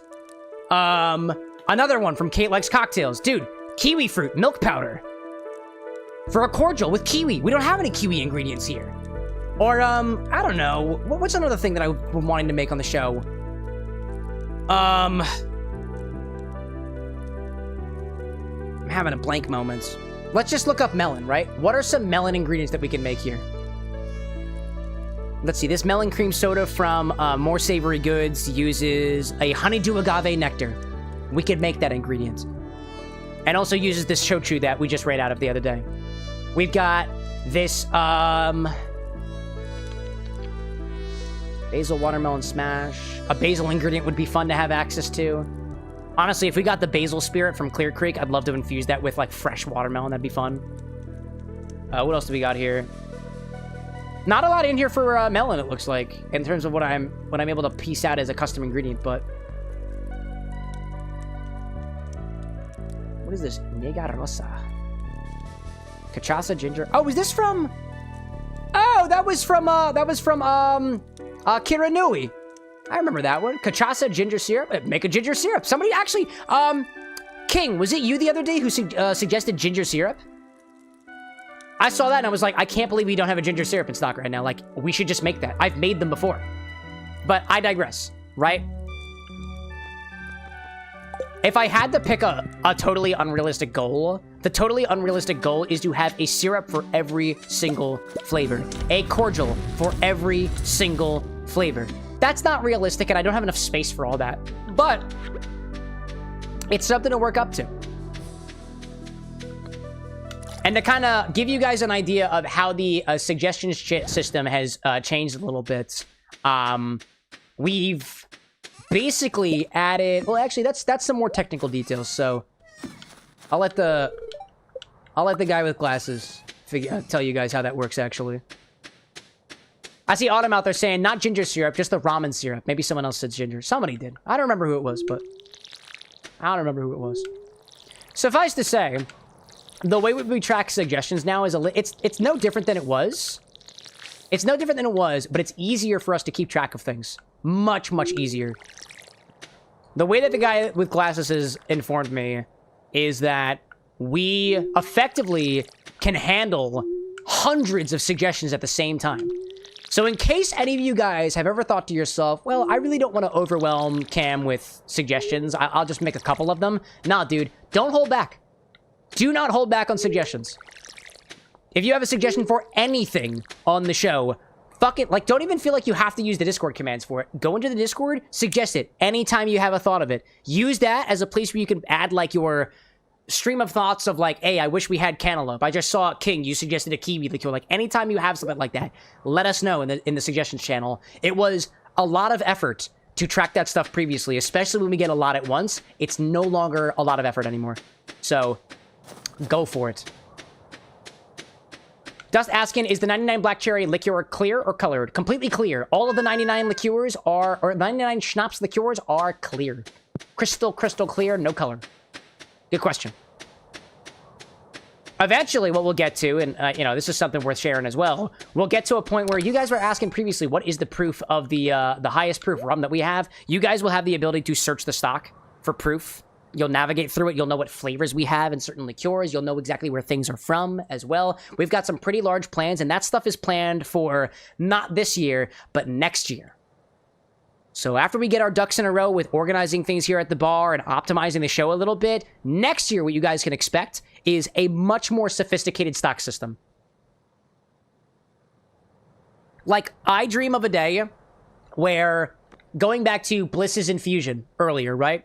I dream of a day where the bot is smart enough to say, hey, sorry, Suntory Toki whiskey isn't an infusible. We made an exception because I can overrule whatever's up there. But the bot should be able to tell you before it takes your points, hey, we actually don't have this ingredient. Or you might want to swap this out with something else. Like, I was just describing it to somebody else today, or rather, GWG was, but we were describing it to somebody else today, and it was, the bot should be smart enough to say, let's just say, I'm picking a random name from chat, Bishop, who's back. Welcome back. Bishop says, hey, you know, I'd like to make a drink with heavy cream. We're out of heavy cream right now. The stock says we are out of heavy cream. The bot should be able to tell you when you make your order, hey, by the way, we actually don't have any heavy cream right now. Would you like to make a substitution? Would you like to change that out for something else? Because we can't make that drink the way that you specified it. Or it'll say like, hey, we don't have heavy cream. Would you like me to replace that ingredient with something else? For example, we were talking about, the Haku vodka. Great example from Bliss's earlier. We don't have Haku vodka. We've got Yuzu vodka. Do you want to swap out your regular Haku vodka with the Yuzu? No? Cool. Do you want to swap it out with another vodka, or do you just want to just nix the ingredient entirely and remake your recipe? Honestly, I envision a day where you guys won't even need the chatbot to make orders on the stream. Ideally, I'll give you guys the website, and you guys will be able to, like, design the recipe in such a way that you know exactly how it's going to appear to me. You know exactly how it's going to appear from my perspective on the show. And I think that makes it easier for everybody. We're not there yet. Welcome to the Festival of Ice. The highlight of today's festival was the ice fishing competition. We set up this frozen lake and stocked it full of fish. Just let me know when you're ready to compete. Not that I think you'll place very well, but I like to watch you squirm. Just like everybody else. Hey Cameron, are you gonna enter the ice fishing competition? Cold? Nah, I never get cold. Sure, Sebi. Sure. Love that. A rare crow? Nah. Frozen dreams. Furniture can't be placed outdoors. Icy rug. Honestly, I'm not a decorational kind of guy, chat. I don't really care about decorating in my games. I am a very utilitist person. I will design with utility. I don't really care about rugs and doors and whatnot. Nah, I'll spend my money on other things. Things of utility. I saw a big fish down there! I'm gonna catch it, bud. I'm gonna catch it. How y'all doing? Hey, Cameron, ready for some ice fishing? Oh, Willie! Yeah, Willie's the one. Willie's the one. Yeah, I'm gonna beat you. We'll see. You know what? I probably should have worn a jacket. Is that all you're gonna say, Demetrius? That's incredible. What is he wearing, a vest right now? Yeah, probably. What are you wearing, like a long sleeve shirt and a vest? Yeah, nah, dude. I don't think it keeps you very warm. Nah. I feel bad for all the poor cold animals out there. Extreme temperatures can put your body under a lot of stress, so make sure to bundle up. Oh, and enjoy the festival. Thanks, Sarvi. Sorry, there's no food. What a guy. Dude, I'm ready for ice fishing. Let's make it happen. Actually, can I enter an igloo? Nope. Alright, whatever. Oh, wait, Emily. Wait, Emily, where are you? No, I don't have my amethyst on me. I can't give it to you. Are you ready to participate in the ice fishing competition? Yes. Bishop saying too, Cam's character with a kilt on in winter is beautiful. Oh, absolutely. Look, I'm even wearing my kilt right now. Look. I have a kilt too. I'm wearing it in real life. And I also have strawberry ice cream that's melted in real life, so...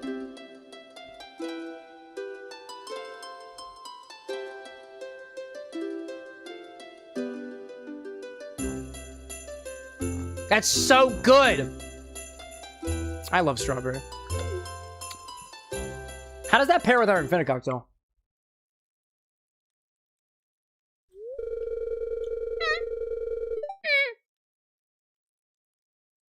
I like the strawberry better. Alright, let's fish! Contestants, your goal is to catch as many fish as you possibly can in 2 minutes using the provided fishing rods. You must catch your fish here from these holes in the ice. Well, is everyone ready? Aye, aye, sir. Begin!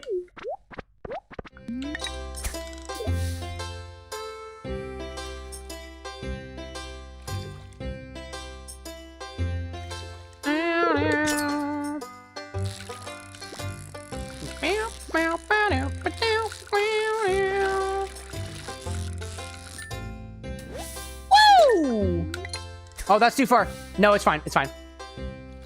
Levy saying, I love being able to request ingredients because without requests, one might not know some ingredients exist. Exactly. I learn about drinks. Excuse me. I learn about ingredients from you guys all the time.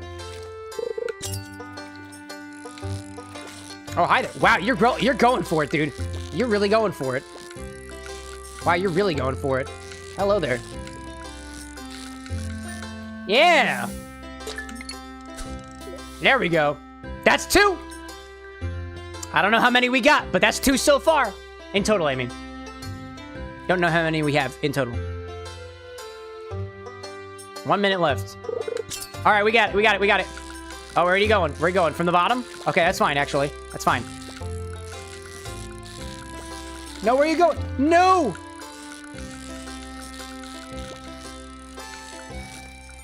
Nice. There we go. One more. Can we get one more? Maybe one more? Maybe even 3 more. I'm feeling it. I'm feeling it. 3 more fish. 3 more fish in 30 seconds. 3 more in 30 seconds. We're going for the big 6. Big 6. Where are you going? Hi there. Yep, just stay on it. Just stay on it, Cam. Just stay on it. And then it's going to wind up jostling. That's what it did before. All right, great, great, great, great. That's 1 more. I'm trying to go for 2 more fishies. 2 more fishies. That first one took a hot minute to come. I'm all about coming fast. Relatively speaking. Oh, you're not. Nope. Hello there. Look at me. Coming rather slowly. One more. One more. One more. One more. Come on. Come on. Come on. Come on. Ah. Ah. That's okay. We still got 5. We still got 5. That's got to be a lot, right? It's got to be a lot.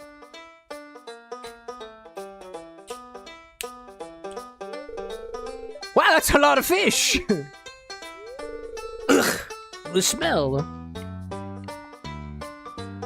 You know, Mayor Lewis, I'm gonna personally cook for you an eel.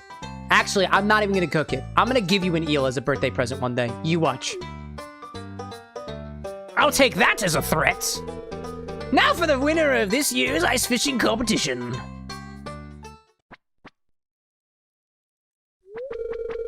Cameron with 5 big slimy fish. Here's your prize. Enjoy. Get lost. Oh, wow. Hi there. Hey. Hey, I got some tackles. This is great. Now I'll be even better a fisherer than I was previously. Well, that's all for this year's Festival of Ice. Thanks for coming, everyone. Now let's release these poor fish. Put them back in the water. That was an incredibly eventful event. Never seen a more eventful event in my life. I can't believe I won. Well, time to head home. That was great, dude. That was awesome. Did I water my chicken today? I don't remember whether I watered my chickens. Nope, of course I didn't, because I'm an ass. What? Don't fucking stab your chickens, my guy. Wow, dude. No, I can't. No, I can't. No, I can't. I'm sorry I didn't feed you guys. I'm sorry. I'm sorry. I'm sorry I didn't do it. I'm a terrible father. I'm a terrible father. Oh, man. Zesty, like when ice fishing, you have to remember to watch your ice hole. You know, come to think of it, Zesty, and yes, you've absolutely earned the slide whistle for that. But I was watching a video earlier today about how to throw cocktails properly. As in, like, when you literally, like, toss it between one shaker and another. And the technique that I didn't know about is that when you are throwing a cocktail between two shakers, what you should do is you should keep your eyes on the shaker that you're throwing into, not the shaker that you're throwing away from. So, for example, if I wanted to use this shaker, and I have liquid in this one and no liquid in this one, and I'm throwing, I should be looking here when I throw. And I could throw while moving around, so I could go like this, I've seen. And I have to keep my eyes on the shaker if I want to do it. Working on my flare tending for you guys so I can put on a good show. And from what I've been told, the bar is going to become more spacious, so I also have more space. I like the sound of that.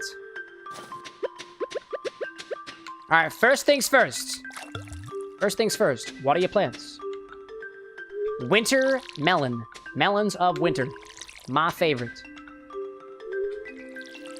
Zesty, like, and also how you throw it back. I mean, we don't typically throw back cocktails. Unless it's for a celebration, you know? Water your plants. Then feed your chickens. Then feed my chickens. Yes, of course, of course. Feed my chickens. I mean, I fed them late at night. Surely they couldn't be hungry today. Surely. Unless. And then we're gonna start working on steel tools, too. Oh! Oh, man, they're so angry. They're so... Actually, they're not angry in the least bit. They're not angry in the least bit. They're not angry? How? How are you not angry at me, guys? Oh, I'm so sorry I done you did you dirty. I'm so sorry. I didn't mean for that. I didn't mean for it. I'm so sorry, guys. I'll go water my cat instead. Oh, Nally. Where are you, Nally? Hi, Nally. That's not my can. There we go. Good, Nally. Good, Nolly. Also, chat, giving you a heads up. After this day is over, let's take our first order for the nights. Let's try to get in this order before midnight, huh? Surely I won't be out here for 10 minutes. Surely. Wouldn't be surprised, though. All right, let's go pick up things from Clint. I also want to pay him for, to upgrade another tool of mine. I think what I'm going to upgrade next is the axe again. Because the axe gives me the ability to chop down hardwood, I think, and I need that for the community. It needs the wood that is hard. I need that. And I also know, like, for record chat, I played Stardew Valley when I was a kid. When I was a high school student, I played Stardew Valley, so I know some of the secrets. Or places to go. So I'm aware of the secret forest. I don't know what you do in the secret forest, but I'm aware of the secret forest. Let's pop this here. Feels good. New reward. What do I get? Cosmetics? Nah, I'm leaving him here. I'm gonna leave him right there. I don't need cosmetics. I don't need cosmetics. I just need shaky, shaky bushes. The bestest of shakies. Whoa! Here, take it back. I'm not done with you yet. Take it back. Make a better axe. Make a better axe. Thank you. Thanks. I'll get started on this as soon as I can. It should be ready in a couple days. Process goads. Give me the goads. Goads! Give me another goad. Copper goad. Iron goad. The goadiest of goads. That's the good. Out of order. How do we get these things in order? I don't remember how to do that. Oh, hi there. Oh. I didn't need that. I didn't need none of that. Chat, what should we do today? I'm thinking we fish again. I'm thinking today's a fish kind of day. We'll hang around the ponds. Oh, you know what? We should go fishing in the mines. I yearn for the mines, but I also yearn to fish. Therefore, we should mine and fish at the same time. Surely there's fishies down there. Surely. To the mines! We're going to the mines, chat. We're going to go to the mines. We're going to fish in the mines. We're going to mine in the mines. We're going to mine in the fish. I'm going to stick a pickaxe in a fish's eyeball. Because that's how I get off.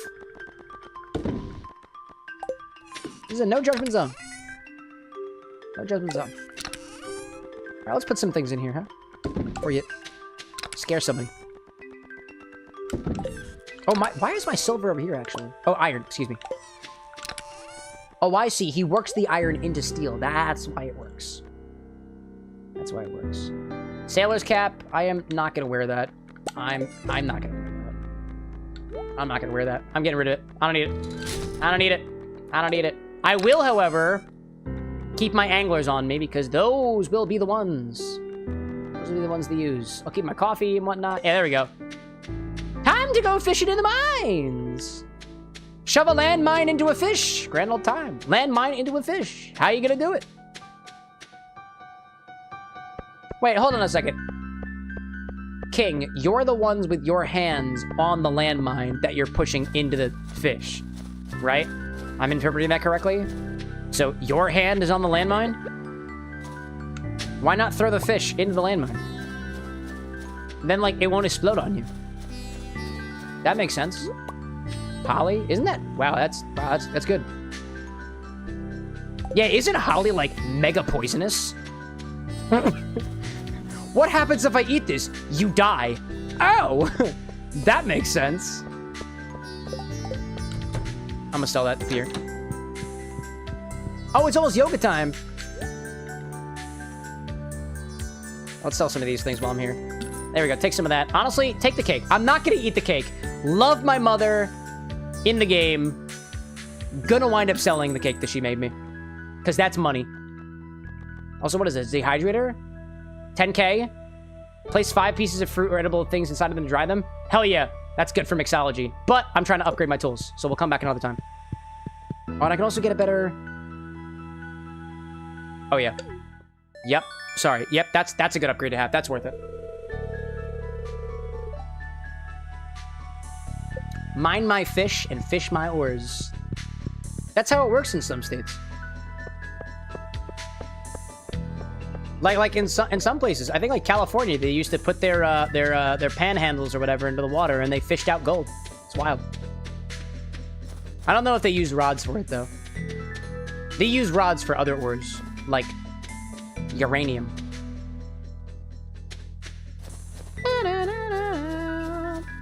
What do we got? Oh, a book. You found a lost book. The library has been expanded. Oh. Oh. I have found a lost book. Huh. Who knew? Into the mines! Down to the mines! I think, what is it, level 50 had a little lake? Nope. How about level 40? Nope. How about level 30? 25? Nope. How about 60? Yeah, there's the lake. There's the lake.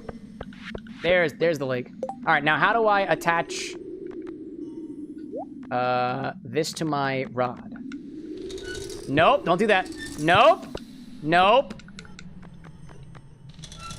Come on. How do I put that on there? Oh, that's bait.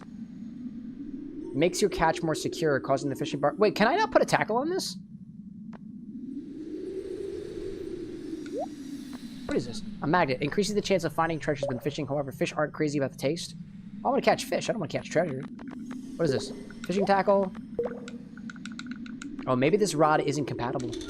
No, don't do that. Don't do that.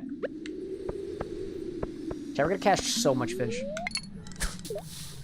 Catch all the fish.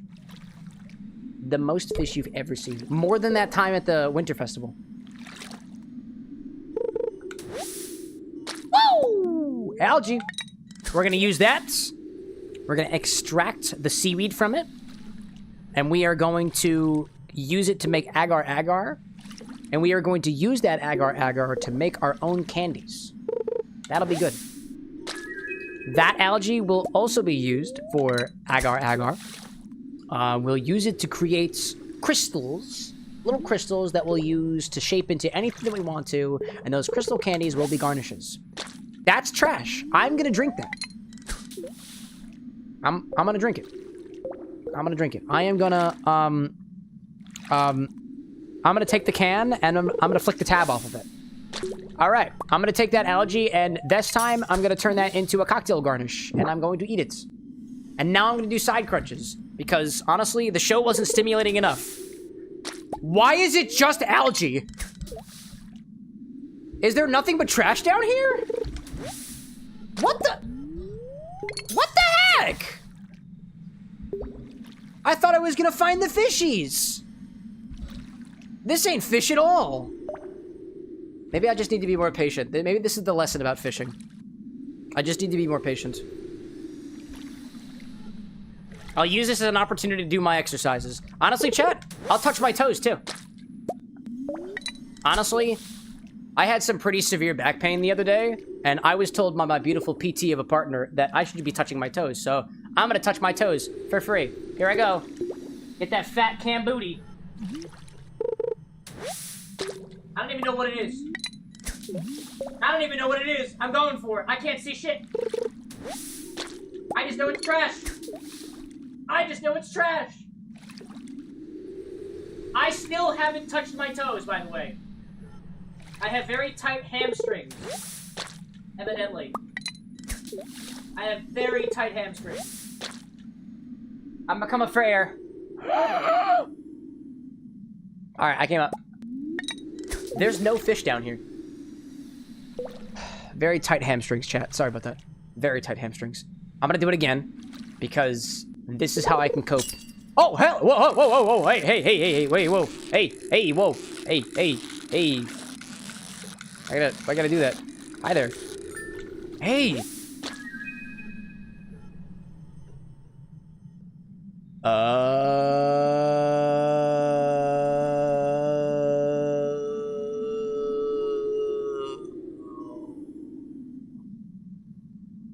That makes sense. Of course there are no fish. The fish are dead. Anyways, back to touching my toes. Static, welcome back. How's the Stardew? I have no reference for how well I'm doing in Stardew. But you're right, Ronan. I was talking shit. I called the fish trash. That's what they is. They trash. They trash. I'll just touch my toes. Still haven't touched my toes yet. Honestly, I'm not as far as I was previously. I kind of reset my progress. Can you guys see my butt? Let me know if you can see my butt. You shouldn't see my butt. That's inappropriate. You gotta pay extra for that. You should not be able to see my butt. Not that kind of show. Cocktails, not just tails. I've almost touched the ground.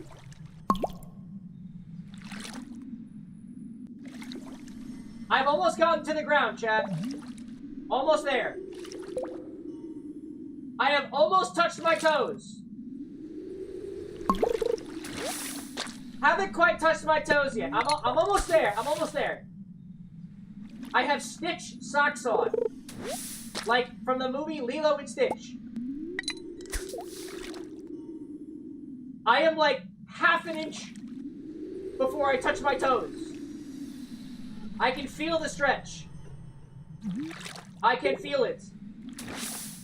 Sorry, I pulled it a little bit too early. I was too obsessed with the goal of touching my toes. Okay. Okay, I did it. I did it.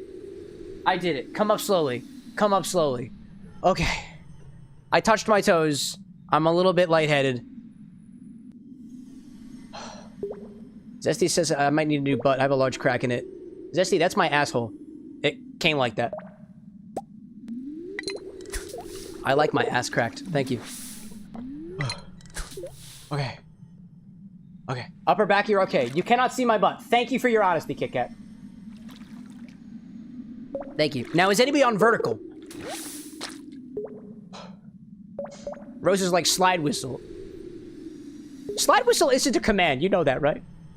You can't just say slide whistle and expect me to slide whistle just because you said slide whistle. Brick also said slide whistle. Actually, you know what? Brick says slide whistle. So you're going to get a slide whistle.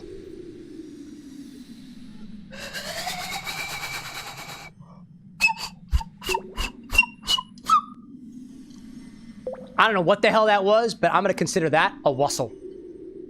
You earned it, Zesty. Slide whistle is what I meant. Yeah, sure. You know what? I'm going to go fish in the fire or something. Nope, not there. Sorry. Nope, sorry, that's not it. How about here?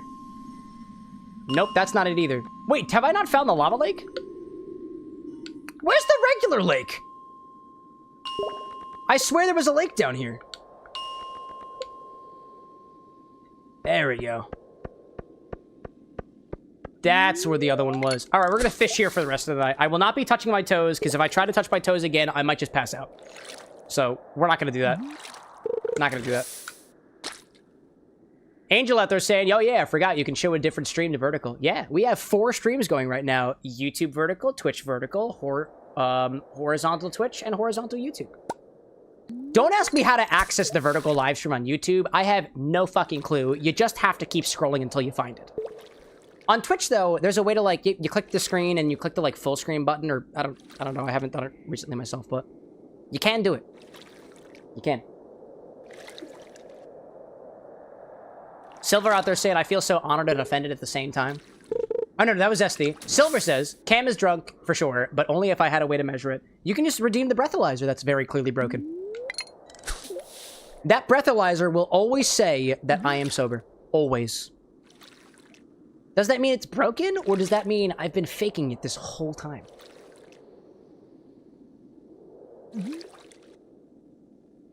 I gotta go home, so. Oh! Oh! Oh! Oh! Oh! Oh! Oh! Oh! Is it another ghosty? No, it's no ghost. There's no ghost. There's no ghost. I ain't afraid of no ghost fish. Woo! What'd I get?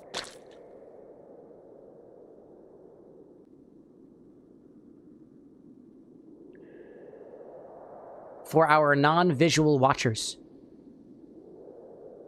I just rolled a ghost fish. You know, it's late. I should go home. I should really go home. I should really leave. I'm gonna go back home. Yeah, I'm gonna leave the mine. I'm going home. I gotta go home. I was really hoping to have a whole haul of fish, but I just got a bunch of trash. And you know what's great for trash? You can throw things away for trash. It's good. It's good to throw away trash. You can get some money back, you know? Take some broken glasses, put it in the trash. You can take some broken CDs, put them in the trash. You can take some trash, put it in your mouth. But also the trash. And then I got 2 ghosty fishes. Pale, blind fish found in underground lakes. Yep. But nobody wants that trash. I'm gonna keep the algae, though. I'm gonna take the algae. Just like, no, officer, I'm not drunk. Behold, I have my breathalyzer from home that's been modified by having had compressed air blown into it. Hold up. Seed. Love seed. Powder melon seeds. I plant those before the morning, but I am out of energy already, so probably not a good idea. I got anything to sell? Just my ghost fish. Worth it. Good fish, nice fish. All right, chat. I'm ready. Rosewood says cave fishing has the option of ghost fish, stonefish, ice pip, and lava eel, though ice pip and lava eels are lower levels. I will find the stonefish. I will find them. Chat, it's time to go back to the bar. I'm hungry. Or thirsty. Or whatever you do this time of the year. Hunger or thirst. I'm not exactly sure. What the? Wait, my plants are brown! That means they're dead! Unless. I don't know. Anyways. I eat the beverages. Well, you know what, Ronan? Sometimes the beverages fucking curdle. So yeah, sometimes I do eat the beverages. Depending. It really does depend. And honestly, that's just for the sake of mixology. I'll try anything at least once. I'm gonna pitch some of the recipes I had at the beginning of the stream. I'm gonna pitch Infinity. I'm gonna keep that strawberry ice cream though. That's pretty good. But what I will do is I'm gonna pop it on a coaster because I don't want this, I don't want our bar mat to be, dirty for when we use it next on somebody else's order. So, let's take one of these. So chat, if you got a recipe, if you're a regular, you know what to do. If you're a regular, you know exactly what to do. If you're new around here and you don't know what to do, order. That's the command that we're looking for. I try to prioritize drinks from people who have never made an order on the stream before, and right now, hold up, I'm checking my orders app. I see that the only person who has not made an order on the stream before was Droid about 3 hours ago, about 2.5 hours ago. So Droid, if you're still out there, bump your recipe so I know that you're still here. Droid also I learned too that Droid, aka Medicine Man Cocktails, also does some content themselves. So if you're interested in more inspired drinks specifically, go check them out. Zesty saying too, evil left, the teeth are being gathered. Yes. Oh, and there's an ad break happening. Hi there. Yes, teeth are being gathered for the Dunhausen. The Drinkhausen. Dust saying, I got a new one. All right, let's take a look at these things so far. King, my friend. I see 2 recipes, King. 2 recipes. Pick one. For record, who I'm talking to right now, King of Autumn on Twitch. I see that your order that you recalled has 2 recipes in it. My bot is stupid. It interprets 2 or more orders as one order, and it just kind of is difficult to see. So please submit 1 order at a time. You can clear your order and resubmit 1 at a time, please. Otherwise, I will just take the first one, but it's going to be a little bit of effort. This is the one that I see. This is the one inspired by Kung Fu Panda 2. Bishop out there, it's been a hot second since we had an order from you. This is the one inspired by Abyssus. By the way, the guy with glasses has reached out to you about your Silk Song cocktail. That, pending approval, will be something that we're going to be doing on the pregame next week. So I'm going to skip past yours for now, because you'll be getting the time for it in a little bit. But I do want to look at the Abyssus one, only because it's got the sarsaparilla, ginger beer, melon liqueur, the 46 proof melon liqueur. We got a different brand for that now. Food dye, prop syringe, Swedish fish. I gotta get the Swedish fish for this one. The black lemon bitters. There we go. Let's see. I'm looking at the inspiration here. It says, solution in water, blend with xanthan gum until fully blended. So there's a blended drink. Take the brine base and shake it with ice, single strain into a beaker large enough for 10 plus ounces. A beaker, very large beaker. Add a few drops of green food dye and top with equal parts of both soda and beer. All right, okay. Let me look at Silver's recipe. We did Silver's recipe a week ago, but we've got one inspired by another project, Moon Beverage, combining some red wine, brandy, Madeira. We get some fun, fancy wine in there. What else do I got over here? Dust, it's been a hot minute since your last beverage, 6 weeks specifically. And Brick, I know you've got your revenge cocktail out there, but we're also working on stuff together. Honestly, let me ask you this. If you had the opportunity to have your revenge cocktail featured during a pregame, would you? Because if so, reach out to the guy with glasses. Because I'm curious. And we got one from Lee. It's called Get Jinxed. It's inspired by, Arcane. Dude, it's from the Arcane anime. That's awesome, dude. That's all. It's been a hot minute since I watched Arcane. I did not watch season 2. This one's got, looks like we're washing with absinthe, Navy Strength Gin, Deep Eddy Lemon, hibiscus syrup, the hibiscus syrup of yours. I see that. Let me see. Dust, you've only had 2 fulfillments on the stream, so I'm curious of giving your recipe a try. Let's see. This one, it says, it is called Clover's Pit. Clover's Pit shots. Referencing death, an ounce and 3. Oh, it uses the Traverse City whiskey. I got that from Tusano. I haven't actually tried it in a cocktail yet. That could be fun. We got grenadine in there. Let me take a look at this recipe from Dust out there. It's an ounce and a quarter of Traverse City Whiskey's cherry whiskey. Quarter of an ounce of Pratt Standard's True Grenadine. That's the good grenadine. That's the good stuff. If possible, dash in some Angostura bitters. Always possible. And I see Let's see. Angostura bitters referencing the symbols found in the game. Okay. Was it the bitters that reference the symbols in the game? Oh, this is a game called... I forget. This is a game called Clover's Pit. You've asked me about that before. Okay, I got you. And then the main drink. Okay, that's the drop. That's the shot. Oh, I see. That's the shot. Okay, that's the shot. The shot references death. It's the cherry whiskey, the grenadine, and the Angostura bitters. A shot glass usually is 1.5 ounces. We can add bitters on top of it. I think we'll be fine. I'll just underpour a little bit. The main drink is... rim the drink with black lime powder and blue rimming sugar. We need something to adhere that, so pick either sugar, like corn syrup, or we can use lemon juice or lime juice. So we need something to actually adhere the black lime powder and the rimming sugar to the glass. We can use honey. We can use corn syrup. We can use syrup. We can use lime juice. We can use lemon juice. We just need something to adhere to the glass. It's not going to stick on its own. 1 ounce of Western Sun Lemon Vodka. Fuck you. I love you. Let's continue. 1 ounce of 99 Black Cherries Liqueur. 1 ounce of Absolute Lime flavored vodka as well. Let's see, too. So we got 1 ounce of lemon vodka, 1 ounce of liqueur, the black cherries, 1 ounce of lime-flavored vodka from Absolute, smoke with cherry wood, and then garnish with a light blue rock candy that's flavored like cotton candy, and gold luster dust, expressed lemon peel floated on top, assemble into a tall glass and stir. If it's not painfully obvious, my drink is inspired by Clover Pit. I know nothing about Clover Pit, so you're filling in all the details that I don't have already. And lime juice to the rim for adhesion. Oh, I appreciate that. You just updated it. That's awesome. I appreciate that. Cool. Okay, lime juice for adhesion. Okay, so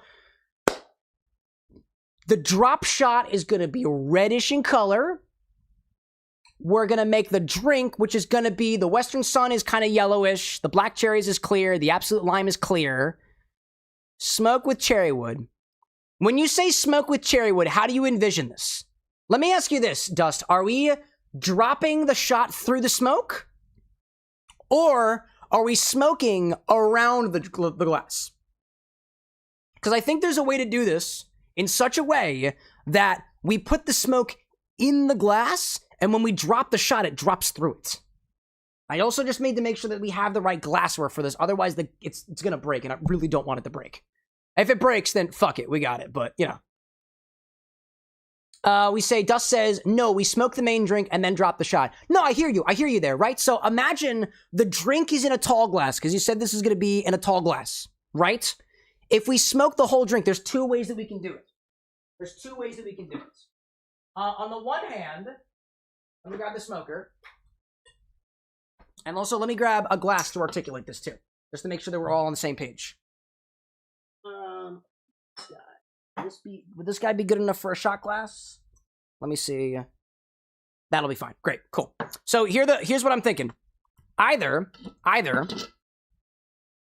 pop this over here real quick. Get this aligned. Wow, that needs to be cleaned up. Wow, that is so... I'll clean this before we use it. I'll clean it. Dust saying, I like the smoked main drink and dropping the shot through the smoke. Gotcha. There's 2 ways that we can do this, typically.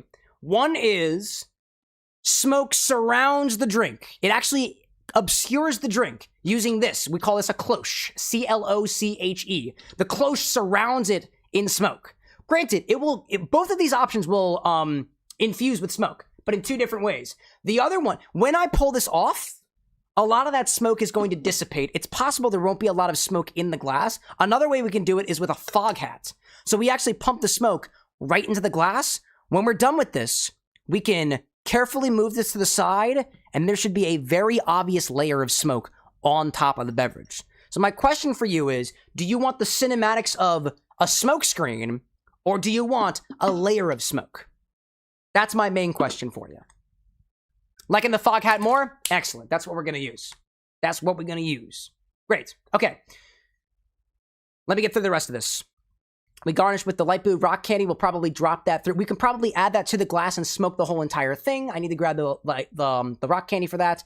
The gold luster dust should probably go in the beverage. Gold luster dust is typically added in the beverage unless you want this sprinkled over top. So let me know how you want the gold luster dust to be done. Otherwise, let me format the recipe. It's called the Clover's Pits. Clover's Pits. Okie dokie. Let's see. We got quarter ounce or 1 1/4 ounce of the Traverse City whiskey. Dust says, yes, the drink. Yes, the drink what? Sprinkled over top of the drink or inside of the shaker? So in this case, gold luster dust will either be dusted around it or floating throughout the beverage. In the drink. Gotcha. Appreciate that. We got our Traverse City Whiskey Co. Cherry whiskey. Traverse City Whiskey Co. We got that. 1 1/4 ounce of that. We have our 0.25 ounces of the Grenadine. We're using Pratt Standard for that one.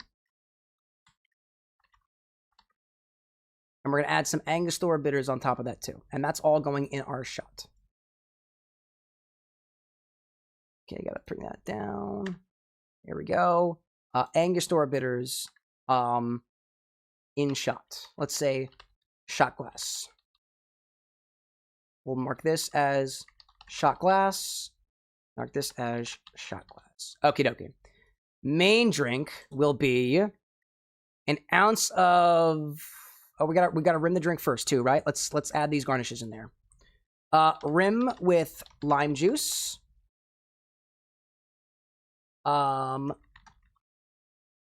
Blue rimming sugar and black lime powder.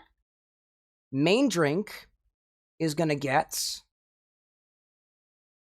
Western Sun vodka. We got that in there, right? Western Sun vodka. We have cherry. Let's call that cherry schnapps. 99 black cherries. And then we have 1 ounce. I don't know why my parser just shit the bed on this one. Got to do a lot of linting on my side, so sorry about that. Parser just shit the bed. Hilarious. All right, 1 ounce of Absolute Lime. Lime vodka by Absolute. Okay. Absolute. Okay. Cherrywood is the garnish. So what we're going to do is we're going to rim it with lime juice and blue rimming sugar and black lime powder. Then, let's see. Let's do lime juice, blue rimming sugar, black lime powder on the rim. And then we'll add light cotton candy, rock candy by Candy Envy. And we also add, we have a lemon peel. We're going to express lemon peel on top. Okay, expressed lemon peel on top. There's a lot of garnishes here. There's a lot of garnishes here, and I don't quite have an idea of how you want this ordered out. So I'm going to try my best with this. We're going to rim the glass with lime juice, blue rimming sugar, and black lime powder. Then I'm going to pour the cocktail into the glass. I'm going to add the rock candy. I'm going to add the lemon peel. That's all going to go right in the cocktail. That's all going to go right inside. Then I'm going to smoke it. And then we're going to drop the shot on the inside through the smoke. That's the way I'm going to do things. That's the way I'm going to do things, unless you tell me otherwise. Cherrywood smoke. Fog hat. Sounds great. Excellent. Excellent. Okay, I think we got everything that we need. So our method is going to be prepare a glass with... Okay, let's see. Prepare a glass. All right, let's prepare the shot glass first. Prepare the whiskey, grenadine, and bitters shot. And set aside. Shake all remaining ingredients, including the gold luster dust. Let me add that there. Gold luster dust. Okay. Float it on top, assemble it to a tall glass, stir if it's not painfully obvious. Oh, we're not shaking any of this. I'm sorry. I thought we were shaking this. That's fine. Okay. Tom, welcome back, friend. Buncrustable, good to see you back here as well. All right, let's see. I'm in the middle of figuring out a recipe from Dust Sands right now, inspired by a game called Clover Pits. Prepare the whiskey, grenadine, and bitters and set aside. We're not shaking this. I forgot we're not shaking this. We're building this right in the glass. Dust, are we using any ice? Because if we're not using any ice, then this is going to be a very, very warm drink. Actually, I guess it has to... I'm going to suggest stirring the vodka, schnapps, the 2 vodkas and the schnapps, only because otherwise this is going to be a very warm drink. And some drinks work warm. I wouldn't take that as the default. Could we chill the drink? If you want to wait for the next 3.5 hours, you can chill the drink. But otherwise, I'm going to have to stir it. Chill the glass? I can chill the glass. That's fine. It's not going to make the drink cold. If you chill a glass, it's going to help keep it cold, but it's not going to make the drink cold. It will also cloud things up a little bit. And it seems like you kind of want some thematics here. So if you want that to be maximized, I wouldn't chill the glass. I also need to clean this thing out too because it's a little bit dusty. It's a little bit clouded, I'd say. A little bit clouded. I can chill the glass.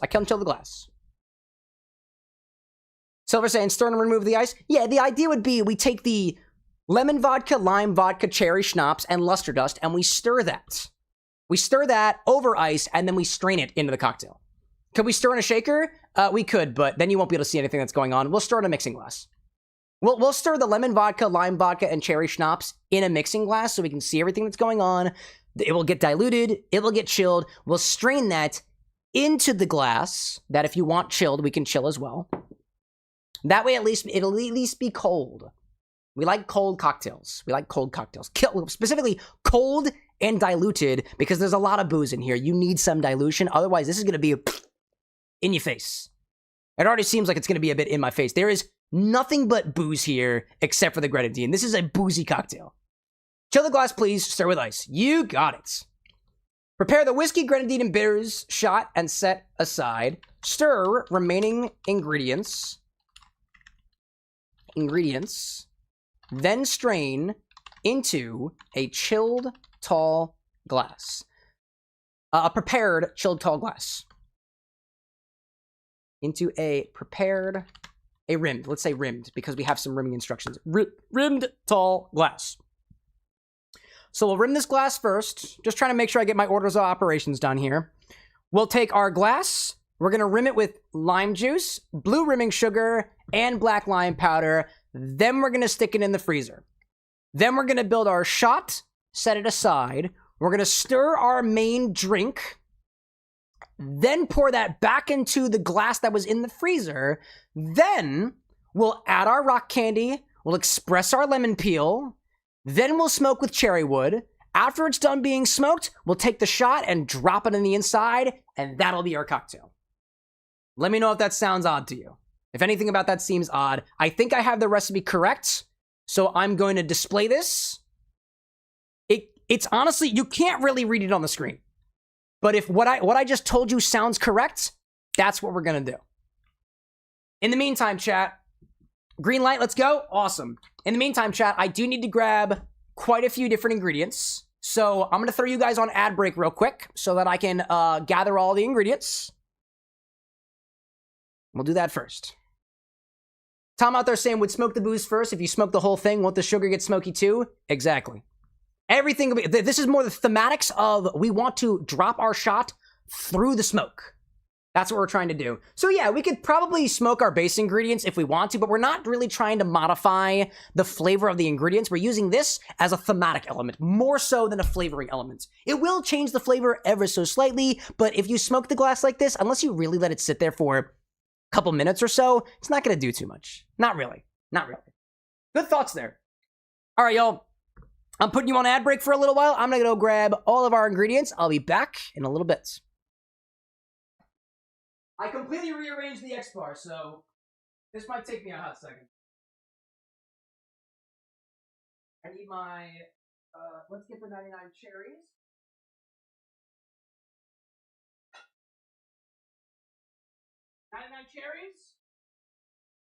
Got it. Grenadine is big. Western Sun is right in front. Lime vodka is a small bottle. Rimming sugar is right.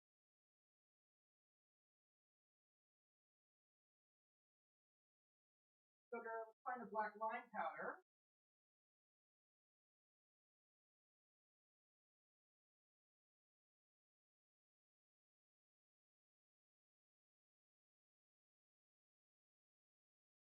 Cotton candy. Okay, we gotta get the cotton candy. Rock candy. Running out of hands. Hold up a second. I got the black cherry, got the rimming sugar, got the black powder. Let me grab the grenadine and the lime juice from over here. Here we go. Looking good. Looking great. Awesome, awesome, awesome. Shady, good to see you ever so briefly. Never mind, good to see you as well. Let's grab the cherry, which is also in the closet. I forgot about that. Cherry whiskey. Whoopsie. That's in the closet as well. Whoopsie. I do need to grab the light blue cotton candy, rock candy. I got one of those.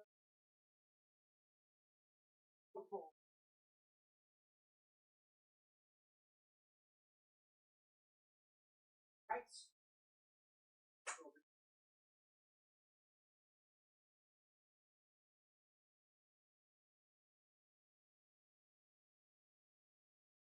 Oh, there you are. Found the cherry whiskey. Cherry whiskey, grenadine, Angostura bitters, got the lemon vodka, cherry schnapps. A lime vodka is a small bottle, and gold luster dust. Alright, almost forgot about the lime vodka. That's going to be a small bottle. It's going to be offset. Over here, behind the camera, actually. Where's my lime? Where's my lime? Where's my lime? My lime. 20 bottles. Found you. Alrighty. I think I found everything that we need. All right. Woo, hello there. Okay. Let's make sure we got everything. Cherry whiskey, grenadine, Angostura bitters, a shot glass, lime juice for rimming, blue sugar for rimming, black lime for rimming, cherry wood. I almost forgot the cherry wood. Okay. Got some of that. Got our cherry wood. Cherry schnapps. Western Sun lemon vodka. Lime vodka. Little tiny nip over here. Cotton candy. Rock. And expressed lemon peel. I have a single lemon on set that's still fresh, so we're going to have to use one of those. Whew. Never mind ask. The X bar has been rearranged. Are the rose petals still separate from the flower drawer? Yes. Yes, they are. Much to my chagrin. Much to my chagrin. So, by the way, Dust, I don't have any fresh lemons left over, so you are going to get only what I can muster from this half of a lemon. That is the only thing you're going to be able to get. I don't have any more fresh lemons. Except, actually... Wait a minute.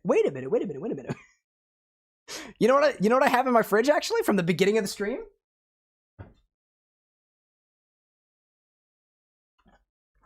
I have a spicy candied lemon peel in my Oleo Saccharum bag.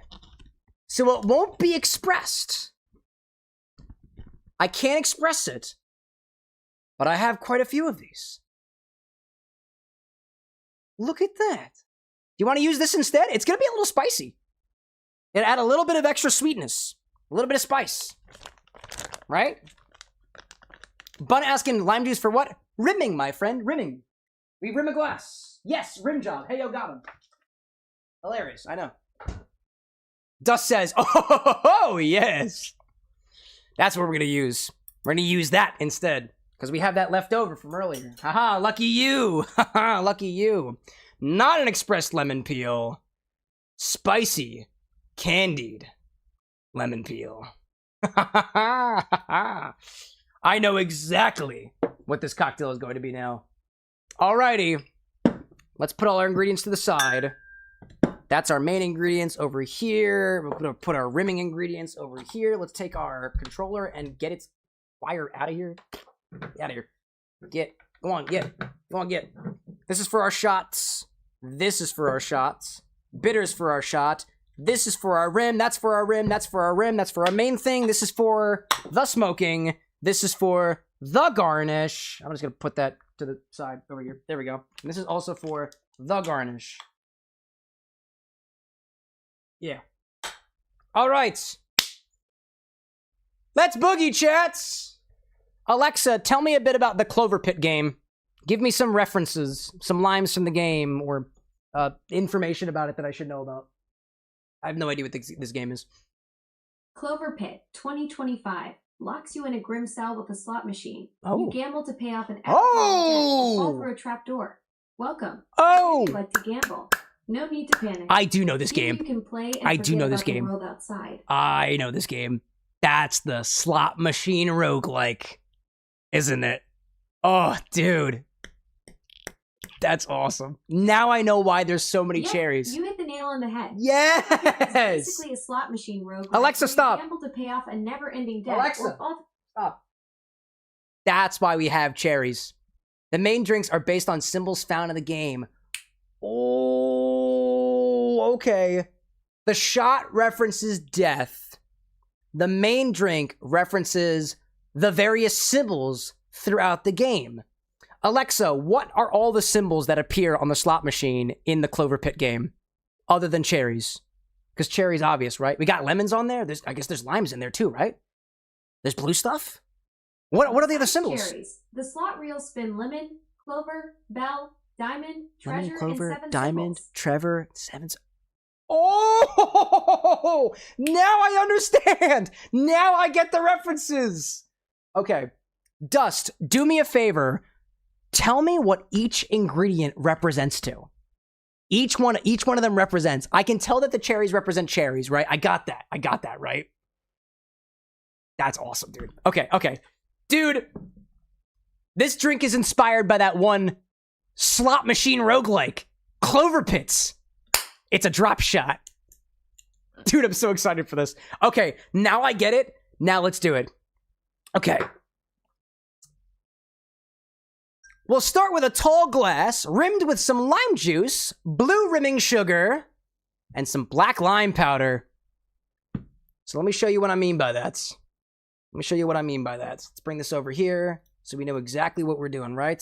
The glass is very, Now guess why it's a drop shot? Because you drop into the jail cell, right?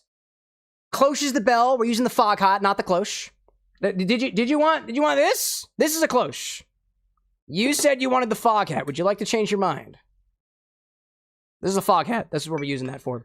Rock candy's a diamond. The Western Sun is lemons. Luster dust is treasure. Lemon peel is the 7s. Ah, okay. That's for the symbols up on top. Okay. Gotcha. Can you clarify for me? I think we were agreed that we're using the fog hat, which is this little cylinder. This will apply a layer of smoke over top, and it won't smoke screen the cocktail, if that makes sense. So most of the cocktail will still be visible. It's fine. Fog hat is good, but initially cloche was the OG idea.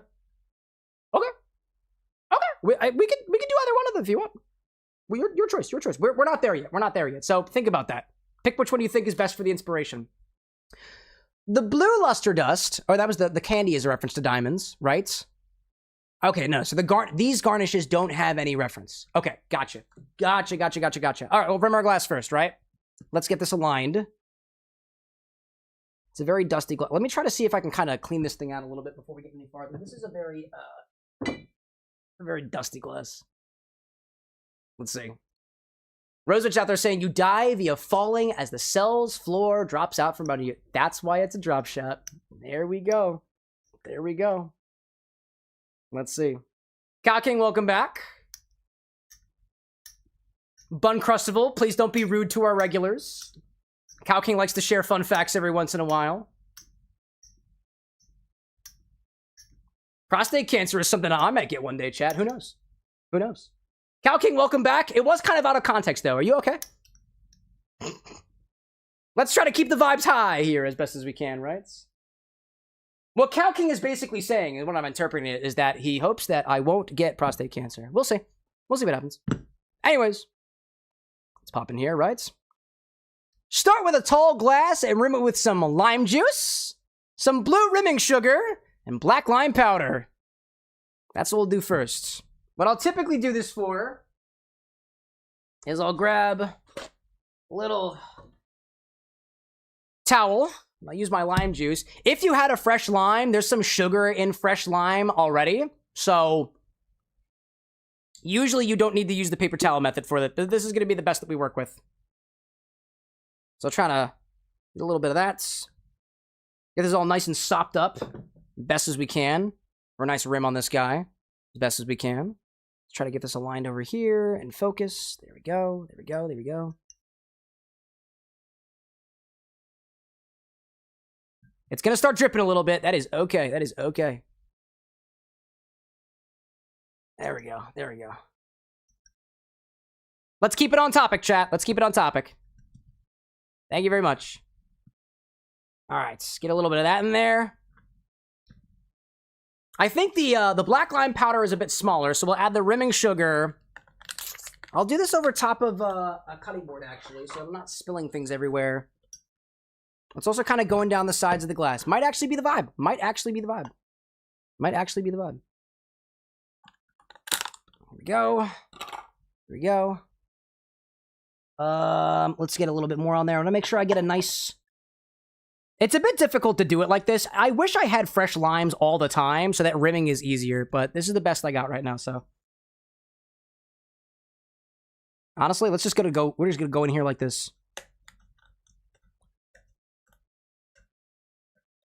Oh, that's perfect, actually. There we go. Now we'll sprinkle some black lime powder on top. That's beautiful looking. Oh, I dropped my lime top. Shucks. Shucks! We'll sprinkle this over top. This is a fun ingredient.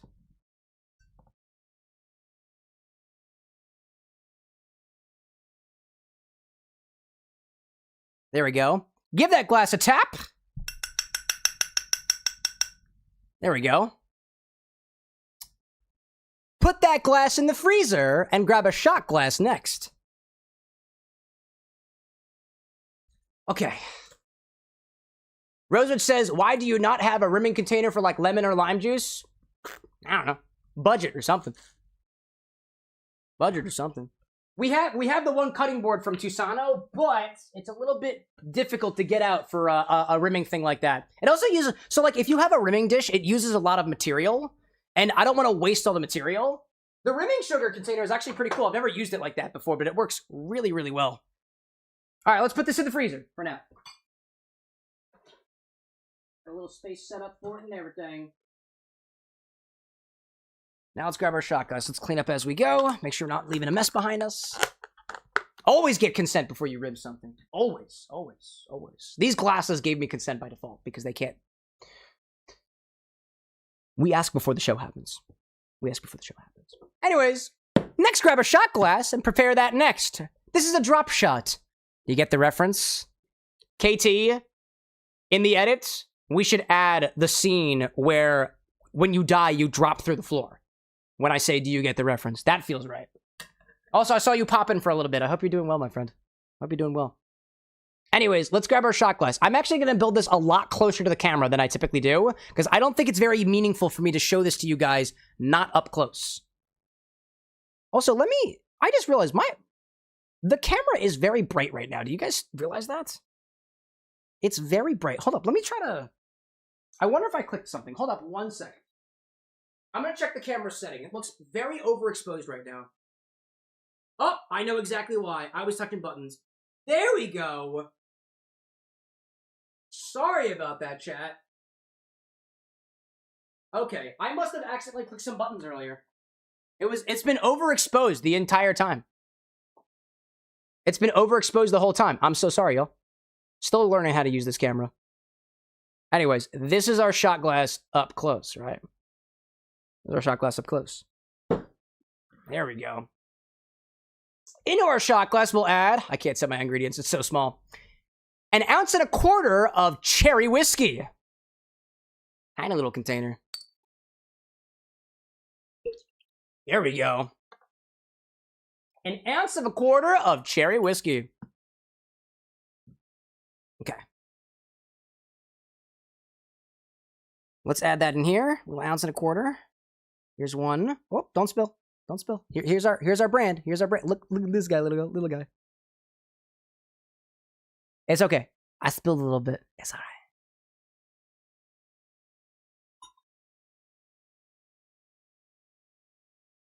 Next, we'll do 1/4 ounce of pomegranate grenadine. The good stuff. The real stuff.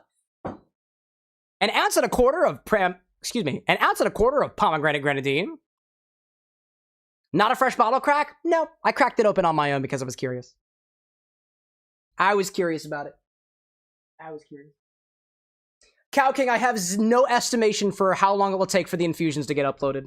The guy with glasses can give you a better idea, and he's not here right now. No guarantees. I don't know when, but just expect it to be eventually. We're trying to release those in order. And we're having a hard time with them. Okay. Did that work? Yep, that'll work. That'll work. There we go. There we go. Let's see. Dust says he was here, Cam, and you missed him. Are you talking about KT?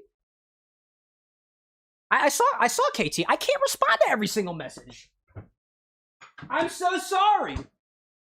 I was literally talking with them for hours. Now, top that off with Angostura Bitters. The yellow top.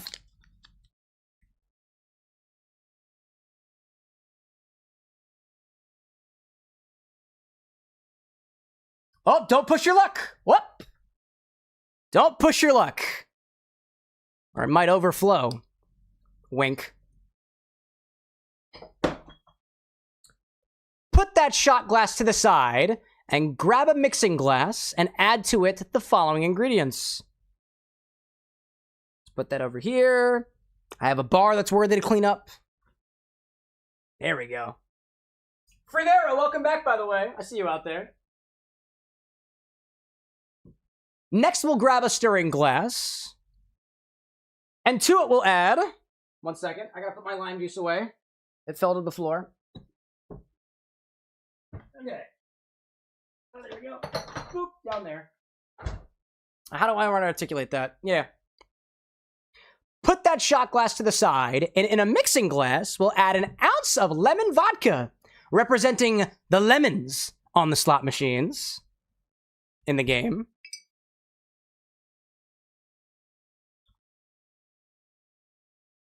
Oh, sorry, that's not in the right place. Wait a sec. Let's swip that back. Here we go. Hey, Chino, how you doing, dude? How you been? Prideful, my guy. We raised $3,000 for charity last week. I'm still riding that high. How you been, Chino? Darth Chino, excuse me. Have you gone to the dark side since we last met? Boink. Actually, let's keep that shot glass back here so people can still see it. That's the shot glass. Boink. Now I'll add the lemon sun vodka.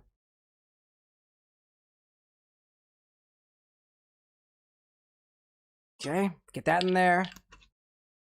There we go. Chino saying, yes, sir, let's go. I've been better. Lost old YouTube account, had to make a new one. That's fair, dude.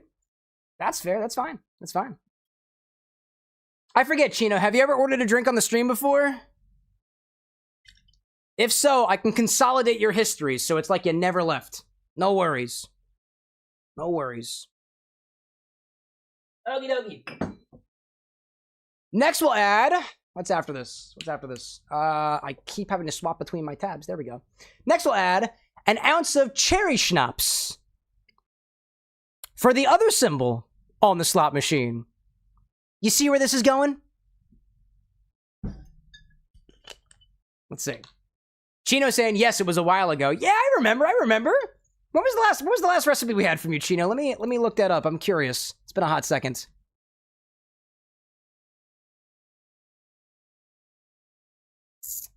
I knew we had somebody with Chino or something like that. That's okay. Maybe I lost it. I'll check it out another time. Where's Dust's drink? There we go. Back to it. An ounce of black cherry schnapps for the other symbol. For another symbol on the machine. You see where this is going? I think you do.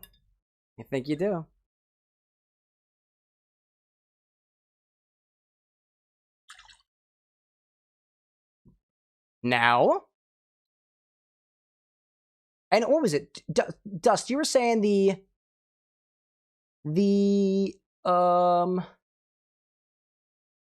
He's a knower of Clover Pit. What was the lime a representation for? Where was the reference you said? Da-da-da-da-da-da. I'm trying to find it. Oh, I forgot it. I lost it. Excuse me. Dust, can you remind me what the lime represented? Were there actual limes? I think it's... No, the Western Sun Lemon Vodka represented the lemon. I remember. Yeah, okay. What did the lime represent again? I can't remember for some reason. All right. Next we'll add an ounce of lime-flavored vodka. Lime was for clovers. Clovers! Thank you, Dust. Next we'll add an ounce of lime vodka for the clovers. Not a lot left of this guy. Teeny little dude. There we go. And a pinch. A pinch? Yeah. And a bit of gold luster dust, representing the treasure. Yeah, sorry, Cow. I miscalled your name by accident. You guys have the same color in chat, so my brain gets mixed up. He's so little. Kill the bottle. Want me to kill the bottle, Dust? Should we kill the bottle? Should we just kill it? We can kill it. I don't mind killing it. There's not much left of it, anyways. Is there a reference that we can pull from for killing the little bottle? Is there something that happens in the game that maps to killing the little clovers? Wait, it's called the Clover Pit. Wait, it's called the fucking Clover Pit. Of course. Kill it. You know what? You know what? Just kill the whole bottle. It is the Clover Pit, after all.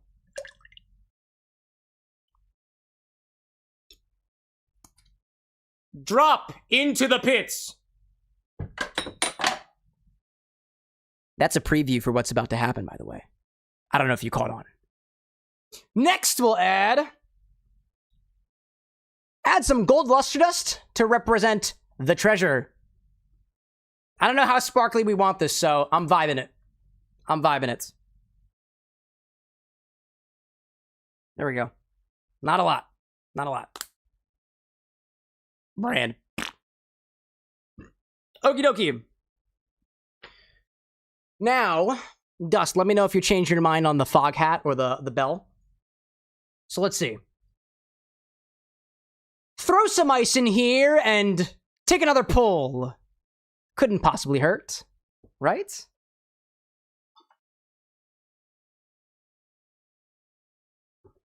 Give it more than a pinch? Oh, that was definitely more than a pinch. That's a lot. That's a lot. You tell me, Dust, if this doesn't look sparkly enough as I stir it, we'll change. Is both an option? It doesn't really do anything. It kind of defeats the purpose of it. Like, one accomplishes the goal of the other. So, you can do both, but it doesn't... I can't think of a way that makes sense. Thematically, I would suggest the cloche. For a better smoke effect, dropping through the smoke, I'd recommend the fog hat. One or the other. There we go. That sparkly enough for you? One more. Oh, come on, close up. Fog hat will probably work better for the aesthetics. And that's what we'll use. Just like that. Look, it's like spinning the wheel. It's like spinning the slot machine. You know, if you took that and you turned it 90 degrees and you put 3 of them in a row. Dude, what if that's the hook? It's the Clover Pit slot machine and it's this drink stirring around, but like 90 degrees turned. That's incredible. I'm gonna stir this quite a bit because this is a very boozy cocktail, so I'll stir this for a hot second. Okay. We'll strain this into the prepared glass. We'll add on top of it, we add the lime juice, the blue rimming, the black lime. We'll drop the candy on the inside, representing the diamonds. The lemon peel, representing... what did the lemon peel represent? And then the smoke, because that feels good. Feels good. Remind me, Dust, what does the... If there's something that the candy envy, the rock candy represents diamonds, what about the lemon peel? What about the smoke, if anything? Oh, the 7. Oh, the lemon is the 7. The lemon is the 7. Yes. Yes, yes, yes, yes, yes, yes. Perfect. Perfect. Thank you. Thank you. Coolio. Strain this into that glass from earlier. Garnish further with a cotton candy rock candy, representing the diamonds. And a spicy candied lemon peel made to look like a 7. And then I'm going to narrate this out loud, and then we're going to do it in rapid succession, so everything works better. So, grab a fog hat, or a cloche, if you want to reference the bell, and smoke the beverage with cherry wood. Another cherry. I'd say completing the trifecta of 3 cherries, but the grenadine is actually pomegranate, so not that, actually. Smoke the glass with a fog hat, or a cloche, if you want to represent the bell. After you've developed the thick enough foam, the pit itself, uncover the drink, and drop into it the shot from earlier. The death that you experience when you, die in the game. When you push your luck too far. Thick enough foam? No foam in this one! No foam in this cocktail. Alright, let's try to get this aligned, right? What did I say, foam? Oh, I said foam. Excuse me. What did I say? Foam? That's okay, we'll fix it in the edit. We'll fix it in post. Can't do everything live correctly the first time. Oh, stop, don't do that. It's true, you did say foam. Whoops. Whoopsie. It's okay, we'll just have people in the comments section say, bro, smoke isn't foam, and I'll say, cool, join the live stream. That'll get him. That'll get him. There we go. Dude, this is a thematic cocktail, dude. Thank you for your patience on it.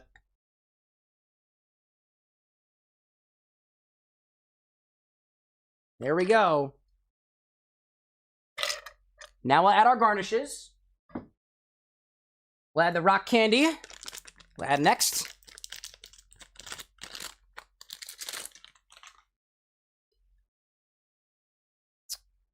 Dust. This side down or diamond side up? I'm thinking diamond side down. That's what I'm feeling. But what do you think? So down like this? You feeling that? Let me go grab the lemon peel too. Let me see if I can shape this like a 7 in the meantime. There we go. That's the shittiest 7 I've ever seen. Diamonds down. Diamonds down. I got you. I got you. Diamonds down. Diamonds down. There we go. Wink. Oh, that's going to be a problem with the fog hat. We'll make it work. Will the fog hat fit with the rock candy?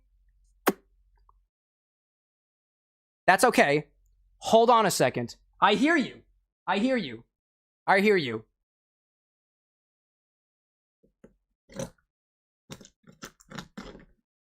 We've done this before. Actually, that didn't work at all. Wow, that didn't work at all. Wow, that completely disintegrated. That was not what I thought was going to happen. It's okay, we have more rock candy. We'll just reset. That's okay. That's okay. We'll just reset. No worries. No worries. I have more of them. We're good. That tastes amazing. That tastes amazing, dude. I'll just snack on that after the fact. Or maybe alternatively, I was gonna say, Dust, should we just throw the rock candy inside like diamonds? Should we just throw the rock candy inside like diamonds? Who needs the stick? Maybe that's it's literally diamonds. It literally looks like diamonds. So let's see. Let me re-articulate that.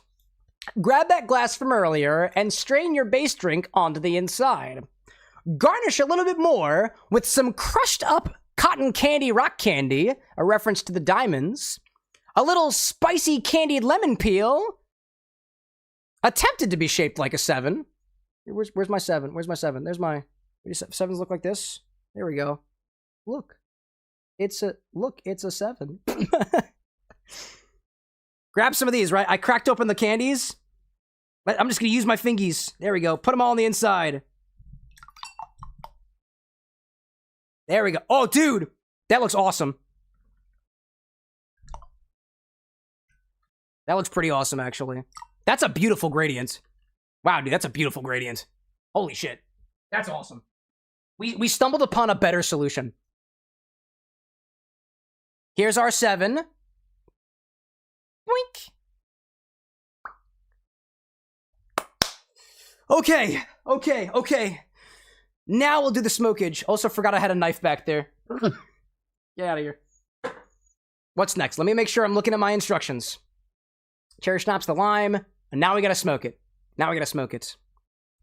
Smoke the glass with cherry wood smoke, yet another cherry, with a fog hat over top.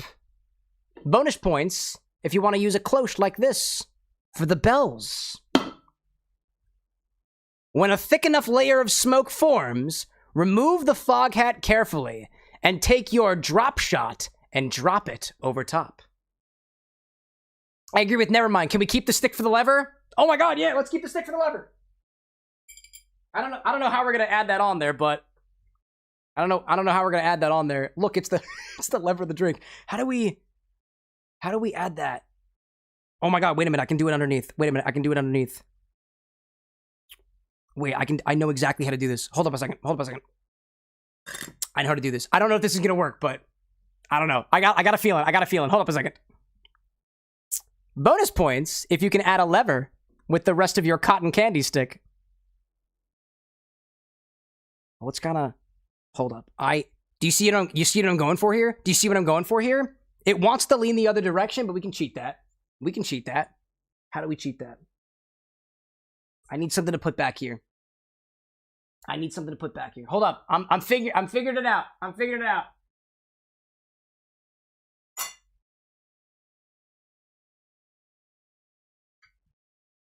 There we go. KT, can you edit that out in post? Maybe a little bit. Look, I got it. I got it. Now we'll do this over top. We might be able to edit this little glass out in post. Either way, it looks beautiful. All right, let's smoke this shit up. What a thematic cocktail. I was not expecting this to happen today. This is so... Dude, Dust, this is fucking awesome.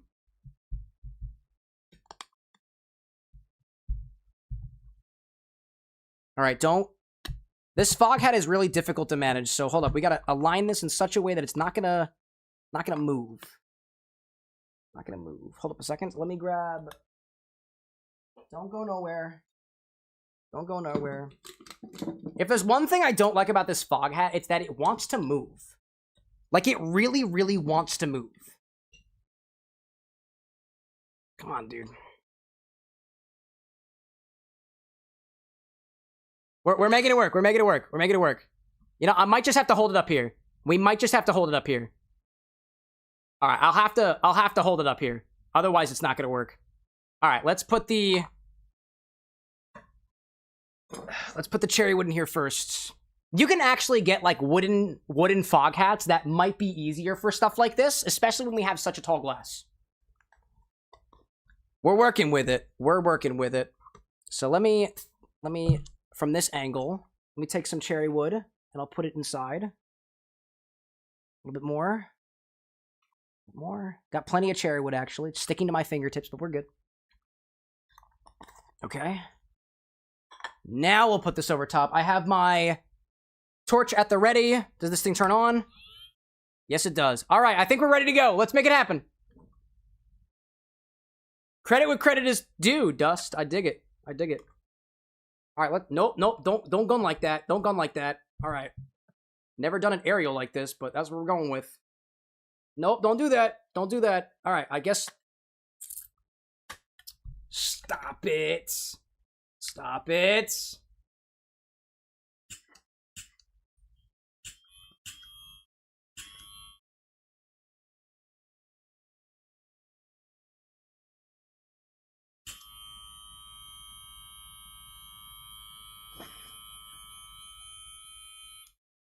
See what I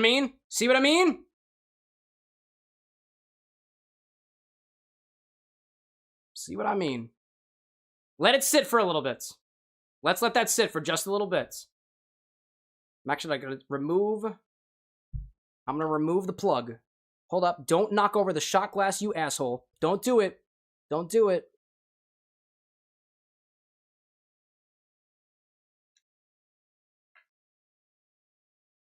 Okay. We have successfully removed the smoker. Or you can just let that sit. We're letting that infuse for a minute, right? Dust, how you doing?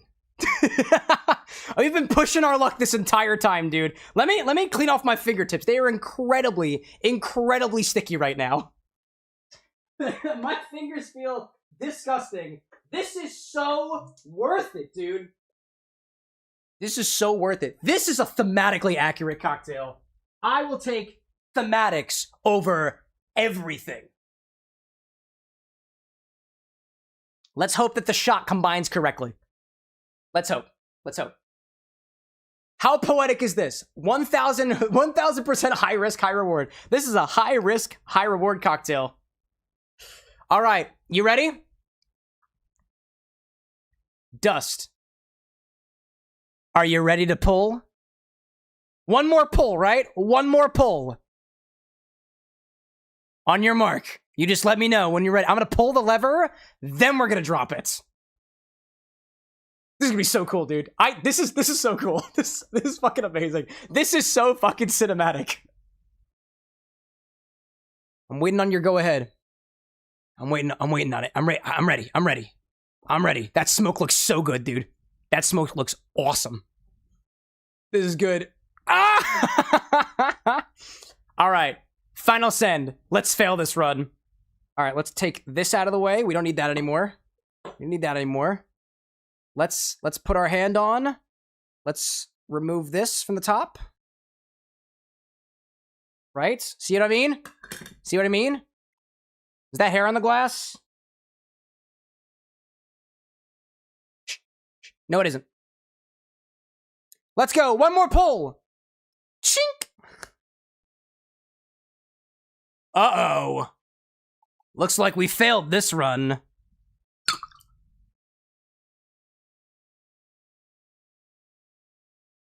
Dude.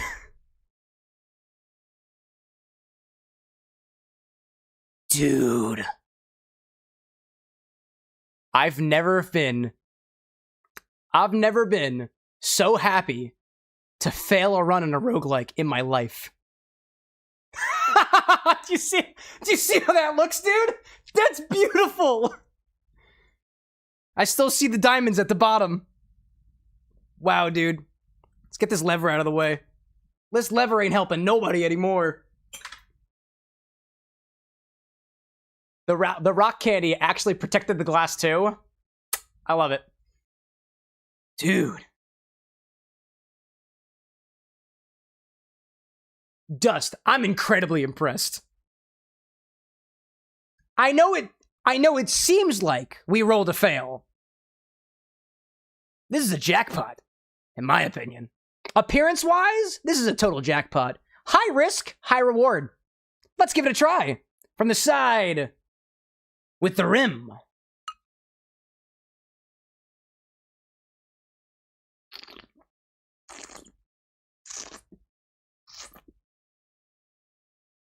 What are you doing?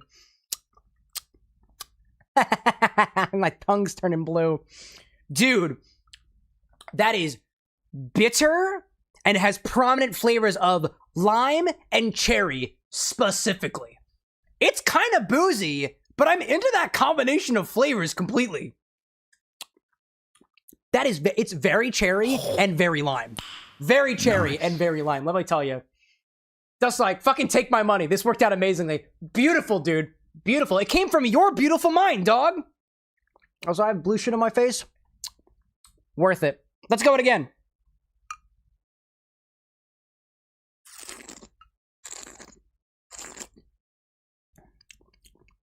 The more I dig into it, the more I get that, like, what is that cherry flavor I'm thinking of? I am thinking of a very, very specific flavor of cherry. Oh, but you know what? No, I also taste the lemon. I just realize I taste the Western Sun vodka in there. But I'm gonna be honest, the cherry helps. The cherry really, really helps. So, the more I sip, I get a bit more of the lemon flavor in there too. And what else do we add here? We added the grenadine. Oh, you know what? The grenadine at the bottom of the shot glass isn't even incorporated. So I think we need to muddle this around a little bit. Incorporate everything together. Oh, hi there. I got diamonds. I got diamonds coming off my arm. I got diamond hands, chat. Got diamond hands. Diamond teeth too. Look at that. Anyways, those are the main flavors I'm getting. What's fun is I can piece them all out individually. Let's agitate the shot a little bit. Incorporate some of the syrup on the bottom and the rock candy. See if it changes things. Looks very pretty. That looks so pretty, dude. All right, let's mix it around a little bit. Let's try to mix it up. Get some of that grenadine in there and otherwise. Here, what we'll do actually, let me take the shot glass out. Try to get the rest of the drink.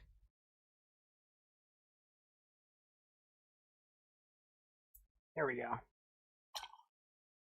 We'll incorporate the rest of it together just so we can have a pleasant sipping experience.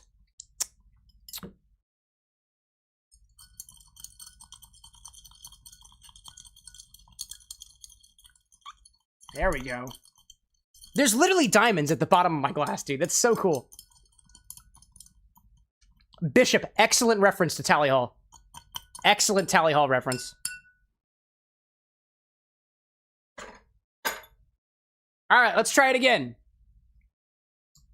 Run 2.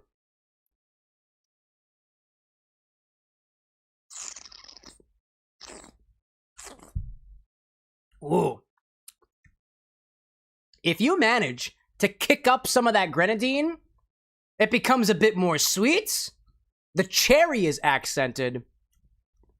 And some of the bitterness adds a flavor that's reminiscent of, like, call it a very dry cinnamon, in a way. That leans a little bit more citrusy with every chew that I get on it. Dust, thematically, this was beautiful. Let me raise a glass in your direction. And, next run's on me. Cheers. That was cool, man.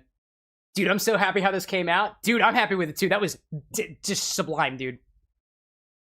It does look like a little feces now, but I don't care. I mean, hey, you know what? When you die, you let out all of your shit because everything fails. So it's thematically correct for death. Thematically on point. Thematically. All right, that was beautiful. Beautiful, beautiful, beautiful. Let's publish this recipe off. Oh, you know, I didn't try the cotton candy at the bottom. I'm gonna try to grab some cotton candy. I didn't even think about that. I'll try some of that cotton candy too. Try some of my diamonds.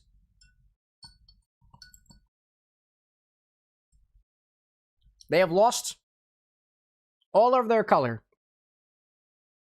All their color. Let's try it.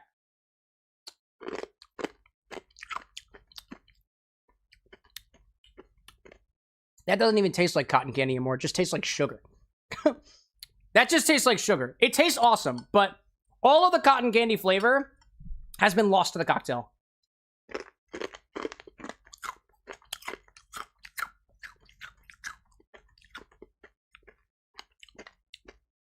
Diamond hands, chat. Diamond hands.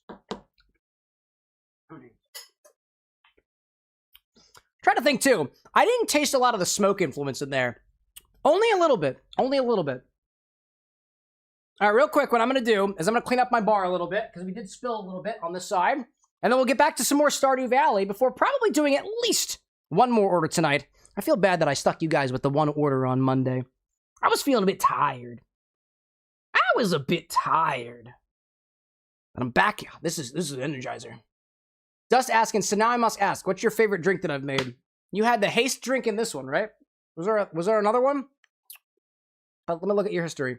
3 of them. Okay, we had okay, we had Ironclad, Courier's Grace, and this one, dude. This takes the fucking cake, dude.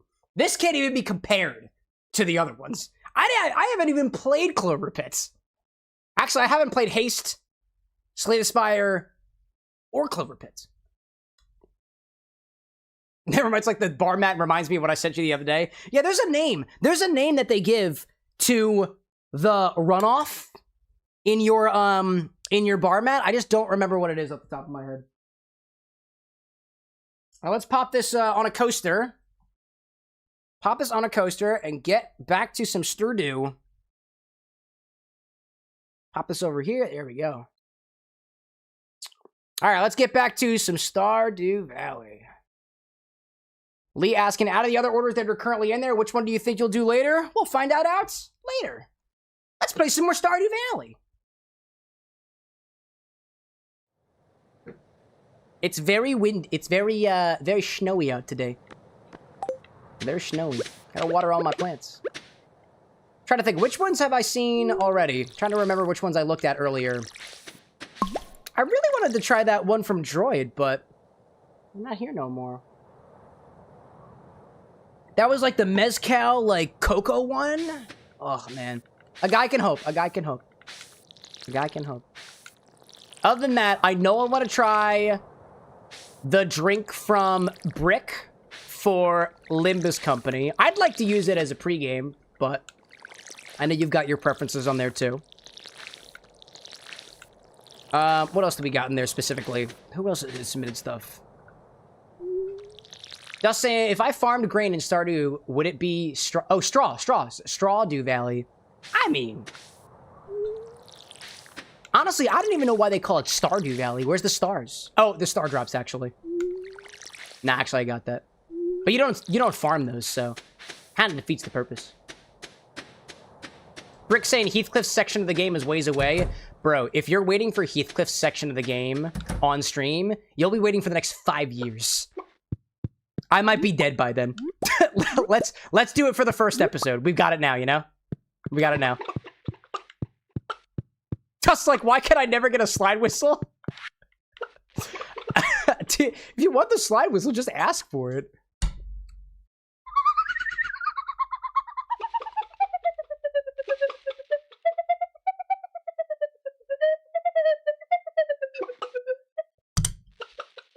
There you go.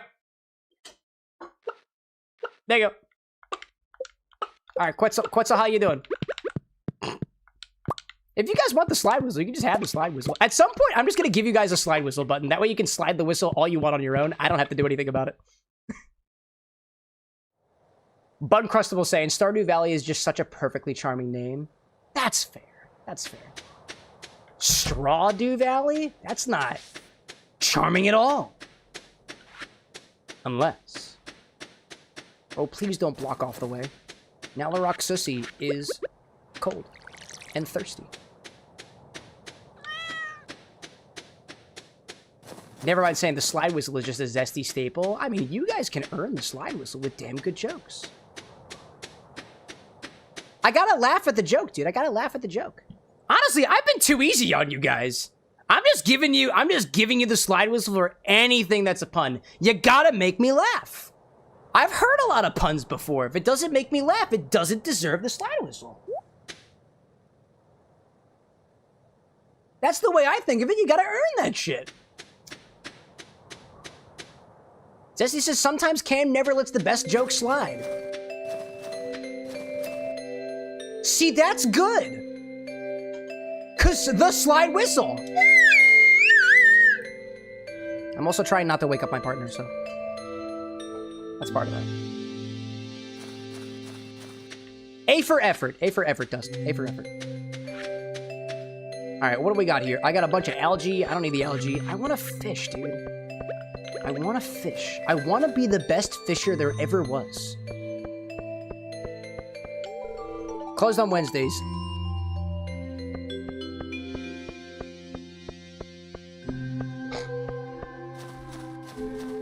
Apparently, so is Limbus Company. Also closed on Wednesdays. Who knew? Who knew?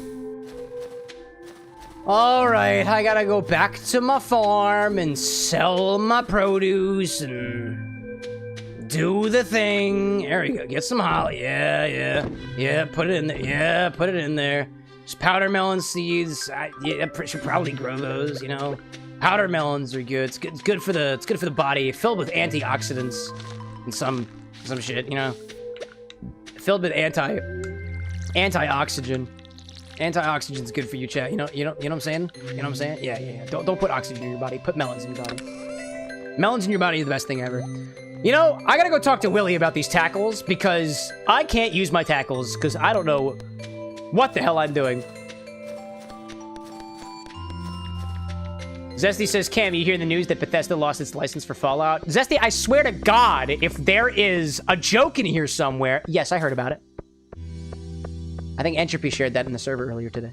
How could I miss it? Oh, Willie! Willie!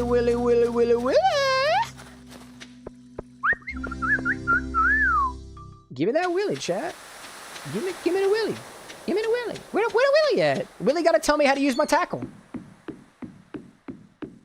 Willie, help me. Oh, wait, I see a fish. Wait, I see a fish. I shan't waste this opportunity. No, wait, I'm wasting the opportunity. No, I'm wasting the opportunity. I shan't waste the opportunity. Amazing. Yes. Don't waste the opportunity. Treasure's good, though. Treasure's good. Treasure's real good.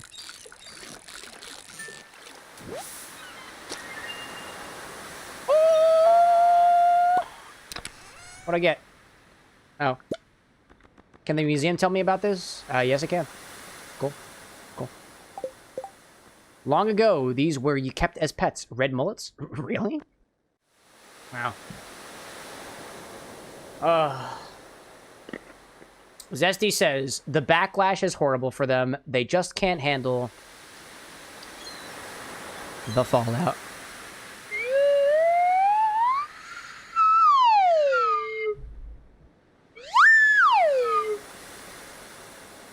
Dust, take a note out of Zesty's book. You need some build-up in there, right? This is a live stream, right? You can't just give me the punchline. You gotta make me work for it.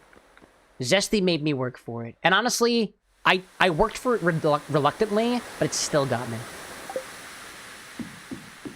Firewolf saying, too, it's possible you might not have a good enough rod. Upgrading the fishing rod gives you slots to put tackle and bait. Oh, can I upgrade the rod? Oh, can I update the rod? I gotta go talk to Clint. Amazing. All right, let's grab some of these, right? Nautilus shell, cool. Mussel, cool. More, cool. Great, no. Upgrading is the wrong word, my bad. Oh. Bun Crust will be in like, you need that element of suspense, a little tension before you drop the punchline. Yeah, it's true. Yeah, I can't argue with that. I'm mad at the fact that you're so correct.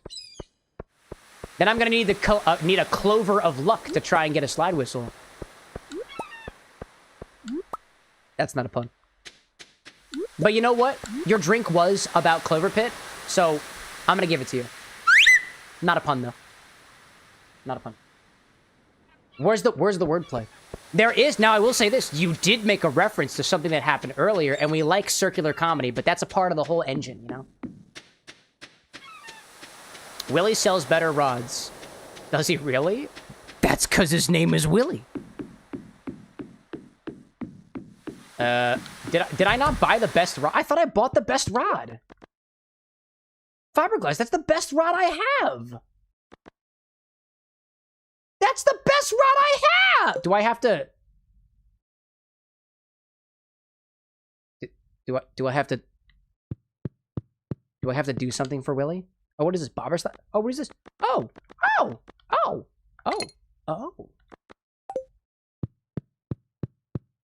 Do I have a smiley face now?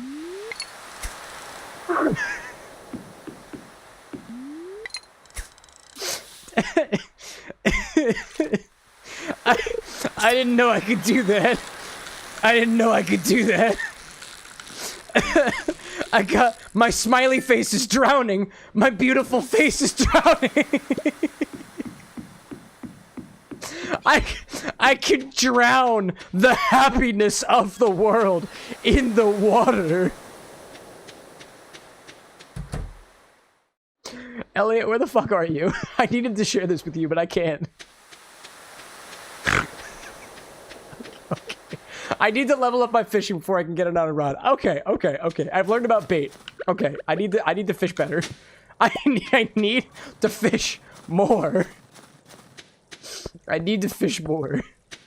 Kids, you want to see what it's like when I take a fish's life? Observe. You see the smiley face? You see how it's under the water? That's gonna be you one day. That's gonna be you one day, kid. That's the harsh reality. Vincent, you can't go home. You must watch me fish. Watch me fish. None of you can go home. None of you can go home. I'm gonna keep you here forever. Forever. We're gonna fish here forever. Together forever. You and me together forever, Vincent. You and me forever. Look at the way that I capture the fish. Observe the way that I hook it with my rod. Pike, boy. Pike. As in, take a pike. Take a hike. Sorry, y'all. I didn't mean to interrupt. Is the museum still open? I got something for you. Oh, it's a... that's Abigail, not Emily. Nope. Nope. Nope. There we go.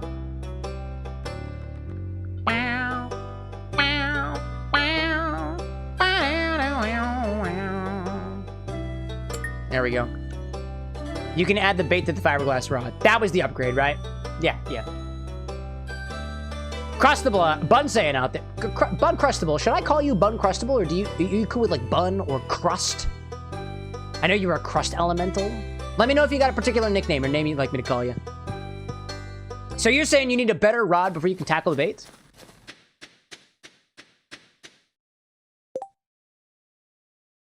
Is that a euphemism? Yeah. I need a better rod before I am able to do some type of baiting. Oh, fuck. Clint's not home. All right. Bun or Bun Crustable work fine. Either one works. Cool. We don't have a lot of buns on this stream, so... Mostly because I'm not a cooking streamer. And typically we don't have buns in cocktails. Typically. Oh, well. How you doing, bud? People say, stay indoors a lot during the winter. Do boring stuff. Like yourself? You boring, bud? It's okay to be boring. It's okay to be boring there, Alex. Don't be sad. Get glad. Alright, what can I add the sea urchin to? Nope.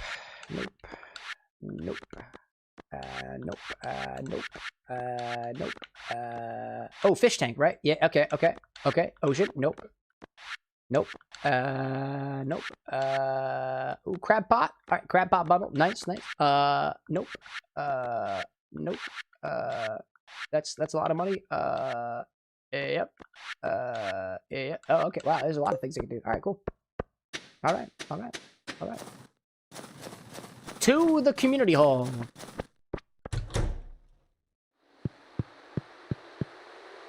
Zesty, that's wildly inappropriate. I said inappropriate. That's wildly inappropriate.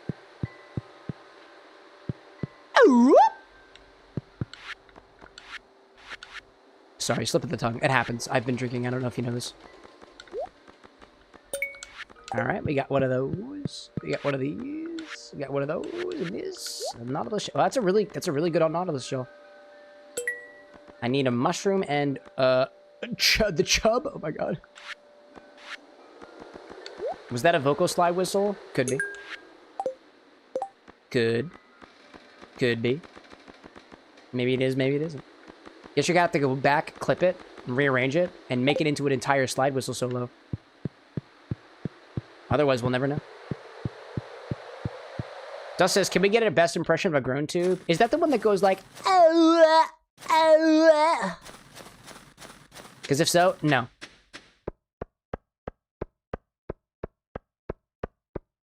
No, you're not gonna get it out of me. Sorry. That seems a little bit too close into fan service territory. I fucking love those things, dude. I really should have one at the bar. I really want a grown tube at the bar. I'm a big fan of prop comedy, chat. I'm not sure if you can realize that. Big fan of prop comedy. Using my props to make sounds and shit, excellent. Who needs props when you've got chords like this, bro? I'm selling this coffee. Shit's whack. All right, well, I can't use my tackles right now, so I'm just going to take my tackles and put them into a box. Yes, it's called the cam box, obviously. I also don't like slingshots, so I don't want it here either. We'll get there. Vesper, welcome back, Fred. How you been? I have so much diamonds on my arm. So many diamonds.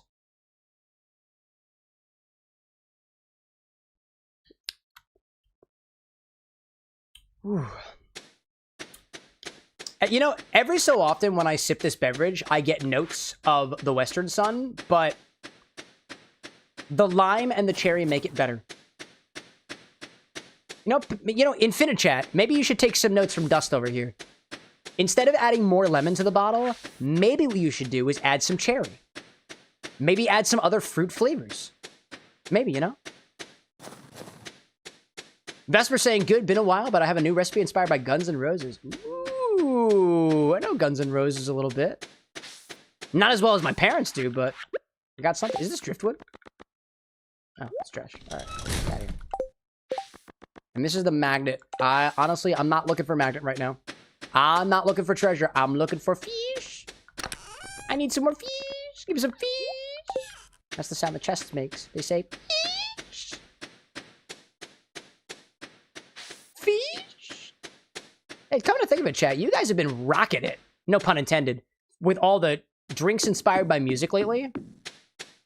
When I finally got the playlists running for all of the music-inspired drinks, I will let you guys know with a ping. Oh, I need my hoe. Gotta get my hoe. Hoe. Ho! Good stuff. Any more? Yeah, let's just do some foraging, right? Let's see. Never mind asking, has the drink gotten sweeter because of the rock candy dissolving? Not noticeably yet. Here, eat this. That's a good find. Always happy when eating wild food. Thank you. Ooh. You're welcome, Linus. What else do you have to say today? Very few people have gone as deep into the mines as you have. Thanks, bro. I appreciate that. Hey. Validation from the tent man. Sebastian, my boy. That's okay. I'm not worried about you today. I'm worried about making money. If I'm going to make it anywhere, I need more money. That applies here. That applies at length in life. All of it. Oh, hello there. I see shit in the ground. I like worms. Sometimes worms are tasty thing. A lost book. You found a lost book. The library's been expanded. Woo! Still don't know what that means. Ancient sword.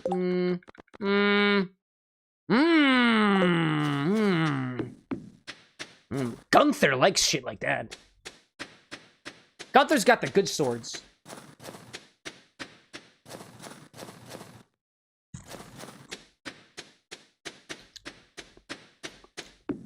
If there's one thing that I can't quite shake about this drink, aside from the flavor of the Western Sun, is that bites from the cherry. Like the black cherry, or maybe it's the cherry whiskey, I honestly don't remember, I don't know which one it is at this point, has a certain, call it a menthol-likeness that is uniquely cherry, that I really, really like about this. And I don't know whether it's the 99 Blackberry or the Traverse City cherry whiskey. It's one of the two. One of the two, and it's really fun. Like, that's the thing that's keeping me, like, entertained about this drink. It's that cherry flavor that I wasn't expecting. Oh, I gotta go a bit. Huh. Never mind saying, Cam, you can see in the social friendship tab if what you've given to someone is something they like or dislike for future reference. That is really helpful. Thank you. Like a cough drop. No, actually, you know what, Bun? It does remind me of a cherry cough drop.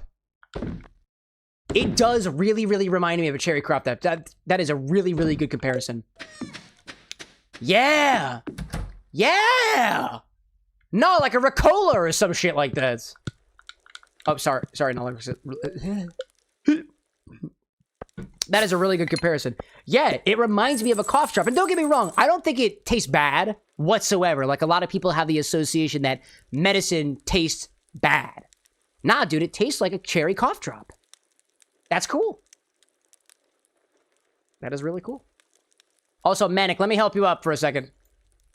It looks like, for some reason, the YouTube automod is blocking your recipe for some reason. I don't know why it is.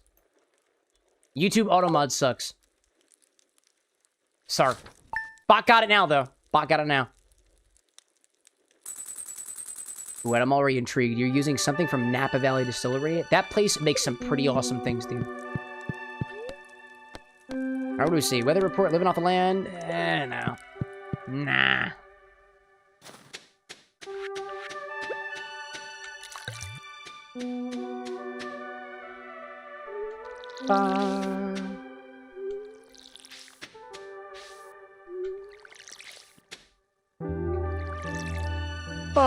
Every time I listen to this song in Winter Chat, I get a little bit emotional. Because I have a memory from my childhood when Anna and I have been dating for a very long time. There was a time in our relationship where I don't remember what happened, but I felt real bad, dude. Real bad.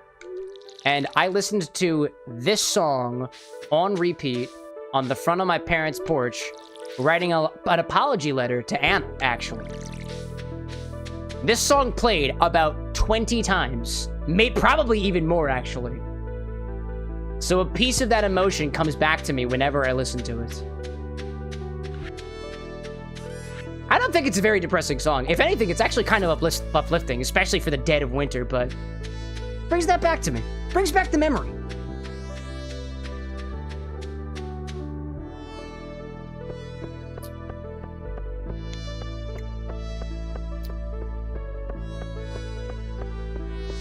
I'm also trying to think, too, about what other flavors might go well with the drink that's currently in the glass right now. The cherry and citrus is so fun. Especially with that bright, potent, noticeable cherry flavor. Call it medicinal, if you will, but I don't say that in a bad way. In a way, I'm kind of curious whether or not... Actually, I can taste this right now. Hold up a second. Let me see whether or not that cherry syrup flavor is coming from the Traverse City American Cherry or the black cherry. And it's probably going to be the 99 cherry, I think. But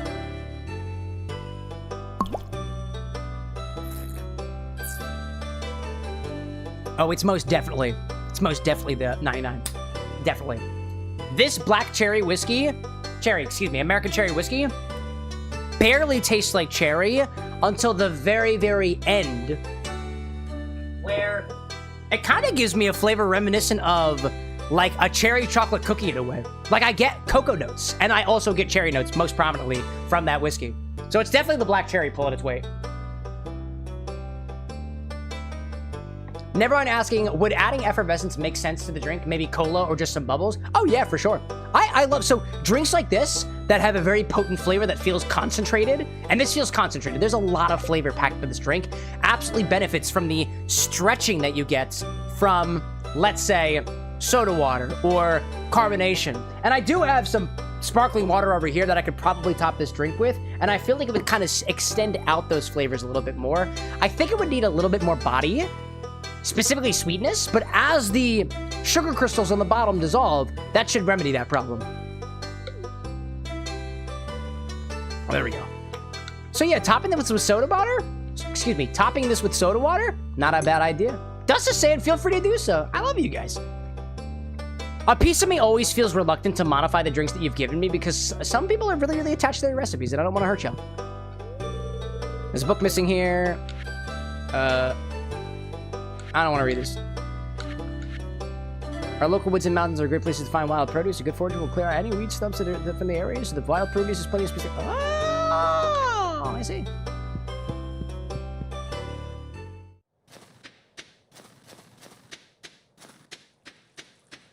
Eventually we'll get to a point, chat, and I see this coming at some point, right?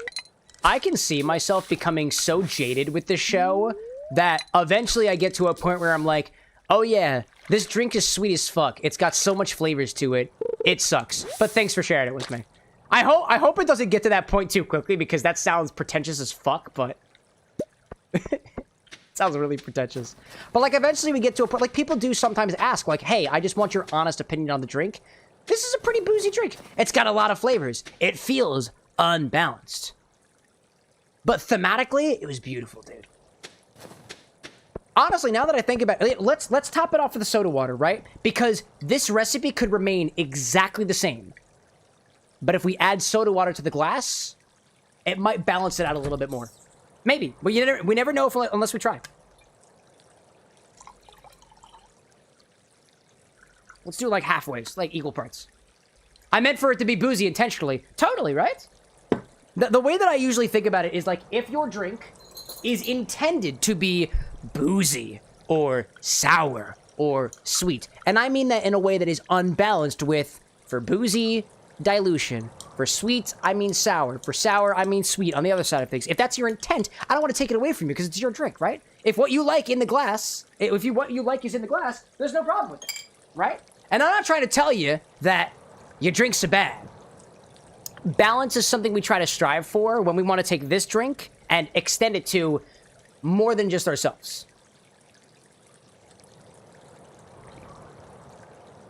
Oh my gosh, that reminds me of... That's like a cherry soda now. It's got enough sweetness to read as soda-like. If anything, it's not carbonated enough. That soda water is just a little bit flat right now, but that tastes like cherry soda. Dude, a little bit of cola to that too? Ha ha! That'd be like cherry cola. Jess, good to see you, by the way. Bun out there too, saying, I think as long as you love what you do, you'll find a way to keep it fun. Oh, absolutely, absolutely. One of the goals that I have with the show is to give people the language to make their own drinks better. I think we can all be better cocktail mixologists, myself included. And there's a certain level of knowledge that you kind of have to have about the craft in order to make a drink that is balanced almost every single time. And one of the things that I try to do on the show whenever you guys pitch your recipes is I give it a look and I say, hey, you know, I think this might be too sour, or I think it might be too sweet, or it might be lacking some ice, or it might be one thing or another, because I imagine that by nature of you guys being here, you don't want to make a drink that's bad or unbalanced or not to my liking, because I don't like certain flavors. Like, I don't like sour drinks, but you can still make a sour drink taste wonderfully. There's a way to balance things out. Hypothetically speaking, if you gave me a drink that was way too sour, I can always fix it for my palate by adding sugar to it, because I know that if you add sugar, you balance out the acidity in a drink. But if you intended on it to be sour, fine. I just might not make it to the bottom of the glass. And I'll say it here, because I've said it before as well. If I don't make it to the bottom of the glass, this is not me trying to tell you your drink sucks. There are a lot of factors that go into whether or not I drink through a drink or otherwise. And if I don't make it to the bottom of the glass, I hope you don't take it as an insult. I'm not meaning it that way. This is not a drink to get drunk kind of stream, so. Oh, hello, fishy. Hello, fishy. Whoop, hello there. Oh, a little bit more. Yeah.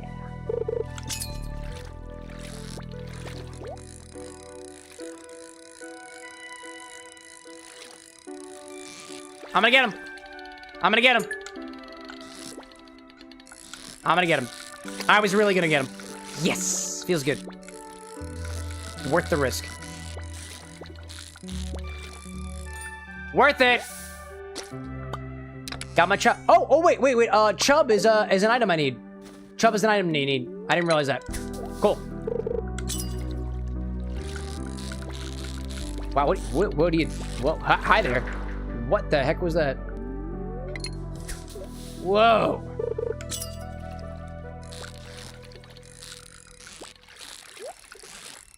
I'm not chancing you, dog.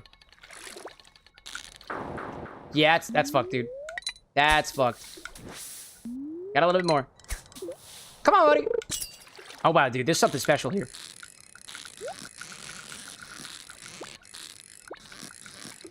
Not taking the chance. I'm gonna get my chub and go. Oh, it's not a chub. It's a perch. Shoot. There we go. I'm gonna try to get all this fish. Never mind. I see you got some messages out there. I'll get to that in a hot second. I'm gonna get the fish. Where'd the erratic fish go? Come back, errata. Erratish. Ah. Fishing time is here, chat. Fishing time is here. I understand the frustration, Bun. Oh my god! Nah, I give up. Anyways. Never mind saying, it's definitely another reason why we do the orders, to also get criticism to better the recipe overall. And never mind saying, too, I wanted to ask about that, because you obviously have your own preference. How do you balance giving proper to critique without being biased to particular flavors? I just kind of know how, like, I know how I react to certain flavors. For example, I know that, and granted, I can't tell you that, let's say, cherry flavors reach out to me, or blueberry flavors reach out to me, but I do know that my palate finds things to be more sour than they actually are. I find things to be less sweet than they actually are. So I know that when I taste a recipe, I know when things are really, really sweet. I know when things are very, very sour. I also know when things are relatively sour based off of my own flavor preferences. Like, to me, a perfectly balanced daiquiri, equal parts sour and sugar, is gonna be sour to me. It's gonna be sour. I need more sweetness. So I just have to know how my palate is going to react to give an accurate representation of what those flavors are. Granted, sometimes, and I'm not saying that I do this like across the board, but every once in a while, when I make a substitution, such as the lemon super juice, what I'll try to do is I will try to give you guys an evaluation of the recipe. If that super juice were, let me put it to you this way. I know the super juice, the last batch that we had, was getting a bit old. So that old batch of super juice is going to read as a little bit more bitter, more sour, and a bit more dry. And sometimes I will mention this to you guys that, hey, it's a bit more dry, probably because of the super juice. It's a bit more sour, probably because of the super juice. But what I try to do is I try to give you guys a representation of how things taste, assuming that it's going to be a little bit less sour if I knew the super juice is running sour right now, or a little bit less sweet if the syrup I use is a little bit more sweet. I'll give my honest opinion, but like for the folks out there who are really like, hey, how is my recipe? I just kind of know how it's supposed to taste if you're going to use a different ingredients. And I honestly, I could probably articulate a bit better about that, like saying specifically, hey, this is running sour, but my super juice is running sour right now. Otherwise, it's balanced. Or, hey, this is running a bit sweet right now. I use the 2-to-1 syrup where you might use a 1-to-1 syrup, but it's balanced. Specifically when it comes to a lot of what I kind of get caught in when we're doing the recipes is how it's going to wind up looking in the edit, and I try to provide as much as I can for people who are not even familiar with what's happening here to give them context on what is happening. And that is, hey, how does this drink taste? Here's how the drink tastes, assuming you followed by exact instructions, which is typically not calling for super juice, typically not calling for a 2-to-1 simple syrup, typically. So I try to adjust for that. Is it perfect? No. No. And hypothetically speaking, like, if I were in a different position, right? I were in a position of a judge at a cocktail competition, what would wind up happening is I shouldn't be making those adjustments in my head of, oh, they probably meant for this to be less sour. Oh, they probably meant for this to be less sweet. I shouldn't be doing that. Like, if this really were a professional cocktail environment, when you say simple syrup, and I assume 1-to-1 by weight or by volume, a lot of people do it by volume, I should evaluate that exactly as it is. Granted, I should be using fresh lemon juice, but even fresh lemon juice is going to differ depending on what lemon varietal you have, what time of the season it is, how much juice you actually get from the lemon. Like, I don't like recipes that say, oh, just juice half a lemon, because the juice you get from half a lemon varies. The sourness that you get from a single lemon is going to vary, sometimes between fruits on the same tree. So, suffice to say, I try to take into what I expect it would be like if you were to make this on your own, or you were to order this at a bar when I give my feedback. Because not everybody's going to have super juice. Your super juice is going to be different than mine. Your super juice might not be as old as mine is. Your super juice might not be as new as mine is. You might be using Persian limes for your super juice, and I might be using a different type of lime. Maybe I use key lime. Who knows? I used whatever limes you can get at the grocery store. I think by default they're Persian limes. Like that specific varietal. But like, that's the level of nuance that, for the folks who really care, right?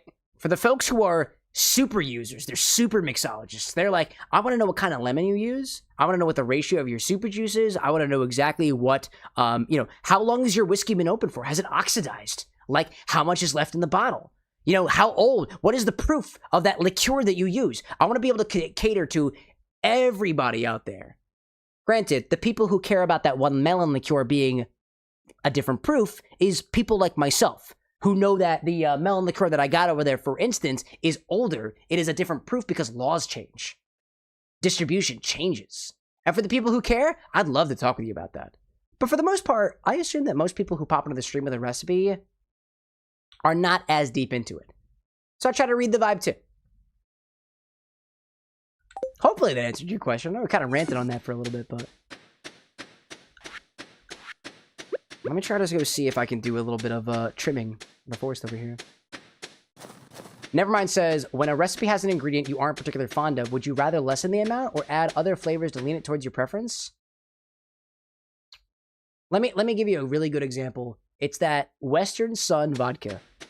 I have an association of it tasting like urinal cake, of cleaning product. It tastes kind of foul to me. I don't like it. But if I'm going to give you advice on it, I know that I'm not the only person who interprets it like that. But I know that by nature of it being like a distributed product, I went to a Texas Roadhouse the other day and I had their lemonade and it tasted exactly like that lemon vodka flavor. So evidently there is a certain lemon flavor out there that people really, really do enjoy. So as it pertains to the Infinity bottle, what you get is my flavor notes.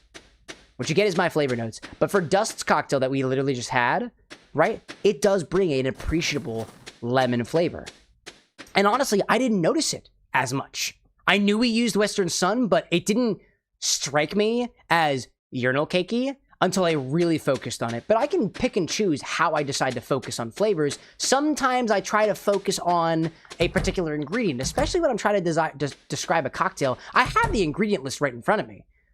And sometimes what I try to do is I'm really trying to find, like, okay, well, is the sweet vermouth we added to this, like, present in the cocktail? Can we taste the sweet vermouth? Can we taste the lemon? Can we taste the lime? I don't know. But to answer your question specifically, when a recipe has an ingredient I'm not particularly fond of, would I rather lessen the amount or add other flavors? I don't change it at all. I'm going to make it exactly how it is, because overall, me not dialing back on ingredients and mixing them exactly the same way that they are presented to me gives me an important piece of information of how does this actually taste. And I feel like on a lot of content that I watch from a personal standpoint, when I, like, what originally inspired me to do a show like this with open, honest reviews of drinks, with included in the edits too, by the way.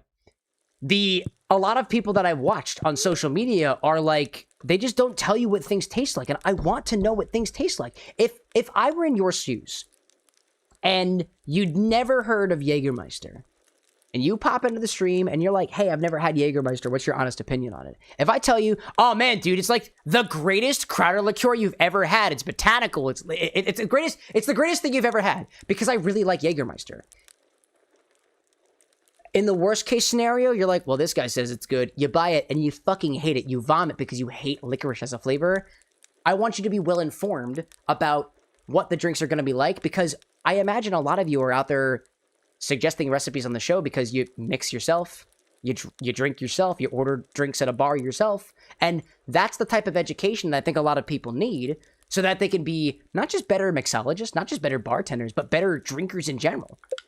If you ascribe to drinking alcohol in some amounts, then maybe you should know how a martini is. Maybe you should know how a gin martini with one gin is going to differ from another gin. Maybe you want to know, like, hey, if you happen to have 99 black cherry and Traverse City American cherry whiskey, maybe you want to know how the difference in flavor is between the whiskey and the schnapps. And I try as best as I can to give you an accurate representation of that, because for all I know, somebody out there is running a bar program. They've got one choice and another. They've got Western Sun lemon vodka. They've got Absolute lemon vodka. If they make a lemon vodka, I don't know off the top of my head, but they make a lime, so it makes sense. Squidfest? I want those people out there to be informed of what their options are. If anything, I'm trying my best to be an arbiter of these spirits for you guys, of these drinks for you guys. And not just for you guys too, it's also for me. It's also for me. Because honestly, I'd love to be in a position one day where I judge cocktail competitions. Hell, I'd love to do a cocktail competition ourselves. But unless I can describe things properly, it means nothing. And granted, hey, there are people out there like sommeliers who literally get degrees, certifications, hours of time certifying that they know what they're tasting. And it really does, I really do think that eventually I'll do a sommelier course. One day. I would love to become a sommelier one day, because that gives me the faith in myself via external third-party validation that says, hey, when this guy says X tastes like Y, you can have confidence that he knows what he's talking about. Cameron, I am researching the forgotten art of shadow divination. I require an item known as a void essence. Bring it to me. You shall be rewarded. Rasmodius! I will provide. Do I have any void essence?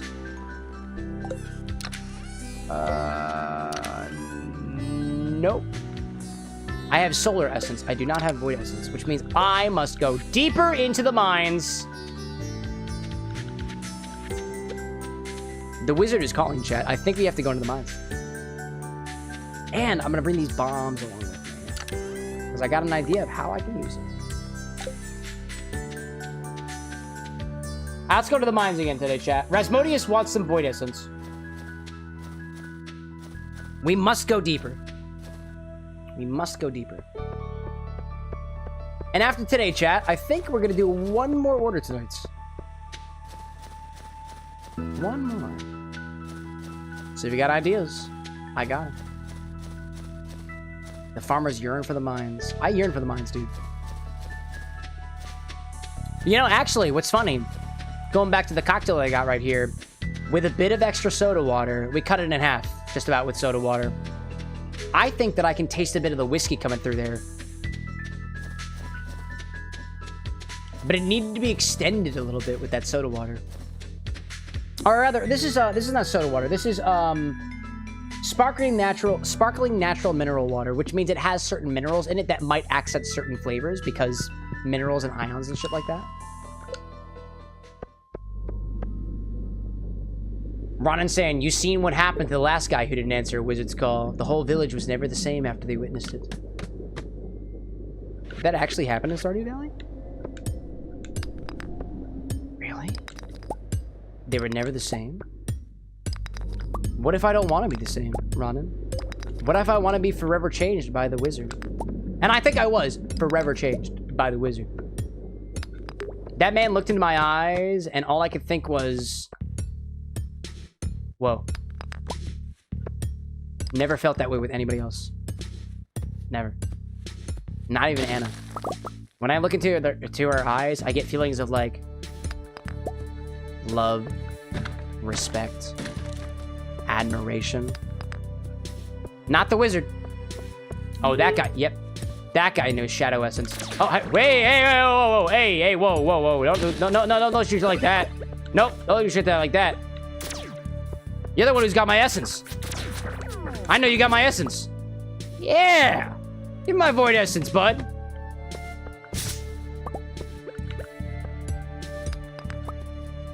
All right, we gooch. Moving on. Trying to get down a few more flights of stairs.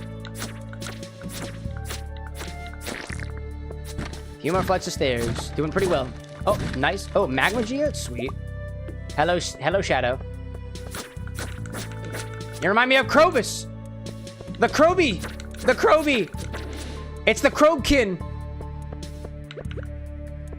I like him. Never mind saying, I know we had that conversation about how little TikTok has paid y'all. When videos suddenly go viral, Silverhead, how do you balance not chasing the views and being pressured with your content? I mean, speaking honestly with you guys, I think on much longer timelines than perhaps some other creators out there. A lot of times, I don't think about virality aside from the perspective of, hey, I want people to stick around for the video, so let's think about the hook. Let's think about engagement. Let's think about, quote, the right things to say to keep people's attention. But, like, I think it's luck. For the Silverhead video specifically, I think it was a little bit of luck and a little bit of skill, too. I'm convinced that the way that we implemented the hook, which was KT literally put me right into the game, I think that was a big, big contributing factor of why that video did so well. But, like, as it pertains to this live stream, never, at least not that I can think of, have I looked through all the recipes and thought, except a little bit for, I'll admit, a little bit for the Project Moon beverages. I'll admit that. Aside from some of the Project Moon beverages that have been pitched on the stream, I don't look at the recipes and think, all right, let's pick the video that I think is going to be the most viral one. Honestly, it really depends on what I'm doing when I'm looking at the recipes. And I have a lot of information at my disposal. When you guys submit recipes, I have little chips that tell me what the ingredients are, what the flavors are, what the specific ingredients are and whatnot. And that's because, and that helps me determine what I want to do based off of when was the last time you guys even got a recipe on the show. Like, I care about the fact that you guys take a long time to get some of your recipes displayed on the show, and I care about that. We care about that. So we design it in such a way that it gives me enough information to be able to look at a glance, hey, this is the last time we even did a recipe from Nevermind, or Ronin, or Brick, or whoever else it may be. Because, generally speaking, I don't want things to be super unbalanced. Granted, it's pretty unbalanced right now. I can confirm that. It's a bit unbalanced. But for the most part, I don't look at a recipe and think, yep, let's get a Project Moon beverage up here stat because we need some views right now. Over the next 5 years, I imagine that we'll have plenty of Project Moon beverages, plenty of Kingdom Hearts beverages, plenty of beverages inspired by songs that I've never even listened to. And over time, we're going to build up our collection. That's a whole nother phase. I was actually just thinking about this the other day. We were thinking about, like, I think of somebody once suggested, like, hey, you know, you should make a video that's, like, 7 minutes long, and all 7 minutes is just all of your Kingdom Hearts recipes. Because the anniversary of Kingdom Hearts came up the other day, and they're coming out with another announcement for Kingdom Hearts. Like, you should ride the trend. And I was like, yeah, but, like, you know, I can put out my recipes again. But you guys have come up with a couple of recipes, too. And there will come a time that we, as a community, have developed 20-something drinks for Pokemon, or a dozen-something drinks for Project Moon. We did that together. But it's going to take us a lot of time because, admittedly, we don't stream that often. We don't put out a lot of content because we're limited on resources, right? We respect the people who give their effort to the bar. KT does an amazing job. We don't want to push him too hard. The guy with glasses does a pretty good job with some of those edits too. We don't want to push him too hard because, admittedly, we don't have a proper way to compensate these people. I mean, it's the guy with glasses who looks at all of the budget and whatnot, right? But I can tell you this, chat. This show is not profitable. Like, at all. We don't make a lot of money on this show. It is self-sufficient, which is great. And not a lot of streams get to that point. We got a long way to go. Long way to go. But you know what? 5 years from now, 10 years from now, I think we'll be at the right point. So I don't worry, I don't sweat the small stuff right now. Ultimately, what I'm trying to make sure that I do is have a good time, you know? I'm gonna do a recipe that I think sounds fun, thematically on point, something that feels like it's gonna, let's say, engage a new community. We've never done a Clover Pit drink before. a piece of my decision process was, hey, you know what? I've never played Clover Pit before. I'll probably learn more about Clover Pit if I do Dust Drink. And just by doing the drink, I've learned more about that game. Maybe we play it ourselves one day. We get to actually insert ourselves into the narrative. Because that drink was the drink that gave me the intro. I don't know. That's the stuff that I think about. I like to do drinks that inspire even me. And I have been inspired by your guys' drinks. I really have. I've told you guys before that I haven't made an original drink in months. Months. It has been a very, very long time since I've put a recipe out there that is totally of my own creation. And the last one I think we did was the one inspired by Doki Doki, which was October of last year. So it's been almost a year since I last put out a recipe of my own, with only me going through all of the details of how that recipe is to come.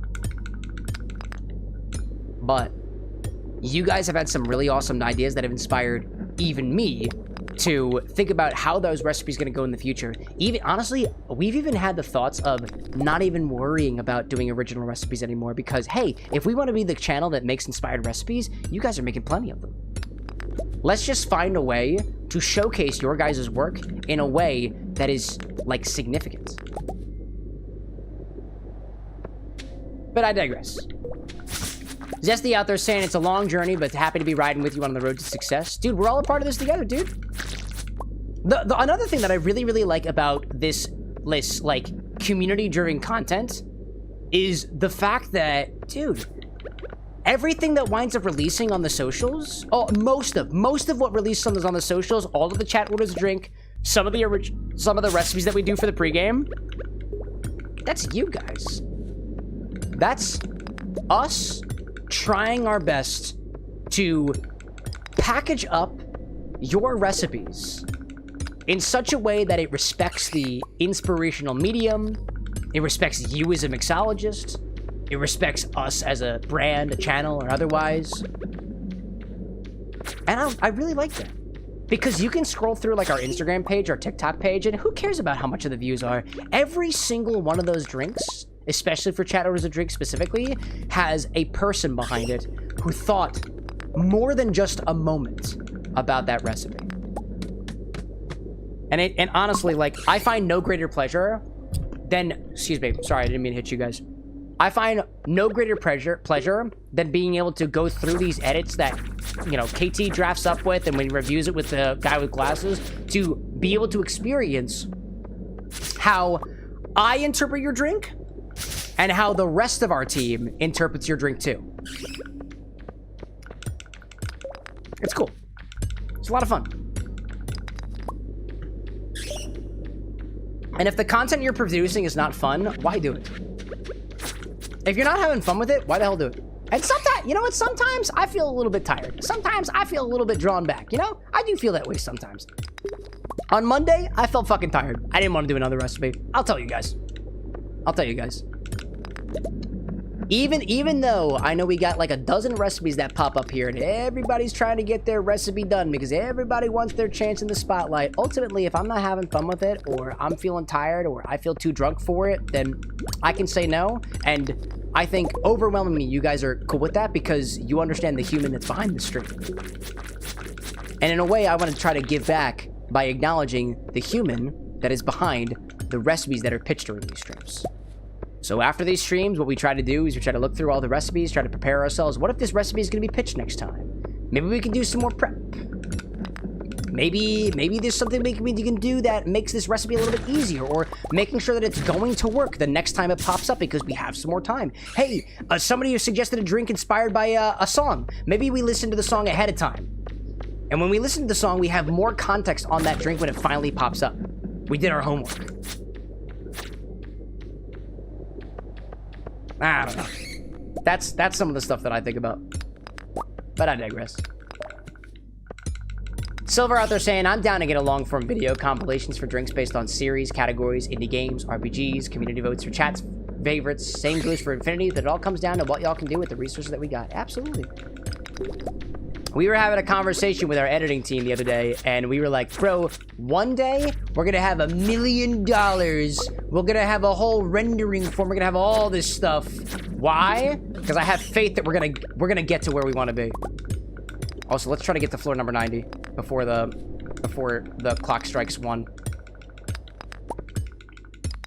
Just realized we are very low on time.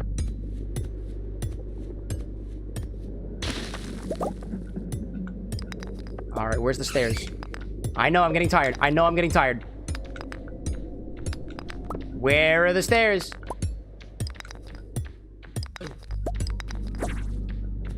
Oh my god, I'm gonna drop dead in a second. I know I'm gonna drop dead in a second. It might be this guy. It might be this guy. It's not this guy. Hold up. I just want to get to the floor. I know we can get to the next floor. I know we can get to the next floor. Oh, a little bit more. A little bit more. Come on. Dude, where is it? Where is it? Nice, I like that. But, like, I'm gonna die. I'm gonna die. I'm gonna die. No, I'm gonna drop dead. No! No! No! Oh, no. We were so close, dude. We were so close. Oh! Ugh. Alright. Alright. Alright. I know we got an ad break. Let's head back to the bar, right? Oh. Alright, chat. Bump your recipes. I got one more in me. Let's go for it. Let's see. Ozzyel, I see you out there saying that your coworkers were laughing at the one drink that looked like piss. Actually, a couple of the drinks this evening looked like piss. You're right. You're absolutely right. You know? Fox, welcome back, by the way. All right. Bump away. Let's see what we got. Let's see what we got. Let's see what we got. All right. I know we're on ad break right now, so I'm going to give you guys a little bit of time, right? I see, Brick, Silver, and Vesper. That's all I'm seeing right now. Oh, Lee's recipe. I just saw that pop up now.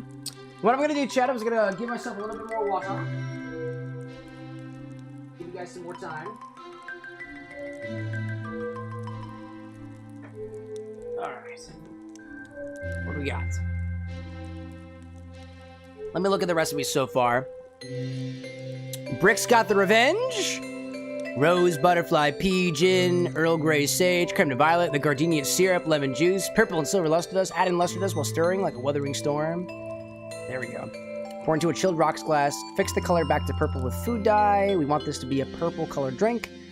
And we have the infusions, right? 2 different infusions.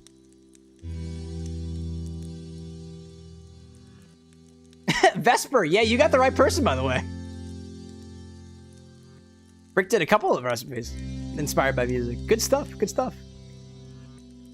Silver, we've got your sangria cocktail with the sake. But we did your recipe about last week, so I'm going to pass it on to somebody else. You've also had a hot number of fulfillments, too. 3. Vesper out there has got a recipe inspired by Guns N' Roses. Sweet child of mine. Good, dude, good song, good song. 3 ounces of rose water. Vesper, I'm gonna give you quick notes on this. You do not want 3 ounces of rose water in a cocktail. Rose water should be used as drops at a time. Drops at a time. 3 ounces of rose water is gonna be borderline undrinkable. That rose water is a very, very, very, very, very potent flavor.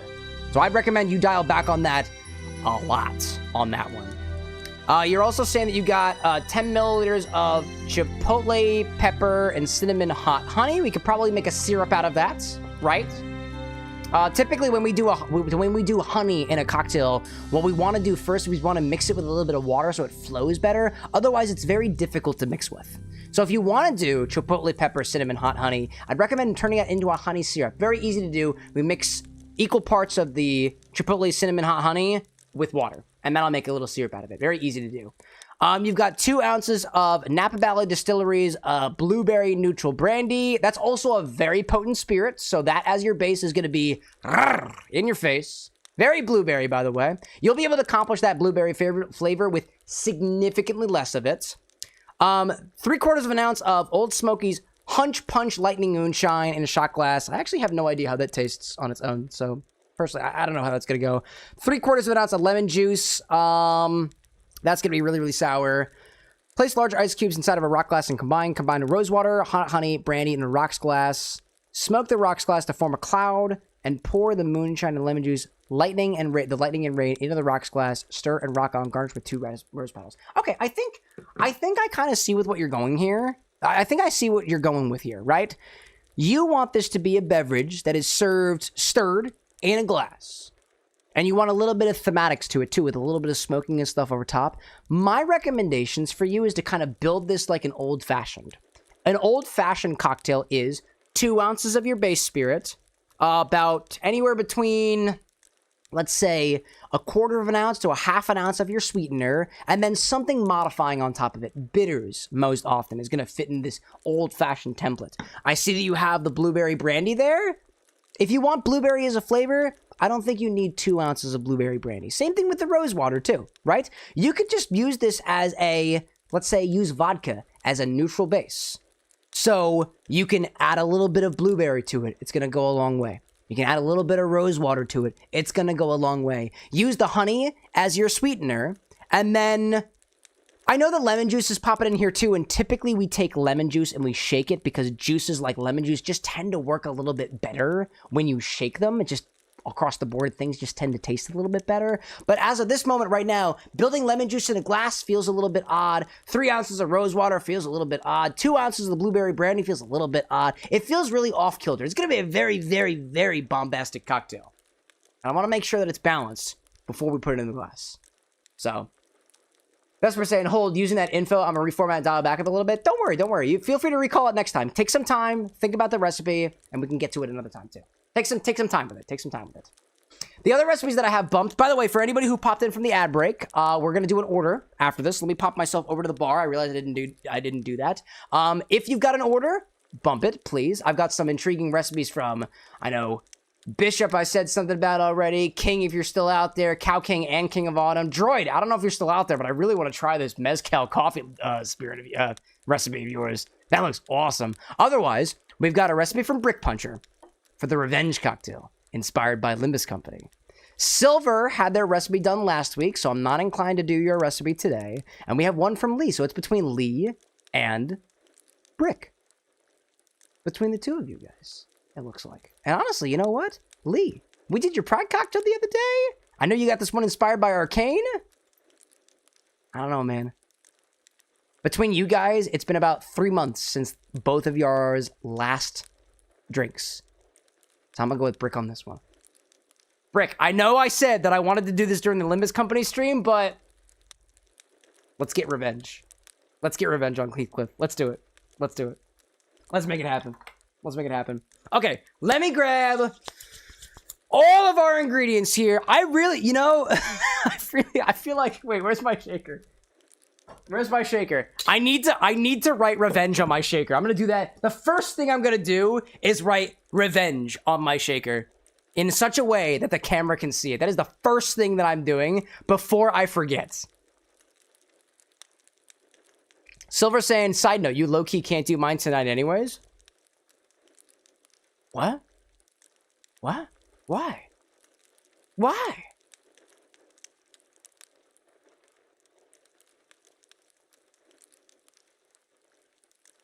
Wait, hold up. Why is there 306? How many ounces are in here? 12 to 14 ounces. Oh, I see. All right, whatever. All right, let's try to write on here revenge. Right? KT, this might be a part of your edit.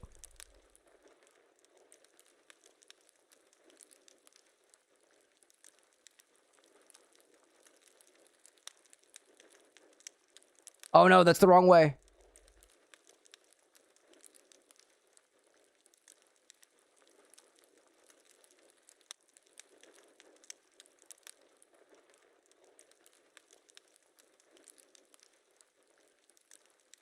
Fuck, I'm doing this backwards. I shouldn't be doing this backwards.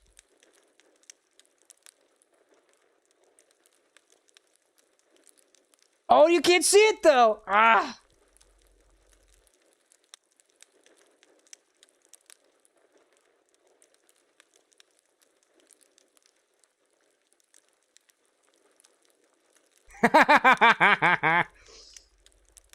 Gosh. By the way, Brick, don't blame KT for the quote wrong Heathcliff. That was the guy with glasses' fault. That was his fault, not KT's. Let's see. Brick says Cam. Yeah, what's up? Let me format your recipe first. We haven't even gotten to the recipe. I have my proper shake. I prepared my shaker though. I asked for it to be stirred in glass. Ugh. I was so attached to it. Why are we putting lemon? Why are we not shaking a lemon juice cocktail? Why? It's because we wanted the glass shaker for this, right? I know what you want. Hold up. I know what you want. I know what you want. I know what you want. Here, if you want to, Cole, welcome in by the way. If you want to, Brick, we can stir it if you want to. We can stir it if you want to.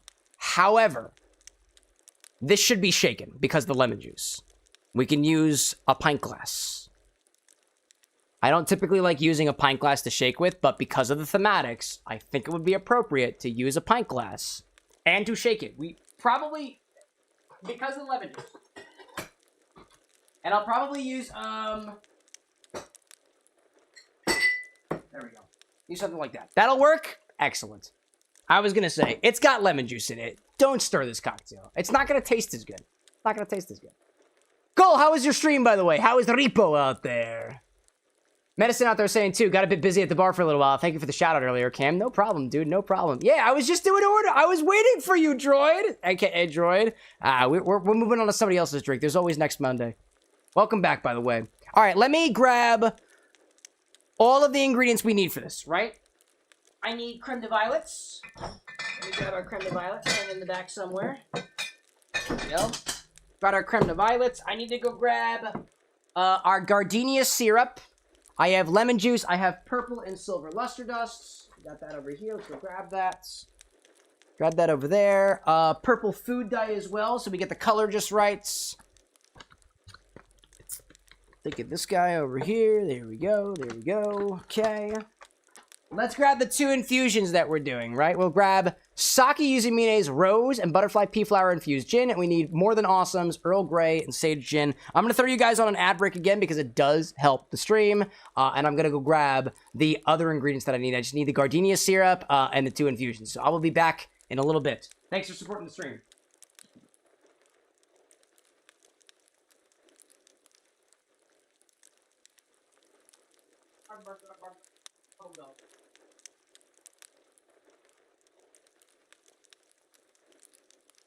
Got the gardenia. Our gardenia elixir. And all the infusions are actually in front of, behind the camera. Let's see, for sake. Okay. I got sakes. Now we're looking for...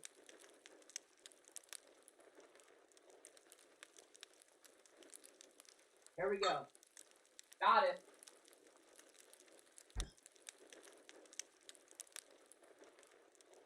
Okie dokie. Ooh, you know what's another excuse me.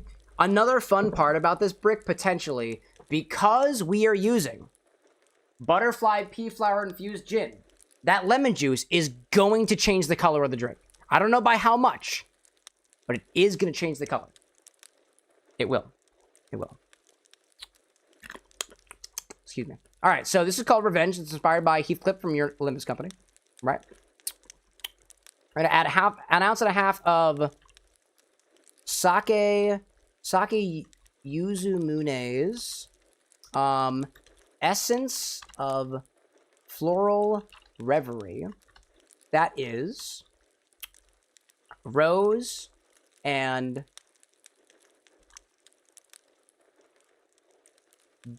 butterfly pea flower infused gin. Exactly which gin, I don't know off the top of my head, so I'm going to check my stock.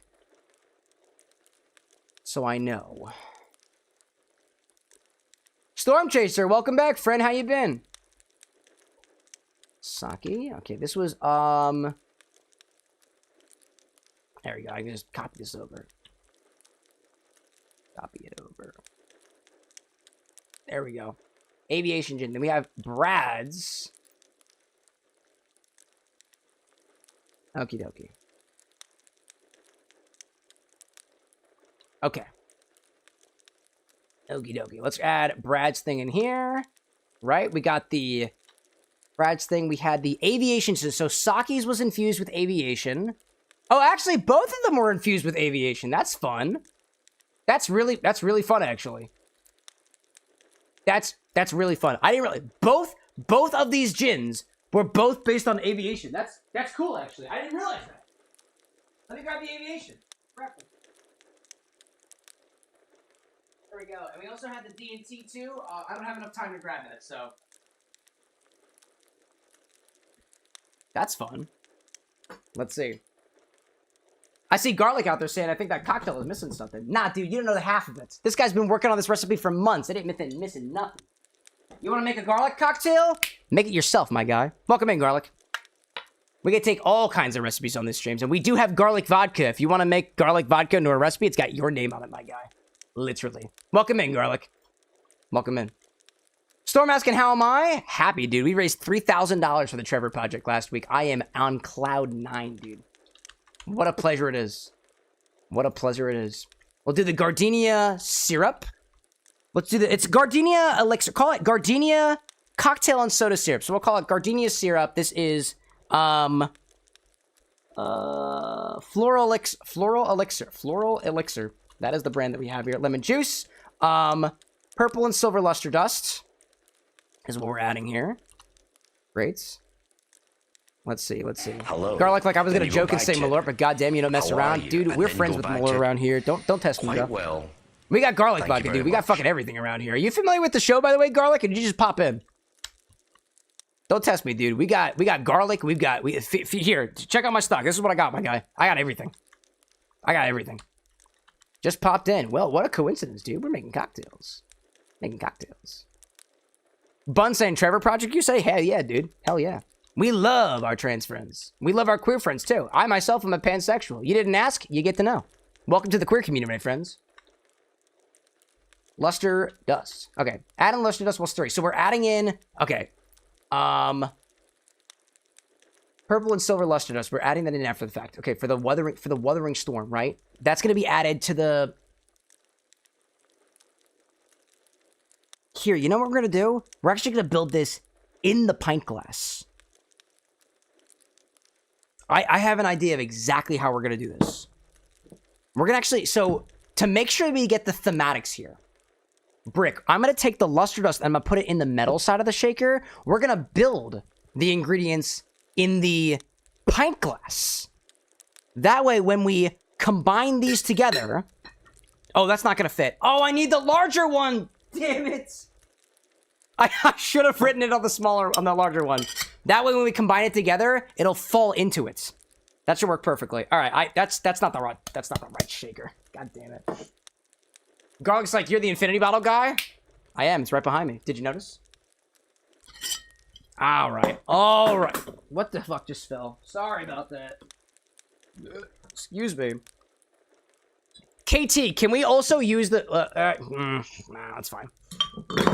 Oh, don't fall, please. Okay, don't fall. All right.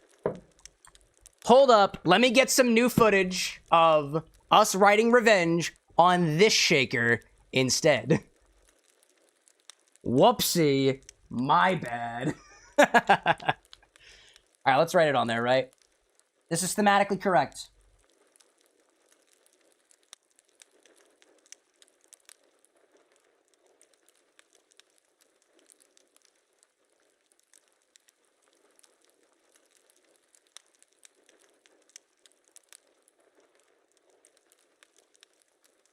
There we go. Look, it's written on my shaker. There we go, dude. Garlic's like, it all makes sense now. You were on my reels for like a month straight. Well, welcome to the live stream, my guy. Everything that happens here winds up on your Instagram reels. So if you want to be a part of the show, you are officially a part of the show now. Maybe your messages down there are going to show up at some point. Welcome in, Garlic. Good to have you. Good to have you. Okay, let me continue linting out this recipe called Revenge, inspired by Heathcliff from Limbus Company. We're going to shake and strain. Let's do add all except luster dust to a glass, a pint glass. Add luster dust to the metal half of the shaker. Shake with ice. Combine and shake with ice.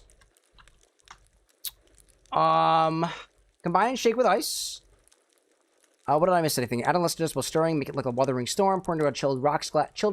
Okay, chilled rocks glass. Let's get a and we're pouring it. We're not straining it. We're pouring it right into the rocks glass. Okay. Just confirming, Brick. You meant pour it, no strain, right? No strain. Grab a rocks glass for this.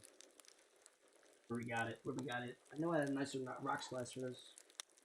I want to be able to see everything. Where's the rocks glass I'm thinking of? I'm thinking about this guy. Yeah, I'm thinking about this guy. Do not strain. Excellent. So we'll chill. I'm going to put this glass in the fridge. Gives me a vibe. Gives me a vibe that we're going with. Okay, and I think we're good. Oh, don't forget the purple food dye. Don't forget that. Grape purple food dye. Grape purple food dye. Okay, cool. Okay.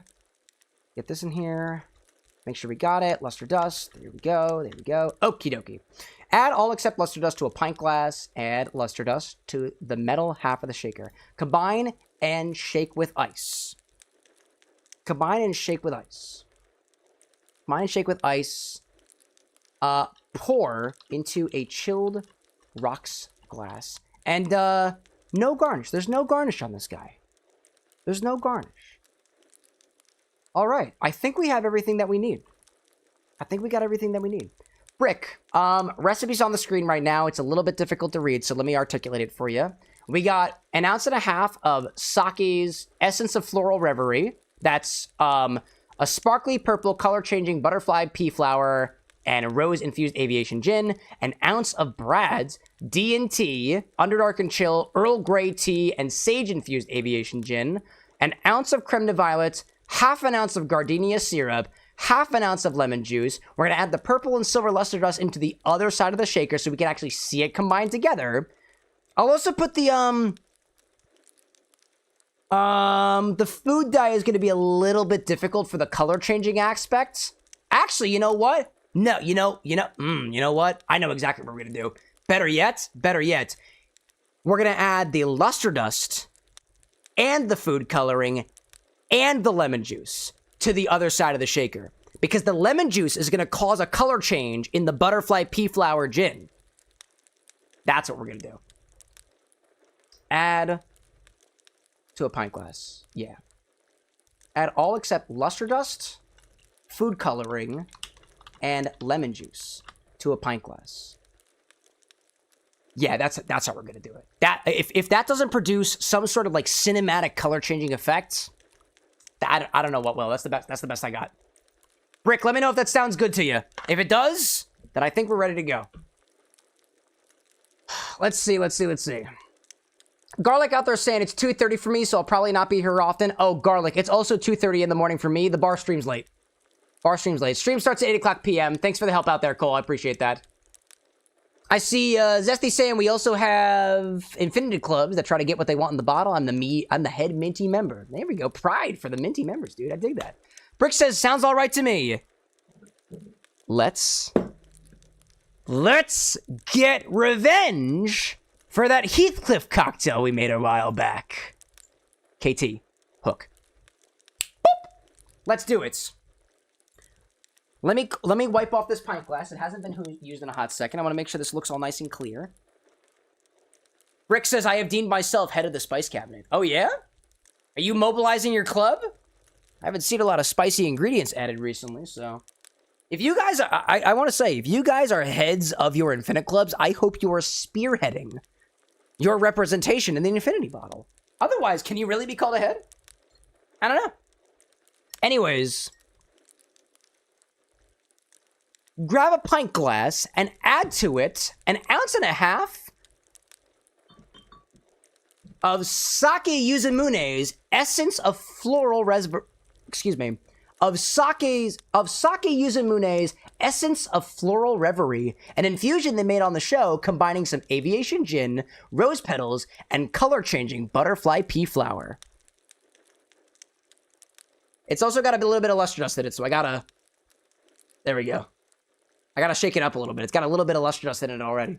So, if I didn't say it already, grab a clear pint glass and add to it 1.5 ounces of sake yuzumune's essence of floral reverie, an infusion they made on the show, a combination of aviation gin, rose petals, butterfly pea flower, and some sparkly purple dust. Let's try to get this aligned, shall we? That still looks a little bit... cloudy. Let me try to see if I can get a knot. Let's try to see if I can... It's a little bit better. That's all right. That's all right, you know? That's all right. All right, let's do it.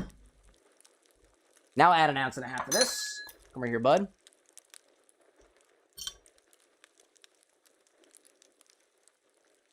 This might change color. I don't know. I'm assuming it will. That's what butterfly pea flower does. And this is aviation gin, so let me put this right behind it. This is the gin that is infused into this particular ingredient.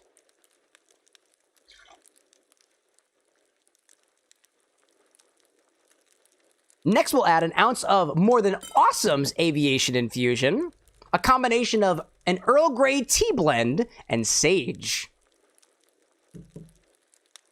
Not sure if you've played Limbus Company, but the floral references... let's see. Let me try to see in there.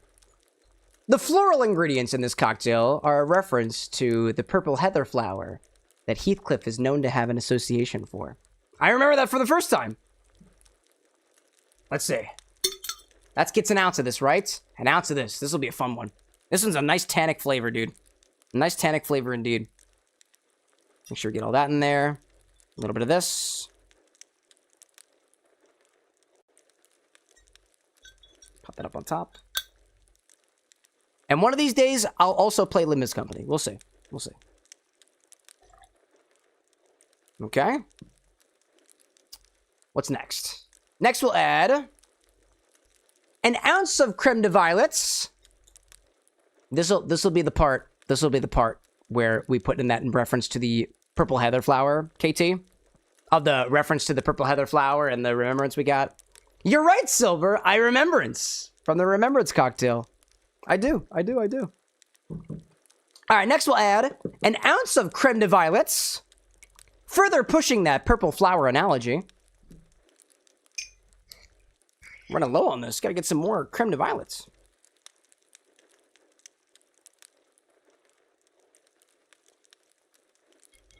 Let's crop that off. Put it over here. There we go. Here's our thing. There we go. Lastly, in here, next add some gardenia syrup. A lot of flowers. A lot of flowers. We like flowers here. 1/2 ounce of gardenia syrup.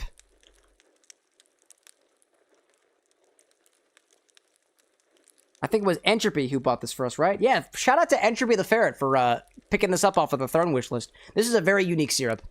Very unique syrup. Okie dokie. Put this glass to the side and grab a shaker that I've carved onto it the word revenge. In here, we'll add 1/2 ounce of lemon juice, some purple luster dust, one at a time. Where's my lemon juice? I forgot my lemon juice. That's it. I got it down. Into this shaker, into this side of the shaker, we'll add a half an ounce of lemon juice.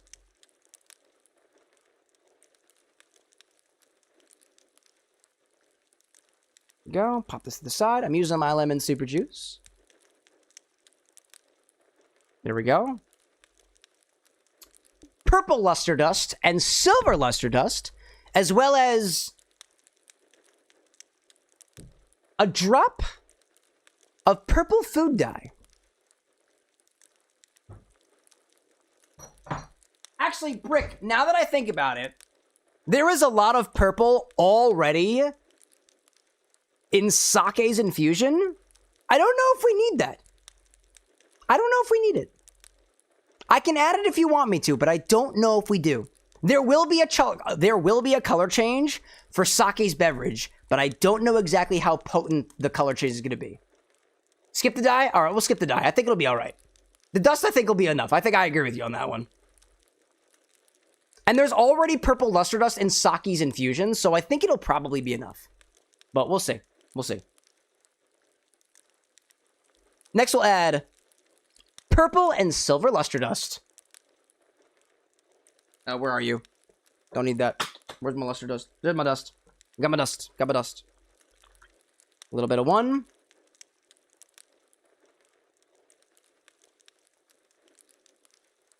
A little bit of that. And where's my purple? Where's my purple? There my purple at.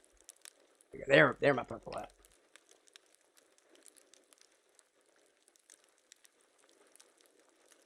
There we go.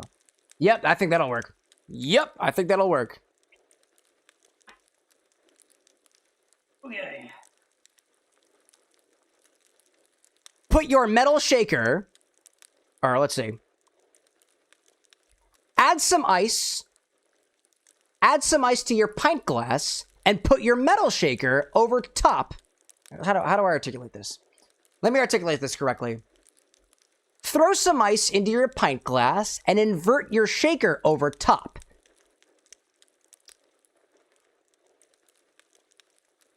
Incorporate both halves like the Wuthering Storm. Yeah, I like that. Like the Wuthering Storm. Like Wuthering Heights, right? Wuthering Heights. Let's see if this works. Let's see if this works. We have all the ingredients in there, right? Oh, that wasn't in focus. Makes me sad. Whatever. Bring it back. Bring it back. This smells so floral, dude. This smells so floral.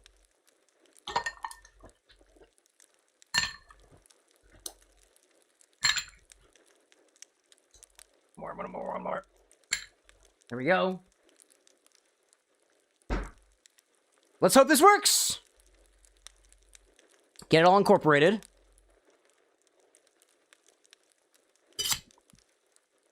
Oh, yeah, I see. You see the storm? I see the storm. I see the storm.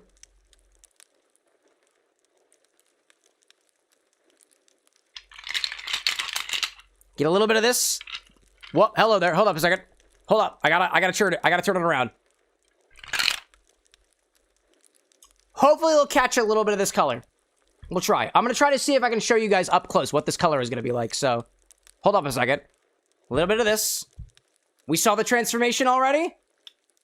Hold up. Let's try to see if we can get a little bit of this going. Bring a little bit up here. A little bit up here, right? This angle is not well prepared for stuff like this, so let's kind of turn it around a little bit, right? Oh, hello there. That's not really, honestly, not doing so well. This is very difficult to actually visualize, right? We saw the color change, though. If we saw the color change, that's all I'm concerned about. Let's shake it around, right?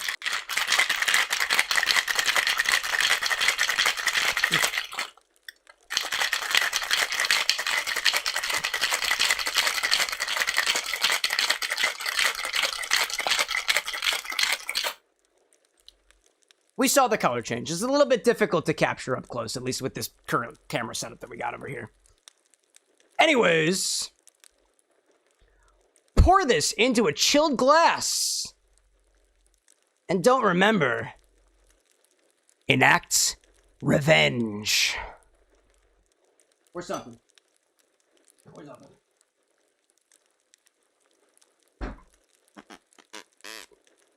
Alright, let's see. Let's prep this down here. Let's see how it looks.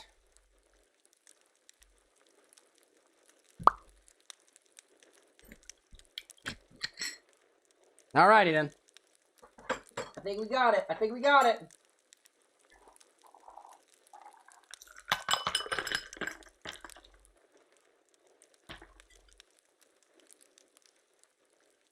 Well, it's wuthering, all right. It's wuthering. It is wuthering. That is wuthering. Dude, something about the way that this drink looks compared to a remembrance, this feels aggressive. This feels angry. This feels vengeful. But it smells so floral. Smells like flowers all the way down. Violets. Violets. I smell violets off the top of this. You know, after having done Remembrance, it feels kind of cool that we're doing Revenge. Quite the follow-up. Let's give Heathcliff a try.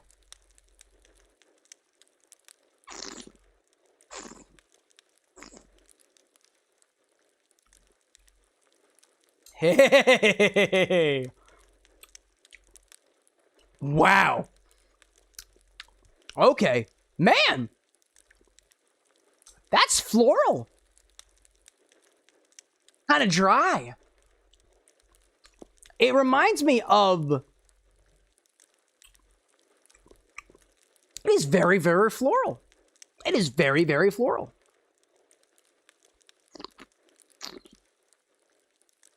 This is tangy and floral at its core. It's got some dry elements to it because of that tea infusion that we added in there. It sips very much like an aviation, but it's heavier. It's darker. And it's got some flavors in there that taste a lot... Let me try to think. As opposed to Remembrance, which tasted more like a sweetened aviation, this one here kind of takes the whole floral identity in a different direction. Like, this is tea and flower. This is tannic tea and floral tartness. Call it a tea-like sweetness juxtaposed to an aggressive tart floral presence. Kind of feels heavy in a way. Kind of feels like it's got something... Kind of feels like it's got something that it's yearning for.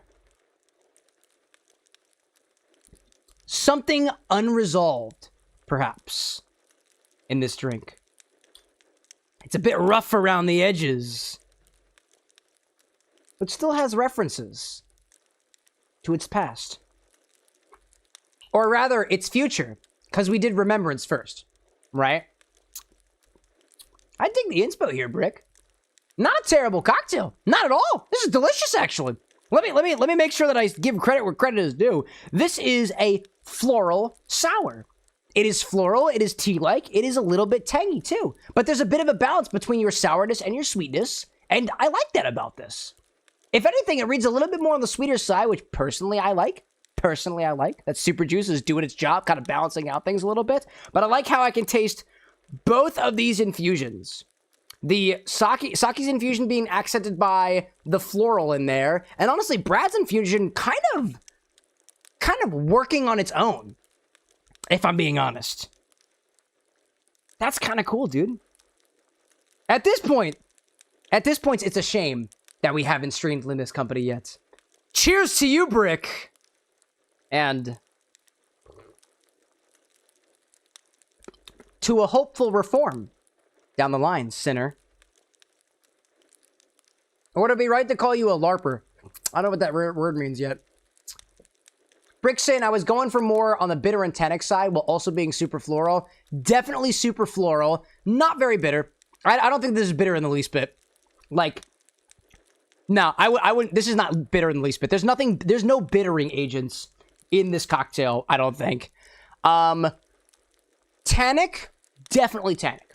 Definitely. But then there's no bitters in here. Like, none of the ingredients here are bitter in the least bit. If you wanted to add bitterness, you could probably add actual bitters on top of it.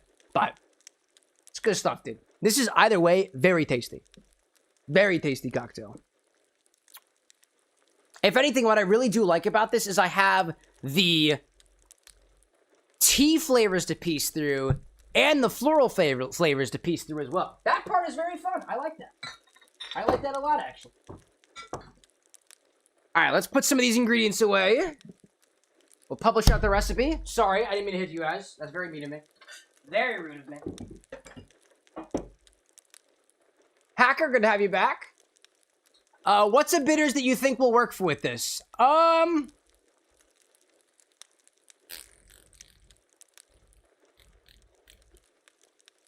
really thinking. What do I know about Heathcliff so far? I really don't know much about Heathcliff to be able to, like, lean into something that's not, like, floral in a way.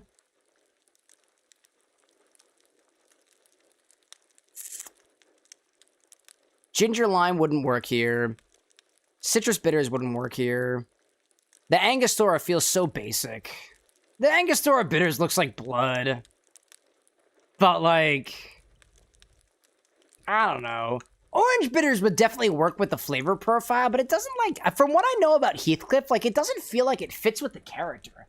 We have Earl Grey bitters that might work with the Earl Grey tea, but you'd have to add a lot of it. And typically you're not gonna, if anything, if you want bitterness, then instead of using bitters, you should use a bitter liqueur, like an Amaro, like, Fernet's gonna add a mintiness, Chinar's gonna add a vegetalness, Averna's gonna add a sort of cola-like bitterness to it. Suze. Actually, you know what? Suze. The Suze that we have here is a gentian liqueur. That's gonna add your bitterness without really interrupting the floral flavors that we have here. I don't think. Droids, for the Pashad's is gonna add a sort of licoriceiness to this that I don't. It'll probably taste just fine, but I think it'll kind of distract from the inspo here. This, in my opinion. So, like, this spirit here, a bitter liqueur, might work here to kind of balance things out a little bit. Maybe half an ounce of Suze? Yeah, why not? Let's add a little bit of Suze to it. See what happens, right? Let's adjust let's accent more of Heathcliff's, I gotta say his name, you know? Let's accent a bit of Heathcliff's bitter elements by adjusting with a half an ounce of a gentian liqueur like Suze.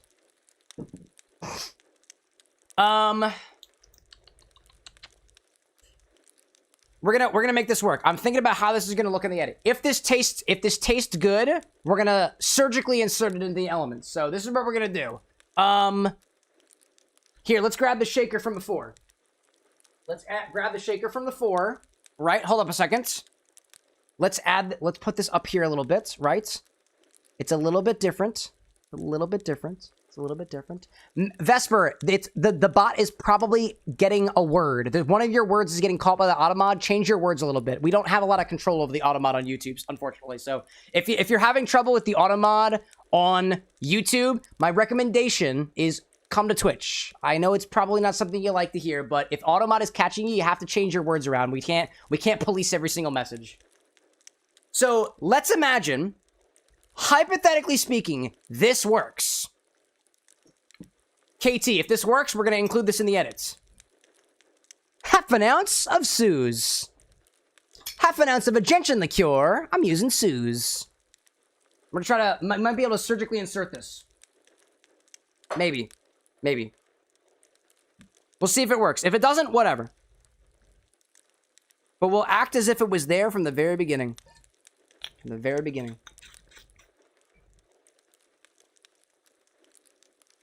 Pour this in here. Okay. Now what we're going to do... is we're just going to reshake it real quick. I have the other half of the shaker around here somewhere. Hi there, you. Pour it back in the shaker. Shake it back around. We're going to incorporate that Suze.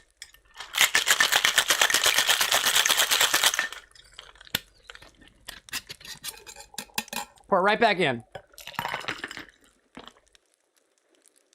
All right, let's see if it tastes better. In my humble opinion, one of the wonderful parts of this type of stream that we have is sometimes we can do a little bit of workshopping during the stream as well. Hey, if the recipe needs adjustments, that's what we got our talented editors for.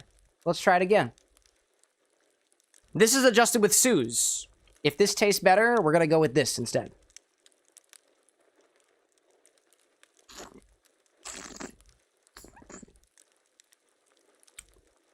Ooh, that brightened things up.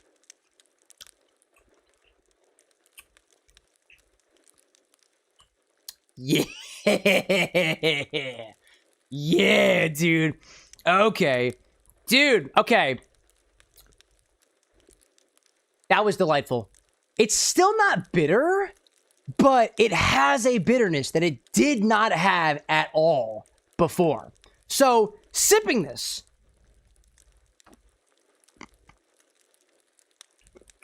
It kind of goes between this tart floral flavor and this sweet tea-like flavor. It's dry on the tongue. It's got a mild bitterness that almost makes it seem as if you chewed on a flower petal and maybe a piece of the stem. It really feels like It really feels like you're kind of gritting your teeth a little bit to chew through those flavors. But it's balanced, for sure. Tastes great, rather floral, with a little bit of that more aromatic side of the tea inspiration here. It's giving me a sort of grit your teeth type energy. As if, perhaps... you needed to enact revenge or something. I think that really did help. I think that really helped. Personally. Let's see. Nevermind out there saying, for those unfamiliar with Suze and gentian in general, could you give a general summary on Suze? Suze is like, how would I describe Suze to you? It is... rooty. Suze reminds me of a sweetened, bitter root. Not citrus, not fruit, not floral, vegetal, botanical, rooted, mildly sweet. But think of for those of you who are familiar with our pal Campari. Campari is bitterness, with that bitterness mapped to orange and citrus. Suze is that similar bitterness mapped to botanical vegetalness and gentian, the root. So you can make your regular Negronis with this. You can make your white Negronis with this. Both of them kind of satisfy that bittersweet category. Both are around the 20% ABV mark. You can swap them out for each other and make a completely different drink. But Suze definitely leans more vegetal than Campari does. And to those of you who have had Campari and are just like, the fuck, that doesn't taste like orange. Correct. Maybe it's a little bit more grapefruity. Or rhubarb, potentially. But I could definitely see the Suze as being a lot less fruit-coated and more root-forward, if that makes sense. Vesper, I apologize for auto-mod frustrating you out there. Hope to see you back here again sometime. I'd love to see your Guns N' Roses cocktail at some point, dude. I'd love to see it. I'd love to see it. Anyways, Brick, I think personally, I think the Suze improves. I think the Suze is improved, you know? I like it. I like it. Cheers to you, Brick. And cheers to Limbus. So what I'm going to do is I'm going to modify this recipe to include the ½ ounce of Suze. Let's say that goes into the side of the shaker that's not the other one. 0.5 ounce, 15 milliliters of gentian liqueur. Suze. There we go. I see Garlic out there saying, real quick, is order what I use to send an idea? Yep, you got it. We will not be taking any more orders tonight, but if you submit your recipe tonight, Garlic, you can come back another stream and use recall, ! Recall, and we'll be able to bump it up. We'll be able to bump it up. We'll do it another stream, because we won't do any more orders this evening. It's getting kind of late for me. Getting kind of late for you, too. Gotta think of it. All right. I think we've updated the recipe. I think we are all good out there. All right, let's publish it out. Brick, thanks so much for sharing this with us, dude. I will say, Garlic, are you gonna submit a garlic cocktail? Because I want to see a garlic cocktail. I want to see more garlic on the stream. I'm an Italian. I fucking love garlic. Nobody uses garlic. We've only added garlic to the infinity bottle one time. Wacky. Anyways, let's grab a coaster for this guy. I'm thinking one more Stardew Valley day. One more Stardew Valley. Brick says, my next cocktail will be my R&D drink. Bet on it. Bet on it. Let's make it happen. Also, I gotta say, something that I don't... So, a question I have about this drink in particular. Why is this so frothy? What in this recipe is causing froth? I think we found that, if I recall, Anakin, I don't know if you're still lurking out there or something, when we did your Senate cocktail, did it also froth up a lot? Because I think Brad's infusion froths a lot more, I think it's Brad's infusion that is causing this sort of I really think it is. I think it's the Earl Grey in the aviation causing this froth. It looks great though, right? Because like there's no egg white in here, right? But that's damn frothy. That's damn frothy. I don't know. It almost looks like it looks like you added pineapple juice to this. That's the level of froth that we're seeing right now. But there's no pineapple juice in here. There's barely any juice aside from the lemon juice, and lemon juice doesn't froth like that. I don't know. Never mind saying nobody uses garlic. Is that a Food Hub challenge? Mark my words. Garlic cocktail. I want to see it. Let's make a garlic cocktail. It's great. Anyways. Let's move on back to Stardew Valley. Move on to this for a little bit. Oh man, solid drinks tonight, y'all. Solid drinks. Okie dokie. Did we... Hold up one second. Let me just make sure that we actually published this to the Discord. And we did. Great. All right, cool. Zesty saying, did I use the garlic vodka in the Zesty Bird? I don't know. Hold up a second. I can check that for you. I can check that. Who used fucking garlic in a cocktail? Actually, hold up a second. My stream might lag for a hot second. I am looking up every single recipe that has been pitched on the stream that has ever requested garlic. It's going to take a hot second. I'm waiting on this right now. I'm in my my backend app over here. I'm looking up every recipe that has ever been pitched that uses garlic. Bishop says, Cam, I think you'll find most drinks are liquid. Huh. Oh, Zesty. Yep. Zesty Bird had garlic vodka. Yes, it did. Ooh. Okay, so there have been exactly 3 recipes that used garlic on the stream. One was from Cole. We did the Menez Martini a while back. That used the a specific marinade that we customly made. One was the Zesty Bird from Zesty, and one was actually from Disney Queen? Disney Queen on September 27th of last year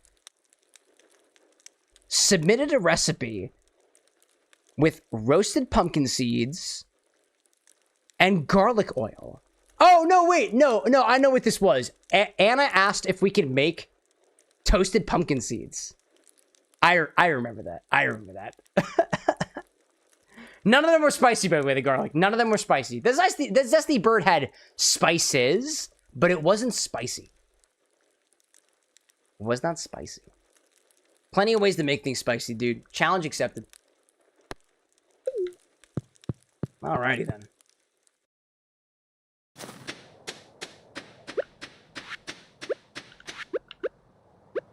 One of my favorite parts about people popping in stream with some random ass username, like garlic, for example, and you're not the only garlic they ever pop in the stream, and I gotta say, garlic bread, if you're still out there, I'm sad that you've never submitted a garlic cocktail. I'm just saying.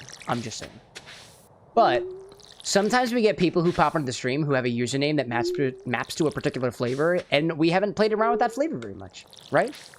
Hell, like Zesty Scrub, Zest, Zesty Bird, Lemon and whatnot, and somehow Rumplemints. Garlic Twitch with garlic. I like it. Bishop out there with cheese. Cheese cocktail.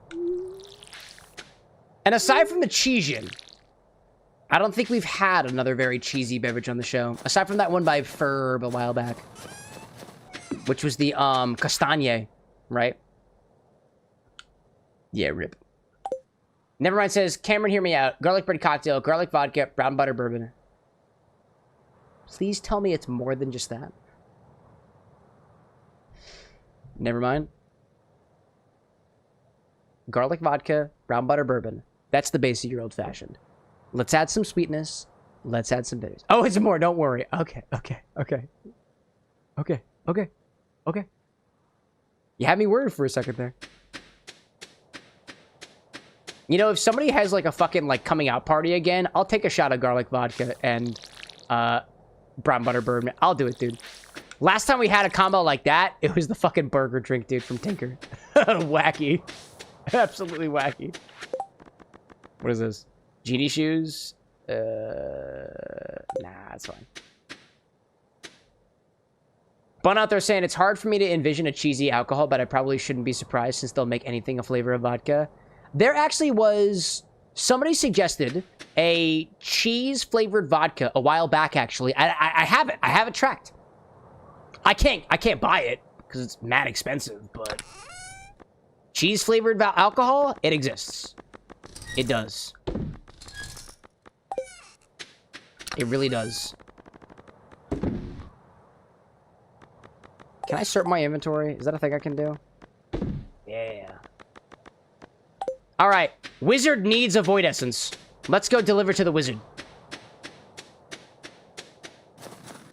Hacker saying, what about a drop of olive oil? I'm working on a cheesecake cocktail. Dude, okay, so... Incoming rants. There was a boom. There was a new development in the world of emulsification from Ian McPherson at Panda & Sons, a bar, where we determined that we can actually make stable emulsions without any emulsifiers by blending things under vacuum pressure. And you might be asking yourself, how the fuck do you blend things under a vacuum? You use a vacuum blender, obviously. And one day, actually, somebody should suggest a vacuum blender so I can put it on the stock so we can just dream about having one day. But to your point, Hacker, olive oil in a cocktail? You can put olive oil in a lot of different cocktails. And when you shake it, oftentimes the natural emulsifiers in the ingredients will incorporate the olive oil perfectly. Or, better yet, you can take olive oil and you can dot it over top of a drink. And one of the ingredients that I'd like to have on stock for you guys at some point are a variety of oils. So that you can either incorporate the oils into your drinks or garnish them with it. Beware. You are standing above a potent magical field. Didn't you need a void essence? Didn't you need a void essence? Bring Wizard of Void Essence.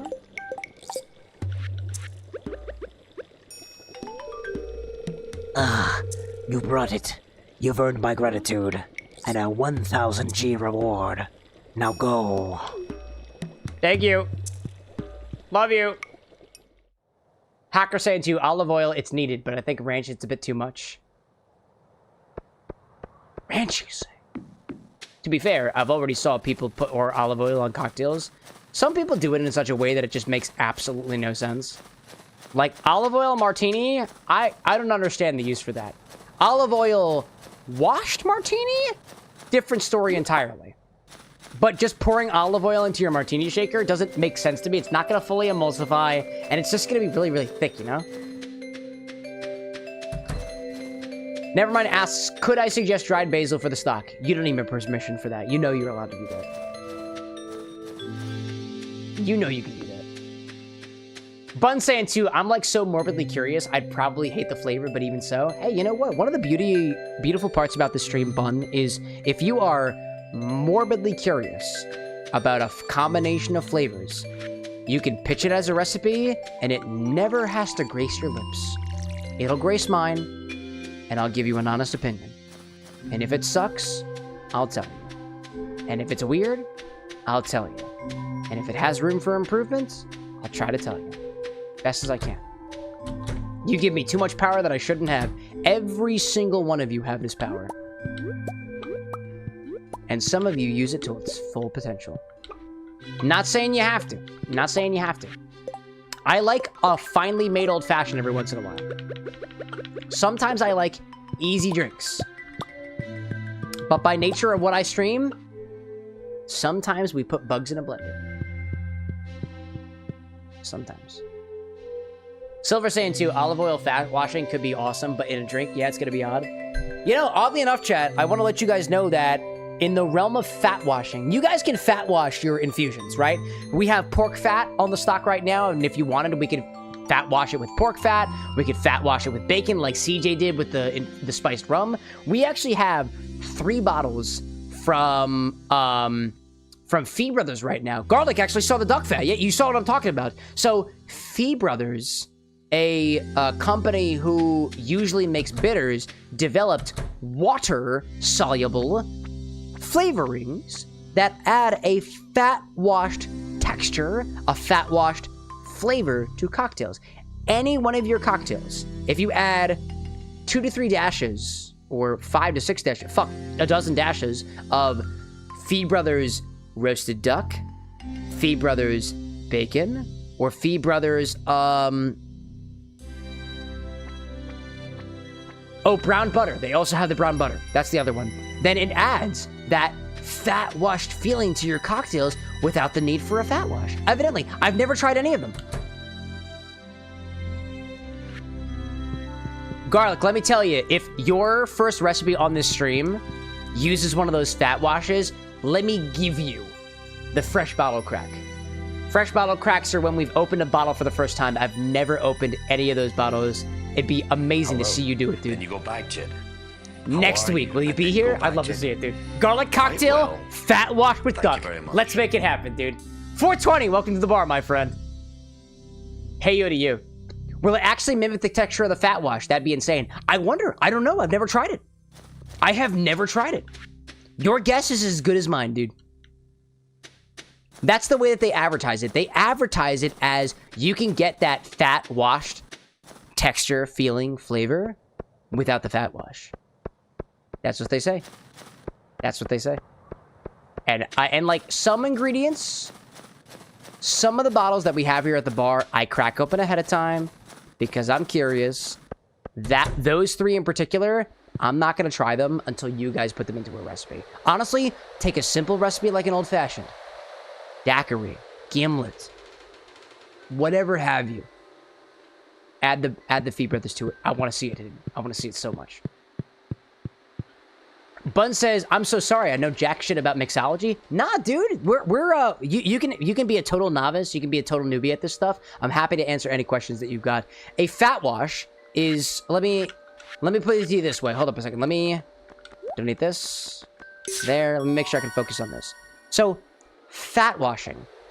Do you like I assume that you guys probably already know that oil and water do not mix. However, oil and water don't mix, but you can take certain flavors of your oil and transfer those flavors to your water, to your alcohol, or other thing. Fat washing is a general term that we use in mixology. It also is in the culinary arts as well, where we take the flavors of something that is based in fats. Think pork. Think bacon. Think roasted duck. Think olive oil. Think, any meat you can think of. Any oil you can think of. Oh, think of coconut oil. Think of avocado oil. Think of cocoa butter, which becomes cocoa oil, right? What you do is you take a spirit, for example, and you shake it with coconut oil. You shake it with pork fat. You shake it with cocoa butter. And because they don't mix, they're gonna separate. So when they separate, hey, you take your cocoa butter infused green tea gin infusion, you throw it in your freezer, the coconut oil hardens, and you can strain it right out. You take the olive oil, put it in your freezer, you can strain the olive oil right out. You take your bacon infusion, you put it in the freezer, you can strain it right out. What you get is some of the alcohol, water-soluble molecules in your pork fat, coconut oil, avocado oil, Szechuan oil, what have you, actually dissolves into your spirit. It alters the mouthfeel. It changes the texture. It alters the flavor. You get pieces of bacon in there. You get flavors of bacon. You get flavors of roast. You get flavors of savoriness. You get flavors of olive oil. You get flavors of coconut. You get flavors of cocoa. But the oil never actually dissolves into your spirit. You remove it after the fact, but flavor is left behind. In the most advanced example that I can give of this, you can create a completely clear coffee liqueur by taking coffee and infusing it into oil.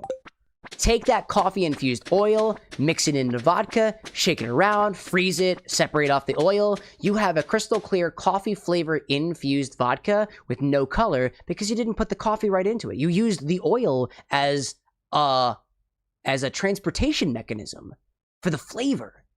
And we've never done something like that before on the stream. Not yet. Not yet. Also, it's way too damn late. I really wanted to go to Clint's. I'm going to take another day in the stream because I forgot. I completely fucking forgot. Whoopsie. Anything here? Go to the community thing? Nah, alright, whatever. Hopefully that answered your question. Silver out there saying, to a point, not just the flavor, small particles of the fat can get suspended in the alcohol and end up melting on your tongue, coating your taste buds. Yeah.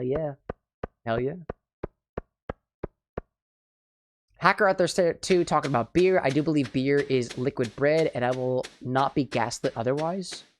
I mean, same ingredients. Sugar, water, yeast, glucose, or gluten, right? It's the same fucking thing. It's the same fucking thing. It's the same ingredients. To make bread, to my knowledge, you take yeast. Oh, I guess flour. Okay, the one difference is flour, I guess, right? Flour makes bread. If you take out the flour in bread, but you still have the yeast, you still have the sugar, you still have the salt, you still have the water, it ferments and it becomes bread. Right? I'm not super knowledgeable about bread, to be honest, so I don't know off the top of my head, but... Oh, dude, I should be fermenting shit. Eat crocus? No. Can I ferment crocus? Can I ferment this mushroom? No, okay. Can I ferment this egg? Okay, alright. Woo! I'll ferment the blueberry. Blueberry wine, here we go. Alright, cool. Garlic says, I shall gift garlic cocktails here on out. That commitment to the bit is exactly what I like to see. Bet garlic. Bet. Firewall says, flour is made from grains. Grains are used in the beer process. There we go. Yeah, bread's the same thing as beer. Beer oftentimes uses hops, and bread oftentimes does not use hops. Oh, actually, let me sell some of the mushrooms. I don't need these anymore. I'm gonna sell mushroom, good shit. Clay, sure. Crocus, sure. Algae, sure. Eggs, sure. Don't want to sell all that. Can't sell those things, apparently. Alright, whatever. Garlic says, I'm slightly ashamed of garlic bread, and hence a garlic bread drink is in order. Bread. Bread, beer, garlic vodka. I think there's only one... Actually, no, you know what, garlic? Come to think of it, there is one other garlic spirit that I can think of off the top of my head, and that is that spiced rum that we made as a community back in 2024. That had garlic added to it. I remember it. That was around the time that the Menez Martini was a thing. I remember. That's our history. That's our lore as a channel. That has garlic. And let me tell you, it tastes like garlic. It also tastes strongly of star anise and otherwise, but that community rum has not been used since then. There are a lot of infusions on the stream that have not been used. And actually, I'm looking at it right now on the other side of the camera. I actually put the spiced rum that we made in 2024 on the same shelf as the infusions because, in a way, that was the first chat infusion. Greetings, it is I, the Queen of Sauce, here to teach you a new mouth-watering recipe for my secret cookbook. This week's dish, chocolate cake. What better way to spend these cold winter nights than digging for your way through a rich chocolate mountain? With my help, you'll be well on your way to creating the finest cake you've ever laid eyes on. Now you're going to need a lot of sugar. Cake. Never mind out there saying beer works well in bread too. I know this firsthand, dude. I've had beer breads before. They're delicious. Starting tomorrow, a traveling merchant fleet will dock at Pelican Town for the yearly night market. The market starts at 5 and will be in port the next 3 days. Please visit the beach after 5 p.m. to join the festivities. There's free coffee. Wow! Sounds awesome. What is this? Fringe vest? No. I don't need it. Genie shoes? I don't want it. Alright. I don't need it. I don't want it. Pop that in there. We'll take our geodes. We're talking to Clint today.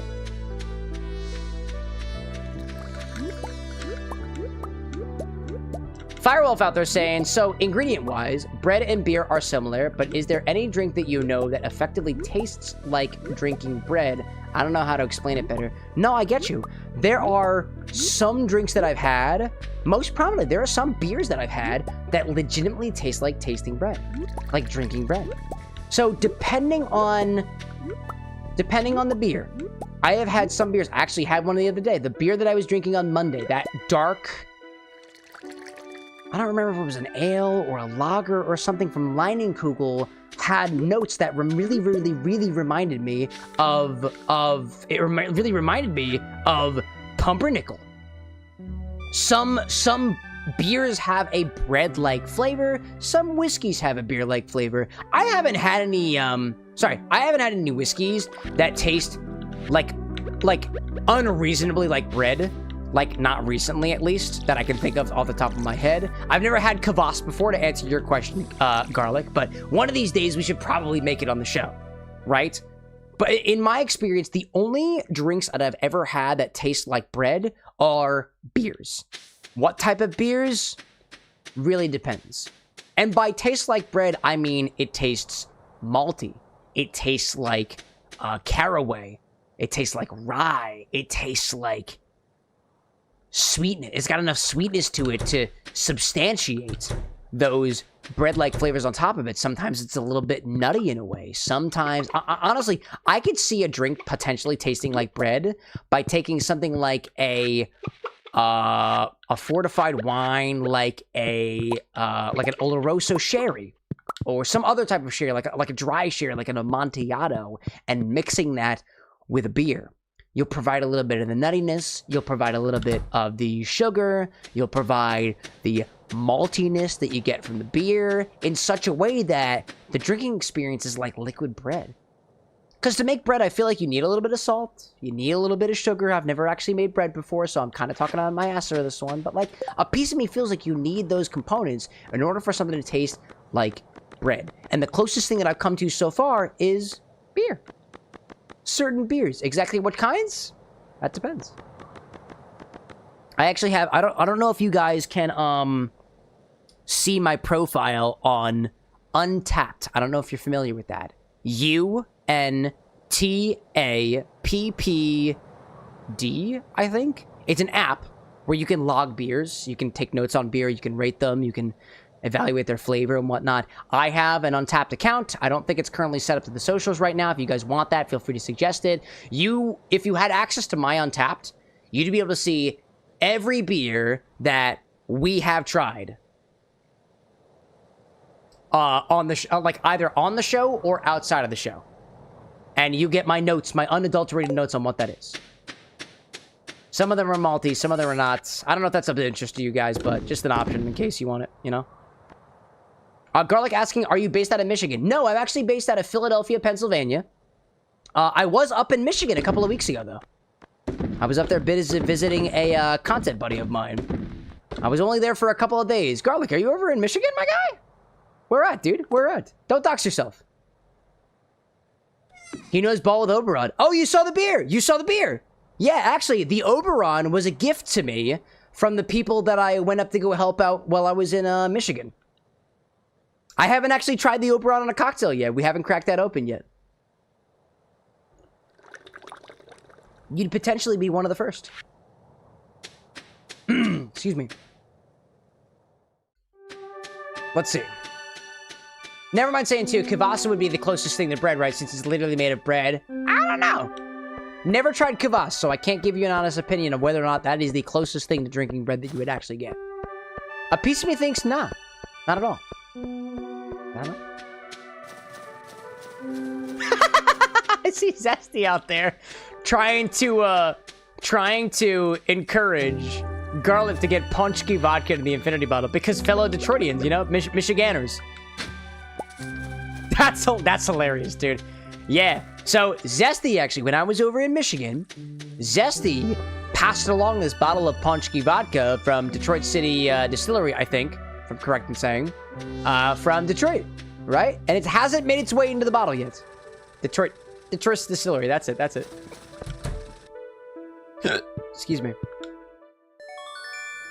Woo!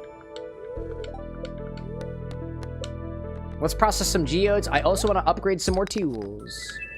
Hey, that looks cool. It is an iridium? Oh, it's iridium! Oh, shit, dude.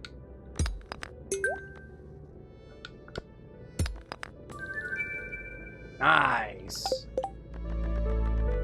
Gunther could tell you more. All right, let's donate to Gunther. Let's also bring some iron ore back to Clint's. Actually, what we're going to do is we're going to go back to the farm first to get it. Garlic, we haven't made any cocktails except for one with the Punchki vodka yet. The only cocktail that it was in was this chaotic cocktail that we made for our charity event last week. It's relatively new to the bar, so it hasn't really made a lot of rounds. Never mind asking, too, how would you add bread flavors like beer into a cocktail without the fizz? Do you just decant the beer? Yeah. Yeah, if you want to decarbonate something relatively quickly, froth it. Like, put a milk frother into it. You'll kill the carbonation on that shit. You'll kill it. Put this over here. Let's grab our iron bar. There we go. There we go. Bring that back. Also bring it to the museum. We're going to upgrade another one of our pieces of equipment. But yeah, dude. There's a lot of bottles that actually haven't been used in any recipes on the show, and something that we were chatting with the guy with glasses the other day was a world where all of your guys' recipes are easily accessible, and you guys can be able to tell at a glance whether or not an ingredient has been used in a recipe before. We had a really, really good idea the other day, and I think that's going to be on the roadmap for next year. Yeah, I don't got no gold. Let's do steel water can. That feels good. That's Yeah. Is there a limit to orders per submitted? 1 per stream per platform. We stream on Twitch and YouTube. So if you want to pop up over on YouTube too, you could submit 1 extra recipe. I only ask you guys to submit 1 recipe at a time because the bot is not smart enough to distinguish 1 recipe from, let's say, 2 recipes from 1. So the bot's not very smart. So I ask you guys to submit 1 recipe per stream. If you submit 1 today and we don't get to it, you can recall it during another stream. If you want to submit multiple recipes, you totally can, but we don't have a means to have any more than 1 recipe per account in the chamber on the stream so far. So far. 1 thing at a time. Can confirm for Zesty out there. We're working on a Danhausen cocktail. I actually have the teeth mold on my desk over there. We were thinking about that this morning.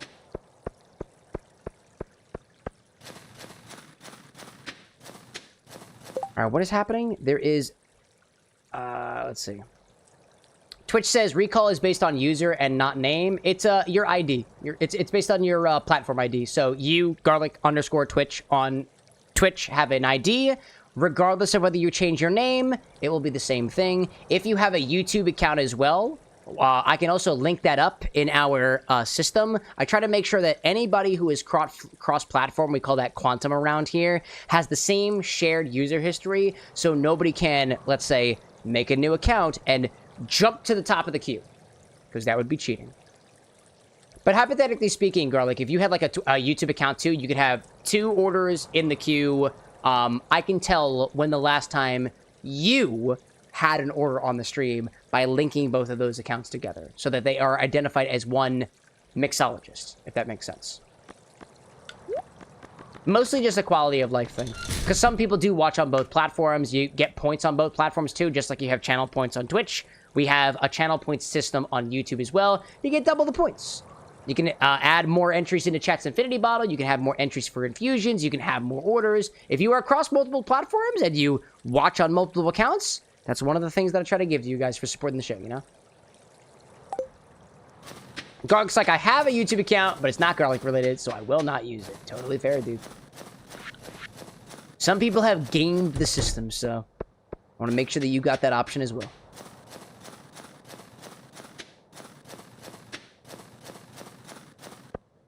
Granted, aside from multiple different point sources, it's not going to give you a leg up. Just helps you a little bit of the recipe loading, if that makes sense. You kept a suspicious looking figure at the bus stop when it saw you. Nope. Carbon pumpkins. Bring Carolina pumpkin. I got a pumpkin. Catch a squid. Bring Louis the squid. I don't got no squid. Pam is thirsty. Pam pale ale. Can't do that. Don't have hops. Reach the bottom of the mine. We're getting there. One at a time. One at a time. All right, chat. We're about halfway through this day in Stardew Valley. We are going to do just until the end of the day. And then we're going to call it quits tonight. And we'll be back with some other game next week.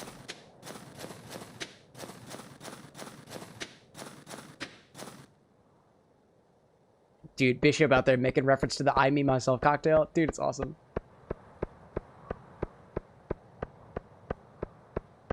I wish you'd be a burial girlfriend, boyfriend, ba ba ba ba ba ba ba ba.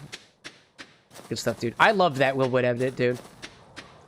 Hey, I see Garlic over on the YouTube side. Bro's gone quantum!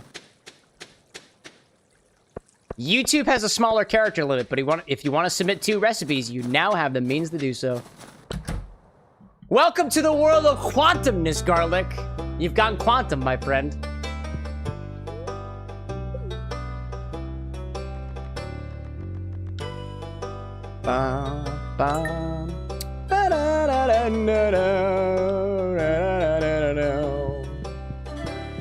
More things to the museum. All right, what do we do now? We have a few hours left in the day. You know, there is one thing to do, chat. There's one thing to do. Let's go fishing.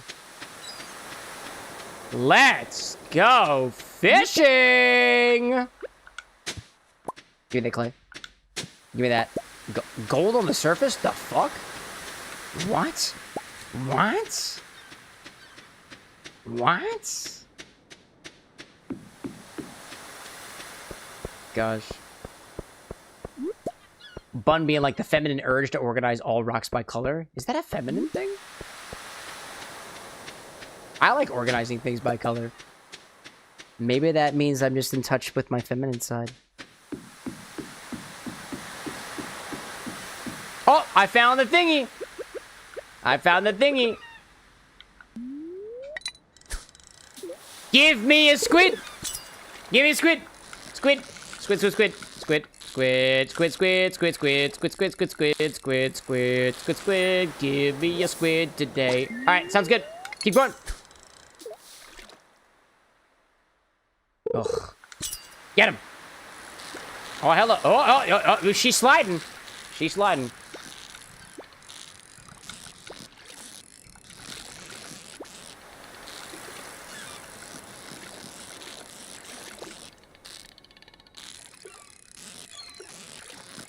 Almost there. Oh, almost there. Almost there. Ah!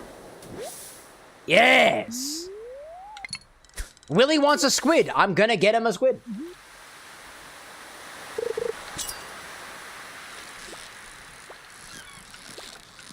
Gosh, evidently there are a couple of chat members out there who also have a little bit of a color-coding feminine side. Not me with my infusions. not yet, not yet. Red mullets. There we go. Let's see. Never mind, have to do your laundry. Lisa, you've been working on a couple, several different cocktails, balancing back and forth. Yeah, there we go. You want to redo the Mexican fruit cup at some point? Dude, let's make it happen on the show at some point, dude. Biggest herring you've ever seen, chat. Biggest herring you've ever seen.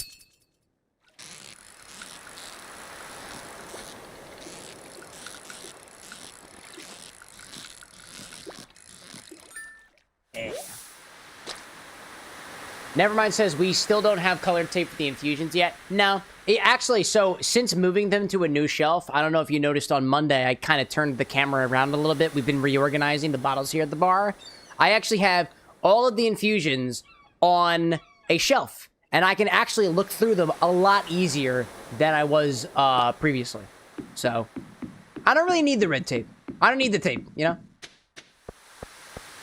Garlic says, isn't Rumple like herby in an intriguing way? If you count mint as an herb, yes. It is 100 proof mint schnapps. Peppermint schnapps. So, yeah, sure. Mint is an herb. Yeah, I can agree with you on that. Otherwise, it's just straight up mint, dude. It's straight up fucking peppermint. And Zesty loves it for some reason.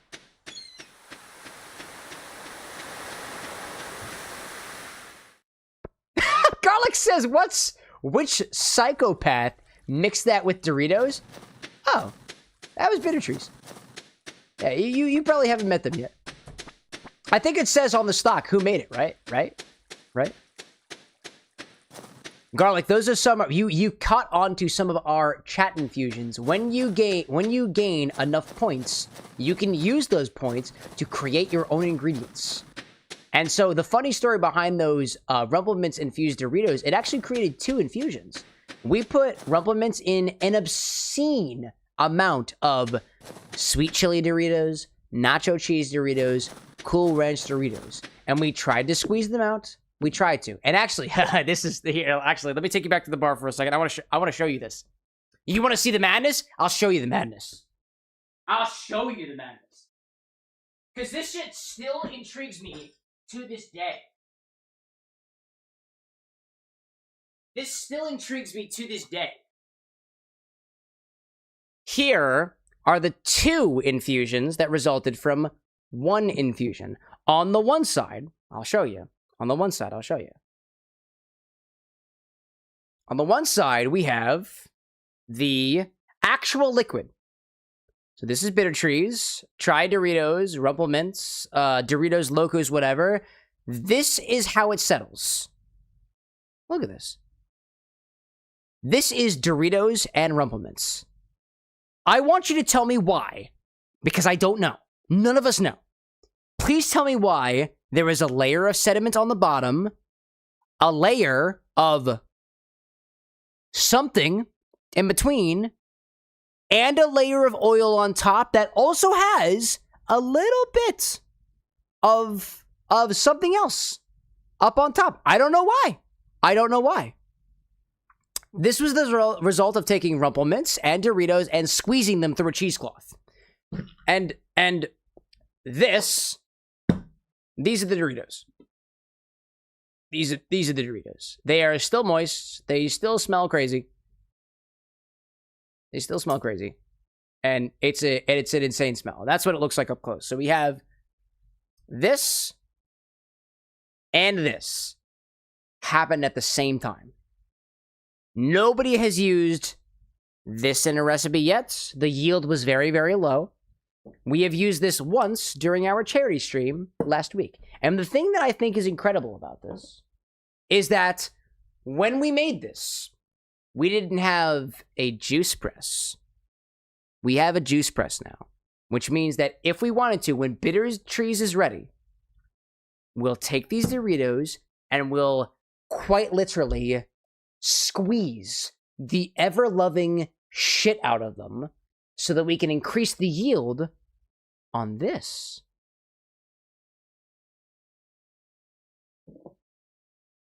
Yeah. We do some wild shit on this channel. Mixology, nothing is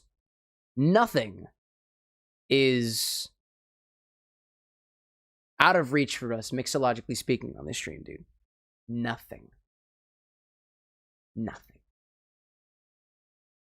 Considering it's still damp, I'm concerned how it hasn't gained sentience yet or become alive. I'm still surprised.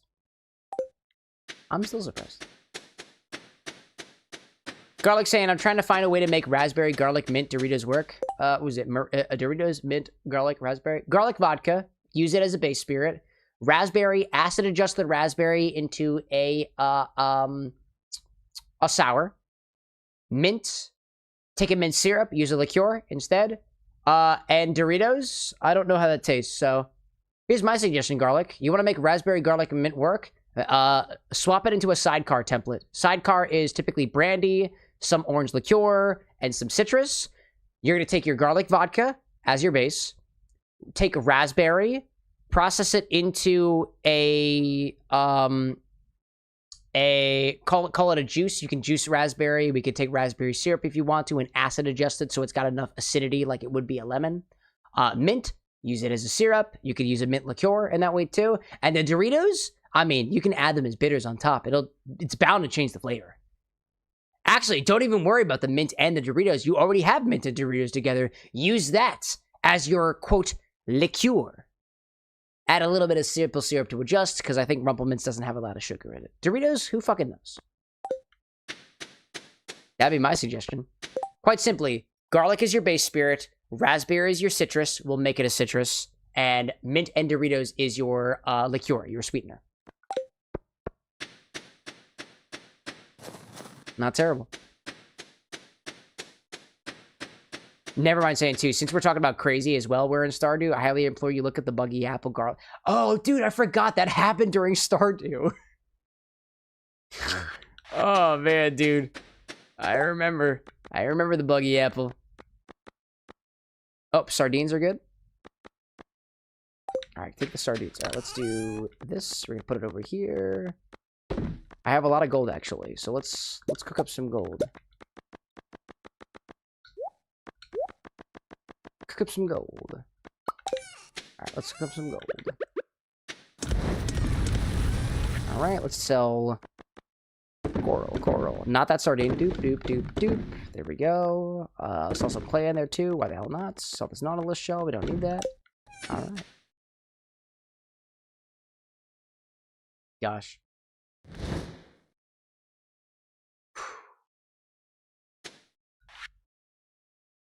Honestly, I'm super curious about this potential cocktail that you're working on, Garlic. Garlic and Doritos and raspberry. Why the raspberry? Where's the raspberry coming from? That actually seems kind of out of place. I'm curious. Where's that coming from?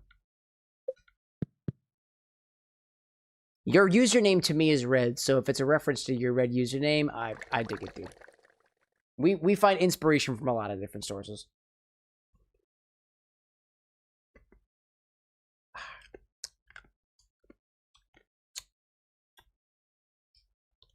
Raspberry is such an underutilized flavor in things. Yeah, I can see that. I can see that. Whoops. Let's grab some water, right?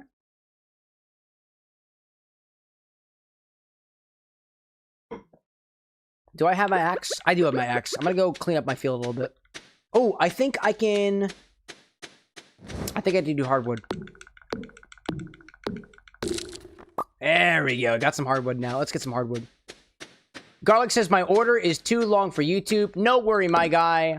No worry, my guy. Exclamation point order. Part 1 of your drink. Then do part 2 of your drink. Then do part 3 of your drink. When you order something on Twitch or YouTube... When you order something on Twitch or YouTube, you can do multiple order commands. My bot will just add them all together. If you said, exclamation point order part 1, or if you did, for example, exclamation point order 1 ounce of gin, order 1 ounce of sweet vermouth, order 1 ounce of Campari, I will see it as 1 ounce of gin, 1 ounce of Campari, 1 ounce of sweet vermouth, Negroni. Quite simply. So every time you use the order command, it just adds to the order that you've submitted already. So you don't gotta worry about that. If you run out of characters, just use another one. No problem. Oh, mossy seed. That's fun.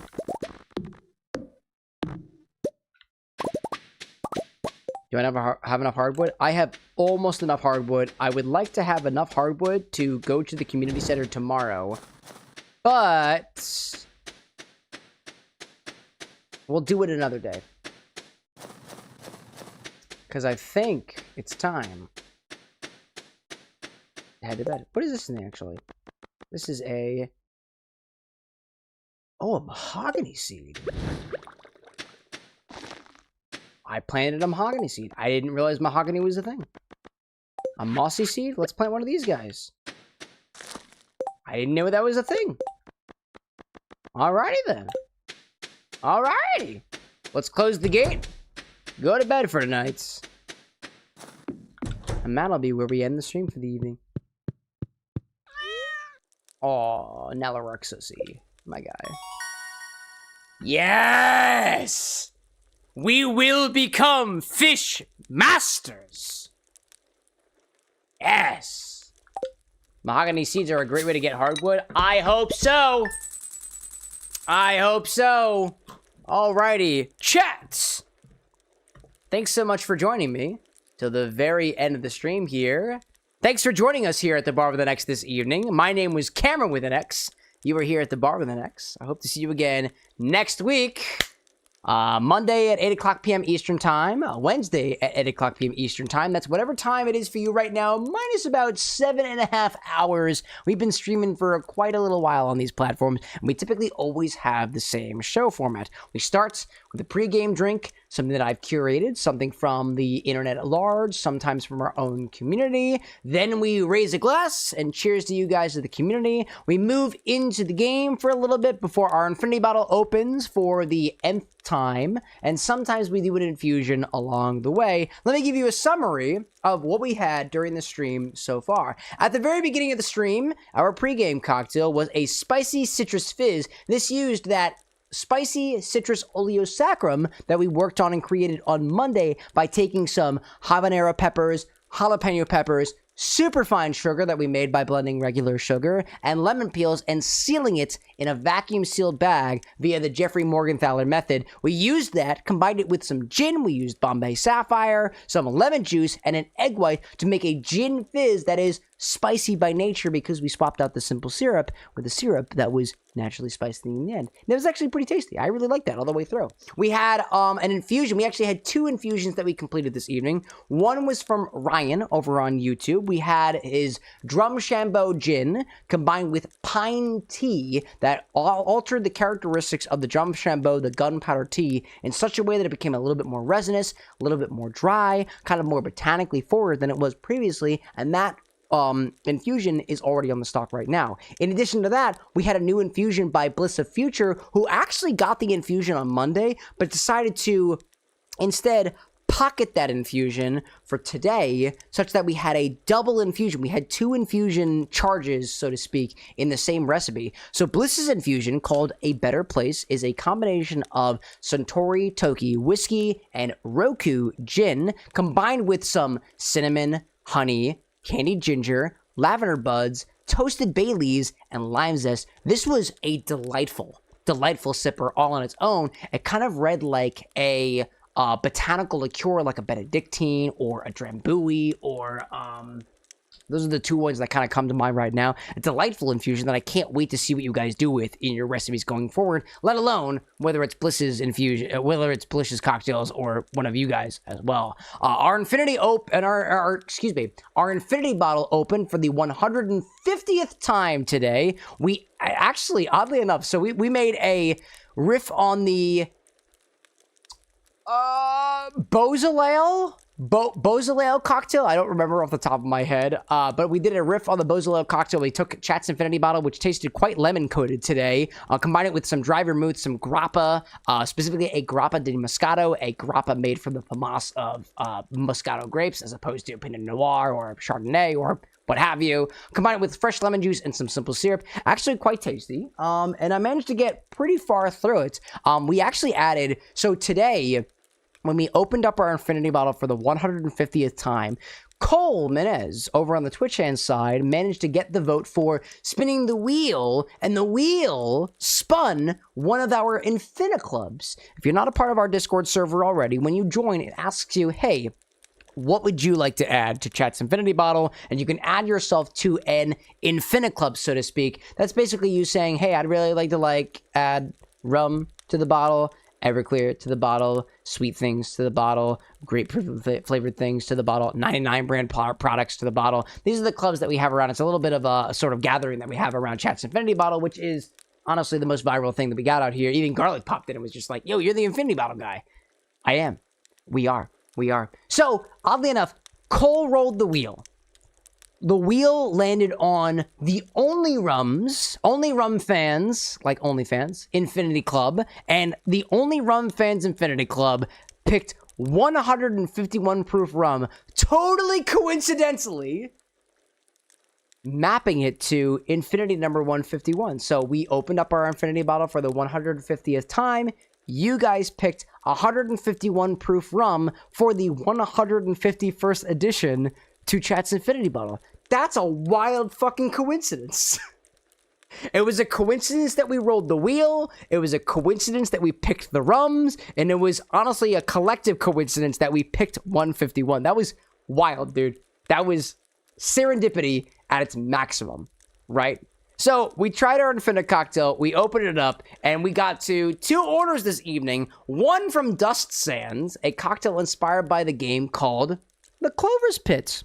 Inspired by the game Clover Pits, where you spin the wheel for slots, and I think it's a slot machine, a roguelike, so to speak. This was an incredibly cinematic cocktail. It had a lever that we could pull. It had a drop shot referencing when you die in the game and you have to go back to the beginning of your run. This was a combination of, in one shot glass, some cherry whiskey, grenadine, and Angostura bitters. In our actual mixing glass, lemon vodka, cherry schnapps, and lime vodka, and a little bit of gold luster dust. Every single ingredient there was a reference to one of the symbols that makes their way into the game, and it was smoked with a bit of cherry wood too. And the thematics of that cocktail, the gradient of that cocktail, was just beautiful, dude. I can't wait for the edit to come out after the fact. That was a beautiful looking cocktail, and it honestly kind of had some flavors reminiscent of a little bit of cherry cough syrup, a little bit of the lemon flavor, very citrus coated, and a bit of that bitterness, and the cherry kind of coming through a little bit more, especially as we mix the whole thing together. And our final cocktail tonight, which I'll raise a glass to, is the one by Brick Puncher. This is the Revenge cocktail inspired by Heathcliff from Limbus Company. This recipe has been in our queue for a long time, especially after the Remembrance cocktail that we had a while back from, I want to say it was Silver, once upon a time, was our first Limbus Company, our Project Moon inspired beverage. This is a very floral coated cocktail. It uses sake yuzumines, one of our community members' infusions, the essence of floral revelry, Floral Reverie is a combination of sparkly purple butterfly pea flower and rose infused aviation gin combined with More Than Awesome's aviation infusion, which combines some of D&T's Underdark and Chill tea, an Earl Grey tea blend with some sage, combining that with a bit of creme de violet, gardenia syrup, a little bit of lemon juice, and creme de violet as well. The cinematics for that as well, we tried our best to do. I think it was pretty damn cool as well. And it kind of codes as a little bit of a bitter, sour, floral style beverage that even now, after it's significantly watered down, is still a pleasant sipper until the very, very end. To all the people who have joined me at the very, very end of the stream, including Kyrie out there saying good night, Bun saying thank you for the stream, Garlic saying there is an atrocity and a garlic bread cocktail in the future. I love the sound of it. Hector de la Rosa Valentino de San Fernando y la Virgin de Guadalupe, Hacker Troller out there on the Twitch and YouTube side saying goodbye for the night. Nevermind saying what a fun stream. Zesty saying happy to have more Michiganders out here. And I see Kit Kat saying it's a win for the Only Run fans. King of Autumn literally just woke up right now and the stream is ending. See you guys on Monday. Angel, it's good to see you too.